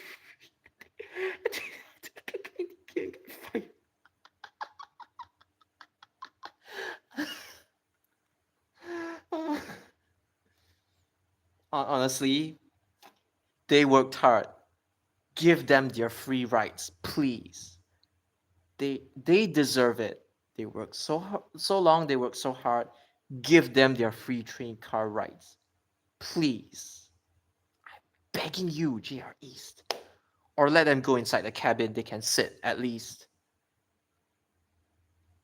Oh, and by the way, speaking of green car attendants, they don't have like the trolleys anymore. They've been discontinued. So nowadays, I see them carrying like a sling bag, a little pouch, like you know that kangaroo pouch on your front, and they sell like small tidbits, snacks, and refreshments like drinks.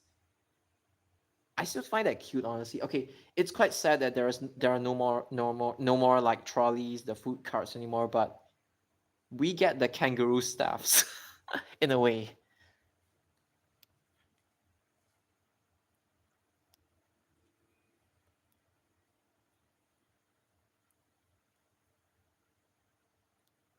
The pay is so ahem at ahem, and short on people, they can't even fire staff for stealing. Well, another reason to not get inside that company. GR East and West is basically JNRs. Yes, that is correct. They what's that word? They privatize. It went from government control to privatization, deregulation, and then now they hire the JNR staff back. Haha. You know the latest green cars on JREs introduced on Chuo line? Only part time. Oh no, no, no, this is not acceptable. On top of their infrastructure, yes, correct.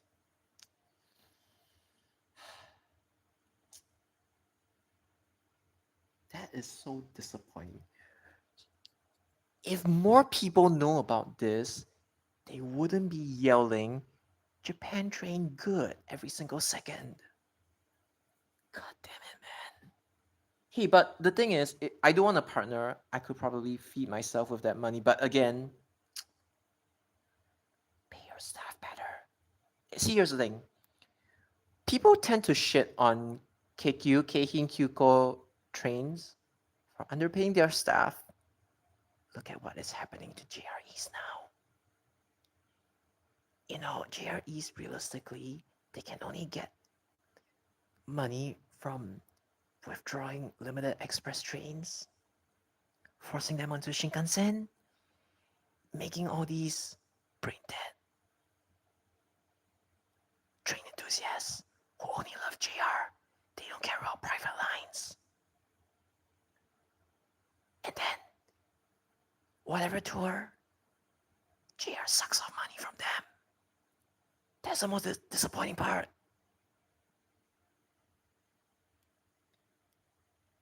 Doshban also went down the drain as well. Now their reputation is whenever a high-speed train was late, people ask if it was German. Okay, imagine doing worse than SNCF. Aww. Well, yes, they joke about their trains being.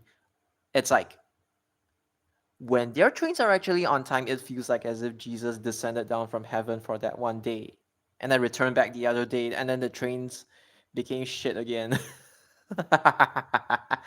Ah, but yeah, this is why I prefer private railways. Unfortunately, I see YouTubers like Willis Chung. I've spoken to you about him.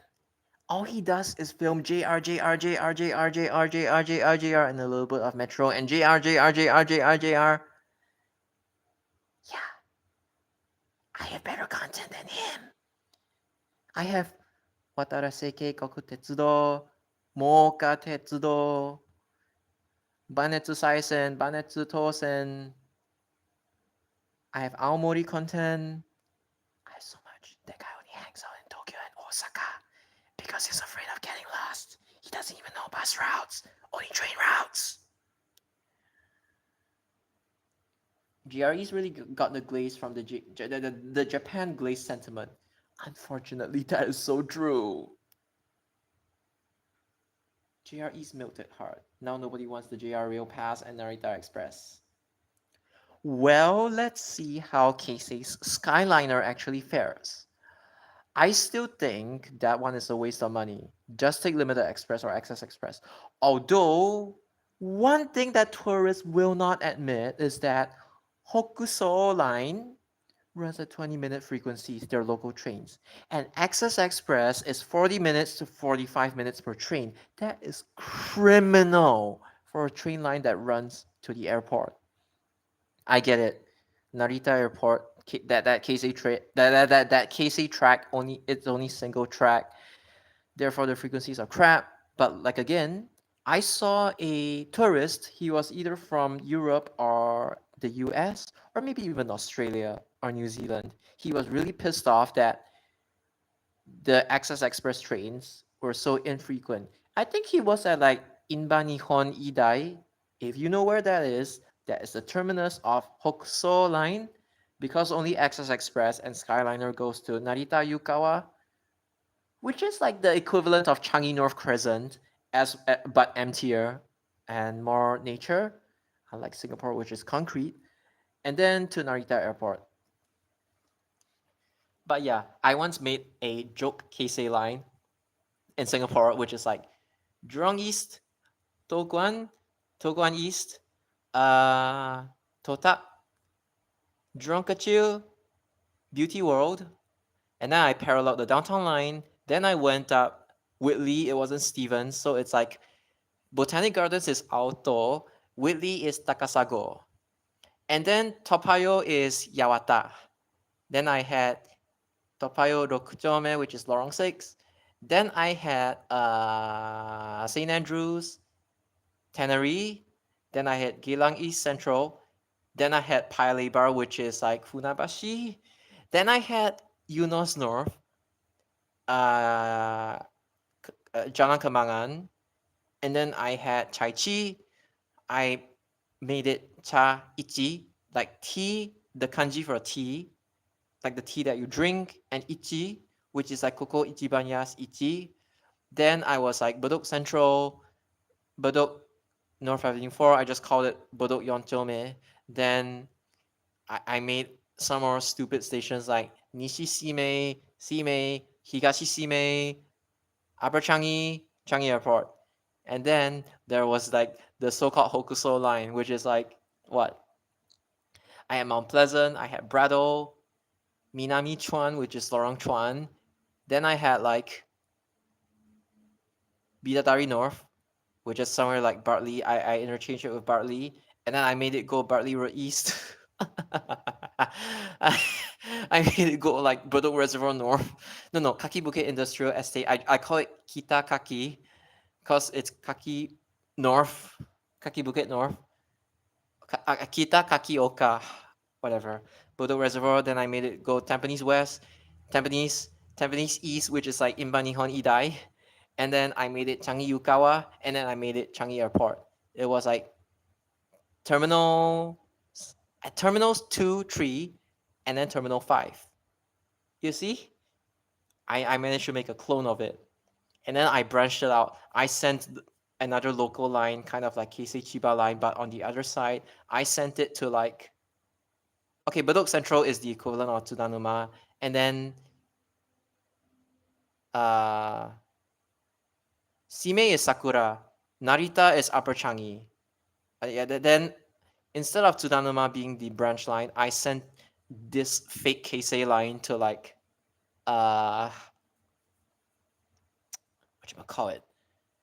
I sent that fake Keisei line to Old Jurong Road, Bukit Batok East, Bukit Batok Central, Bukit Batok West.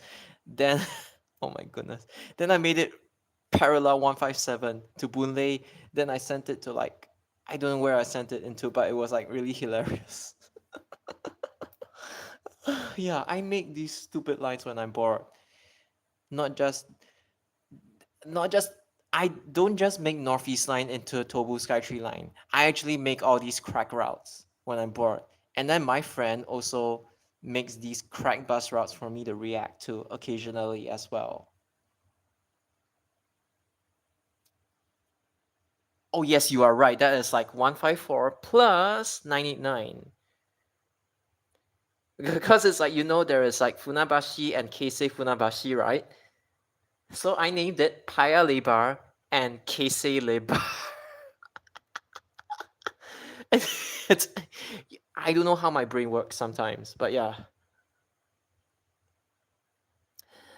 And then I made a Shin. Oh my goodness, a Shin, a pun on Singapore. 506. True.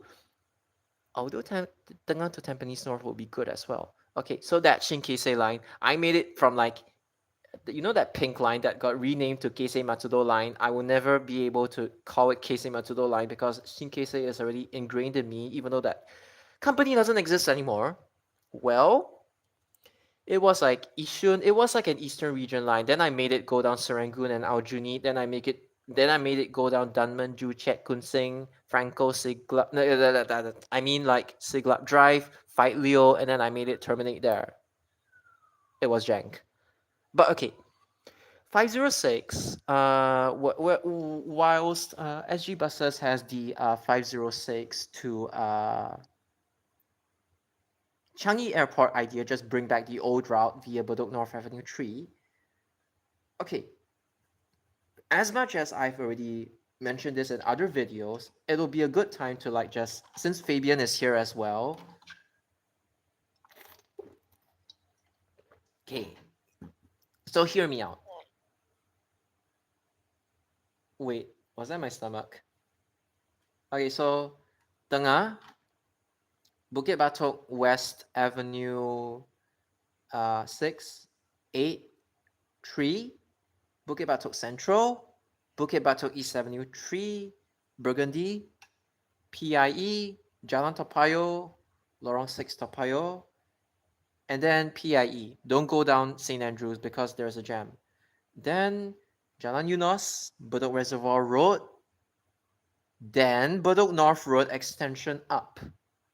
Touch Temasek Poly, Tampines Avenue 1, Avenue 4, touch our Tampines Hub, Tampines Avenue 5, Avenue 6, and then send it up Tampines North. So that was my plan. But I think Changi Airport works as well. If they can build a proper terminal there, like, okay, maybe you can send it to T5. Up to you. But like, for me, I pick Tampines North. But Changi Airport works as well, especially when T5 is coming. Like, you just want to okay, you can even, okay, SG buses, you can even run this midnight. No joke. When the MRT has, I hate how Singapore, the MRT just depart, even in Japan as well, the for some lines, the MRT just departs like so early. The last train to Tanah Merah. Jesus Christ. I don't even want to talk about that, but like, it's so stupid. I wish 506 could run a midnight version as well. You could even run a midnight version of 858. 36. These three words, okay, maybe, if there is demand, you could run, do not run 110. Run 27, run 34 to Pongo Coast. 53 is like kind of debatable. If you don't make Cross Island Line, again, Cross Island Line is not going to rationalize 53 at all. Because from Defu to Bishan, it's a bridge between Circle Line and Cross Island Line. It's not going to be rationalized at all. Pasir Ris only has one bus service to terminals 3, 1, and 2. And all the more, you shouldn't rationalize it. Okay, and 53, if Cross Island Line isn't going to be full day, like 24 hours, I mean, it probably won't be. You should run 53 full day as well, although not at such high frequencies, of course. But I believe, okay, maybe the frequency should be higher than what I predicted because Pasir Ris needs a bus service as well. And 53 is the only bus service from Pasir Ris to Changi Airport. I even had a YouTuber that like compared whether it's faster to take MRT, be it like EWL downtown line, EWL downtown line CGL or EWL CGL versus 53. Obviously 53 would win, but that's why 53 gets demand. 81 is also not going to be rationalized because Kovan has no CRL and Next has no CRL. The demand is sky high. I've even read about like stupid suggestions suggesting to swap 53 and 81, Lorong Asu and Kovan. Do not. because Ang Mo Kio Avenue 1 to Kovan already has 136. You don't want to duplicate that. That's what they don't understand. Okay, wait, let me read comments. Sorry. Problem around the world. I think they just want to give business to taxis and ride shares. Haha, Night Rider. Okay, I mean, they probably killed off the Night Rider buses because they wanted to save the private hire industry. Okay, fair enough. T5 needs their own bus. Correct. This is the one mistake that a lot of people make. You do not accept 110 because that one is kind of expendable. You do not crayon these services to T5. And even if you do, keep T3124. Do not. The airport workers will complain. And that's why every single bus service, they have to stay there. T4 is like either you go inside or you serve outside. It doesn't really matter anyway. You can play around with it. But T5 should have airport expresses, new bus services, airport expresses. Do not make locals. This one is one whereby you should make actual airport expresses to T5 and T5 only. You could use double deckers, put luggage racks. This one is such an untapped area. I feel like a lot of bus enthusiasts, they will be like, I want 858 to go to T5 only. Because, like ZBK has mentioned, 858 has a height restriction at Terminal 2 and the dual link bridge, which will last for 99 years. And because of that, I really want to see double deckers or Ricardo Wong's favorite 3D2S toys on 858. And I think the only way to accommodate double-decker buses on 858, even though 858 has a lot of board alike that isn't meant for double-deckers, I want to send it to T5 so that I can enjoy the scenic vantage views of an upper deck on 858. That's how they sound like, actually. No joke. When they become too serious with their comments, that's how they sound like. I'm not even serious with my comments most of the time. Hold on. T5 needs your own bus for BC welfare, correct. They okay, just do the idea that me and my friend suggested. Let the bendy buses lay over at the basement, let the single deckers lay over at the departure hall. But again, Changi Airport Group is gonna be a pitch again.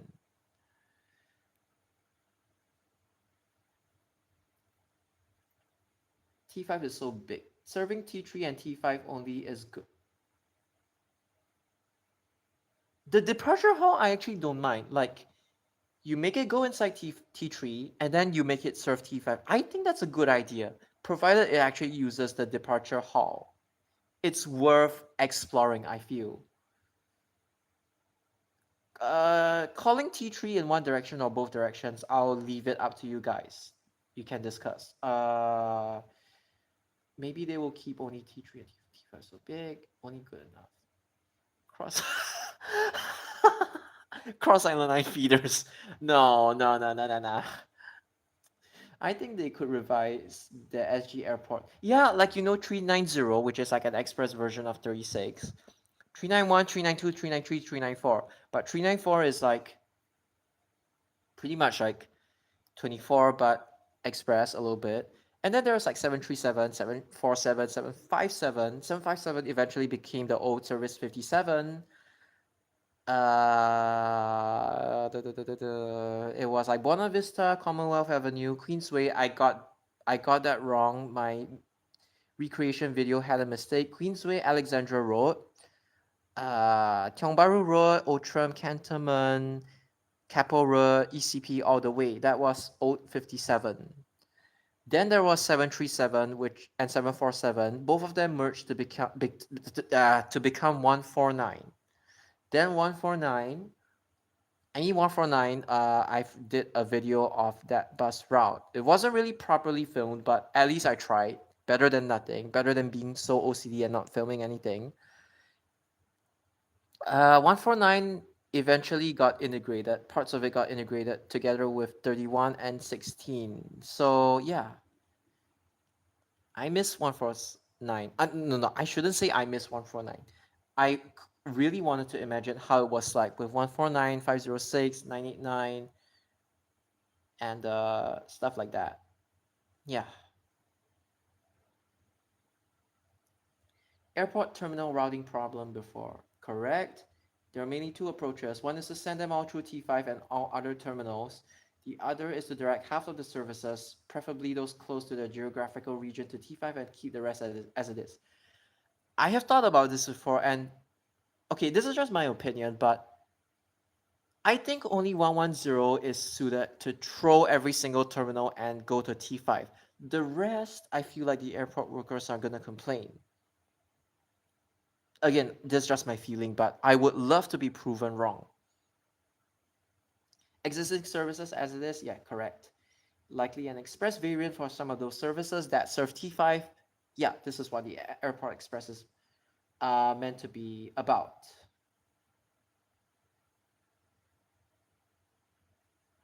Once to send them to T5, existing, likely an express variant for some of those services. Is it better for private coaches to provide such an express service? I agree. And obviously, since it's an Airport Express, I don't even mind making them premium. But please give them comfortable buses and buses that are actually worth it. It's actually quite silly to force the luggage into the cabin when it should be stored in the True, that's why all the more they should be using coaches.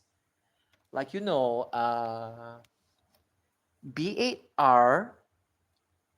or B9R. Actually, I think it's called B8R. I'm not too familiar with coaches, even though I'm also like low key interested in coaches as well. It's just that they are private buses, so you cannot get on a coach every single day. But I do like coaches, especially when they're comfortable. Like in the showcases, I tried the seats; they were like really comfortable. The luggage racks on public buses, not just public buses, but guys, you remember the C751B with the luggage racks, Boon Lay to Changi Airport through service? You remember those? B13. Wow, that must have a huge, huge, huge engine. It must be really powerful then. I'm guessing 380 horsepower to 400. Is that a reasonable estimate? Because coaches, they typically need more to. I wouldn't even be surprised if it's like 450 horsepower. Again, I'm not too familiar with coaches, but yeah. Technically, the most powerful bus we have is MAN A24. But they are VoIP and they're speed locked. And I have seen A24s, or was it A23? They had ZF, okay, not EcoLife, but EcoMat. They sounded amazing. They sounded better than 0405s. I wish we had them in Singapore. Or maybe I could beg Japan to buy that. No, no, no, that's an outdated model. I would beg Japan to buy MAN NLC 18E because I don't want to travel to Europe. I cannot speak anything other than English and Japanese. They wouldn't understand me. For the most part, if they don't speak English. My Okinawa bus ride was okay because they use inner city buses, and Fabian spotted some rare buses that Okinawa has. I'm envious. Aerostars. Oh, then there's like Aero Queen, Aero King as well. And Aero Midi, actually I don't know. Singapore had Aero Midi before. Speaking about the KNS, SMRT didn't want to keep changing the track point because it meant having to. I get it now. It's like you have that track at Tanah Merah that's going.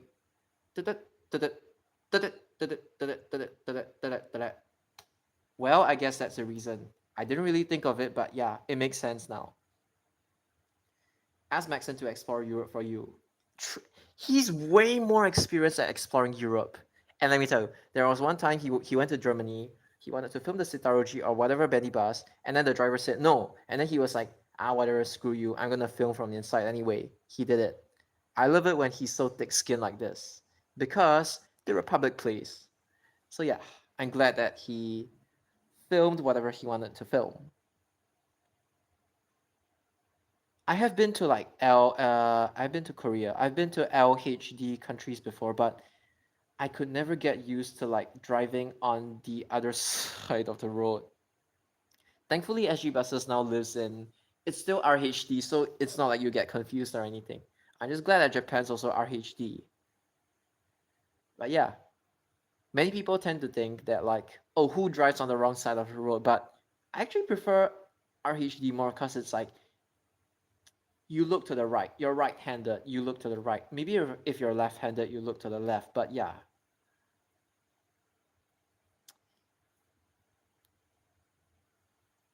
same as Japan, quite a headache. Yes, German privacy. Yeah, that's the reason why Germany doesn't really have some areas. Google Maps, they only had them until like 2016. I don't know. I don't know.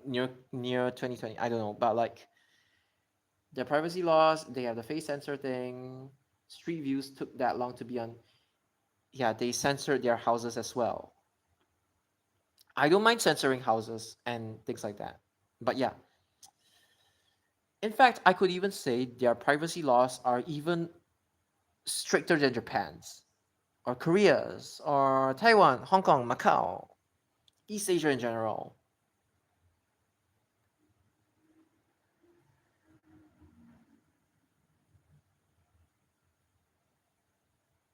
French? Oh, yes, that EIFFELTOWER and the HOLLYWOO. You get what I mean? That sign. Ahem. It's like, what's the tolerance? How close does a person's face or a building do you need to have to before you can blur it? It's really ridiculous, honestly. Like, how do you copyright a building? It's just like copywriting an art style. How do you copyright a building? You can copyright characters, but you cannot copyright a build. It just sounds so ridiculous. I'm so sorry. But yeah, it's a design. Oh, the design. Okay, I think I get what you mean. And even more ridiculous. Okay, technically not ridiculous, but Switch. Japanese station melodies. Those by Switch, you have to put the description and you cannot monetize. But how do they even check if your video is monetized or not? Okay, the mid-roll ads, but yeah. But if it's just a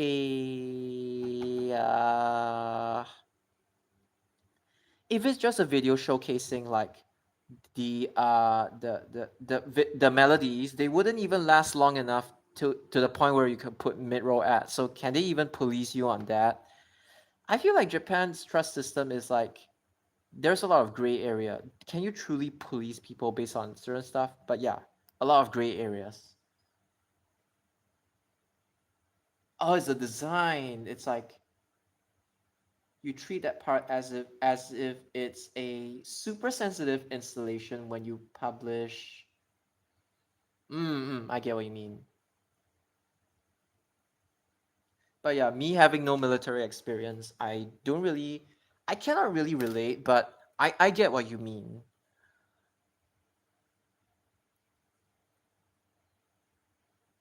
I'm glad I was never in the military. Conscription sucks. But as usual, Singaporeans are gonna be like, okay, let's not go there, but okay, whatever.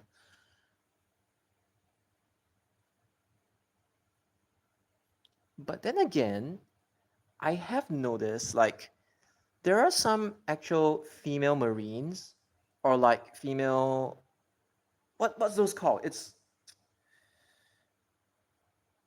those that require like insane physical strength. What's that called? Ground troopers or something. I've heard even women, again, hold men and women to the same standards. They the women actually pass their tests, and they are like bodybuilders and stuff like that. Like mad respect to them, by the way. It's in Europe, I think. But again, as much as I don't like conscription, I'm just saying I have respect for people who actually served. Like they actually wanted to serve because they love their country, regardless of what country it is, be it a self-defense force or like a an actual military. Like I respect these people. It's just that I never want to do their jobs. Never. When the real world leaders are, oh no, oh no, no. Taco, taco, taco, taco.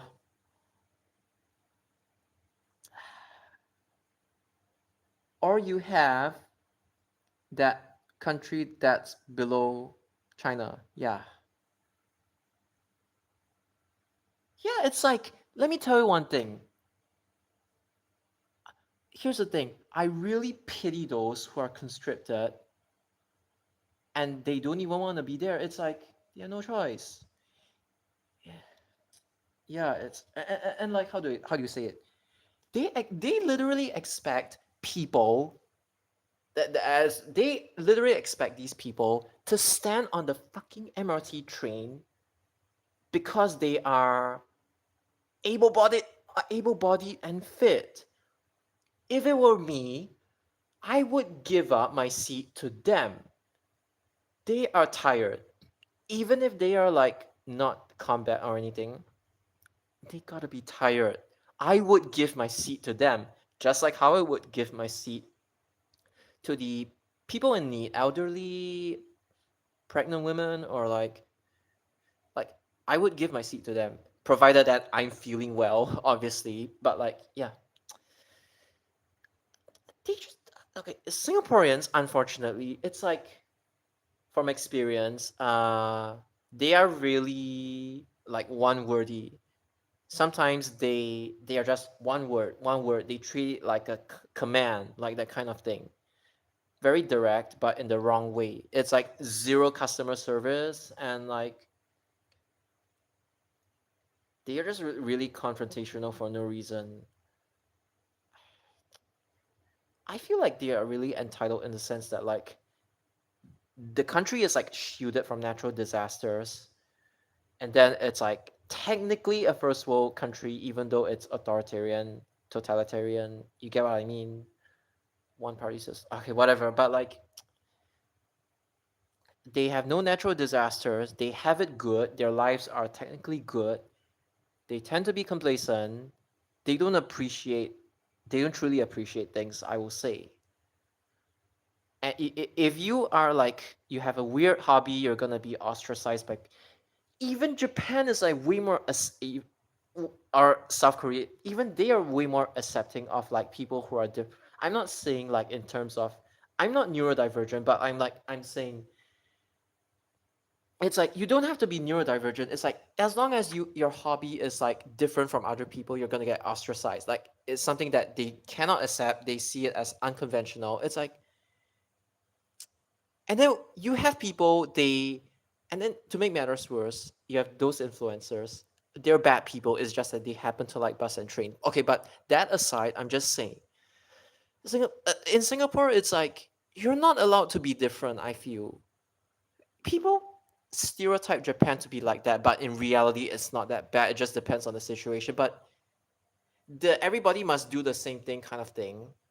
It applies in Singapore way more often. Like when I was in school, I had to like adopt a way more Singaporean accent so that I don't get made fun of. But when I graduated, I'm like, screw it. I'll just revert back to like right now, the way I'm talking right now.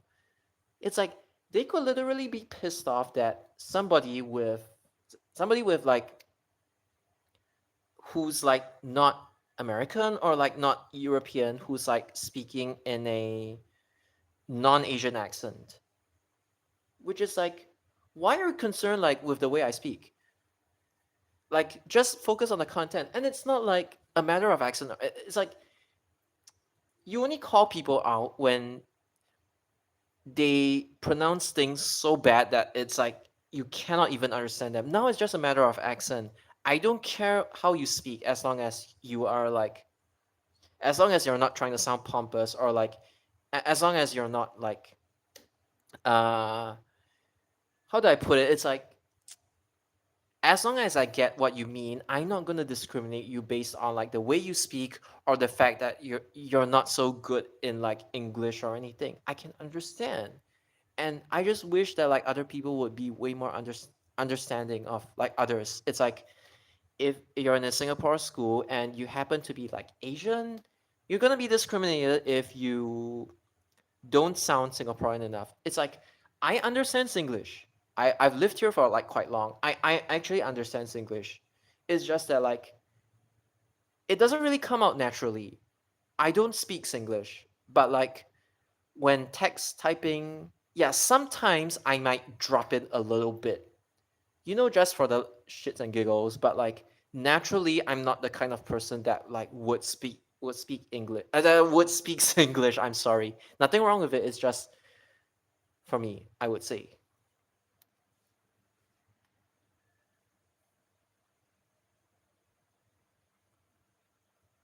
Uh-huh, have signed on long ago. Correct? Moving towards an equilibrium. Equilibrium, the chemistry concept. See you tomorrow. I'm falling asleep. All right. Bye bye. It's nice having you up there. I have accepted how many Asian-looking people here and abroad don't speak Mandarin or like other dialects at all. I respect that.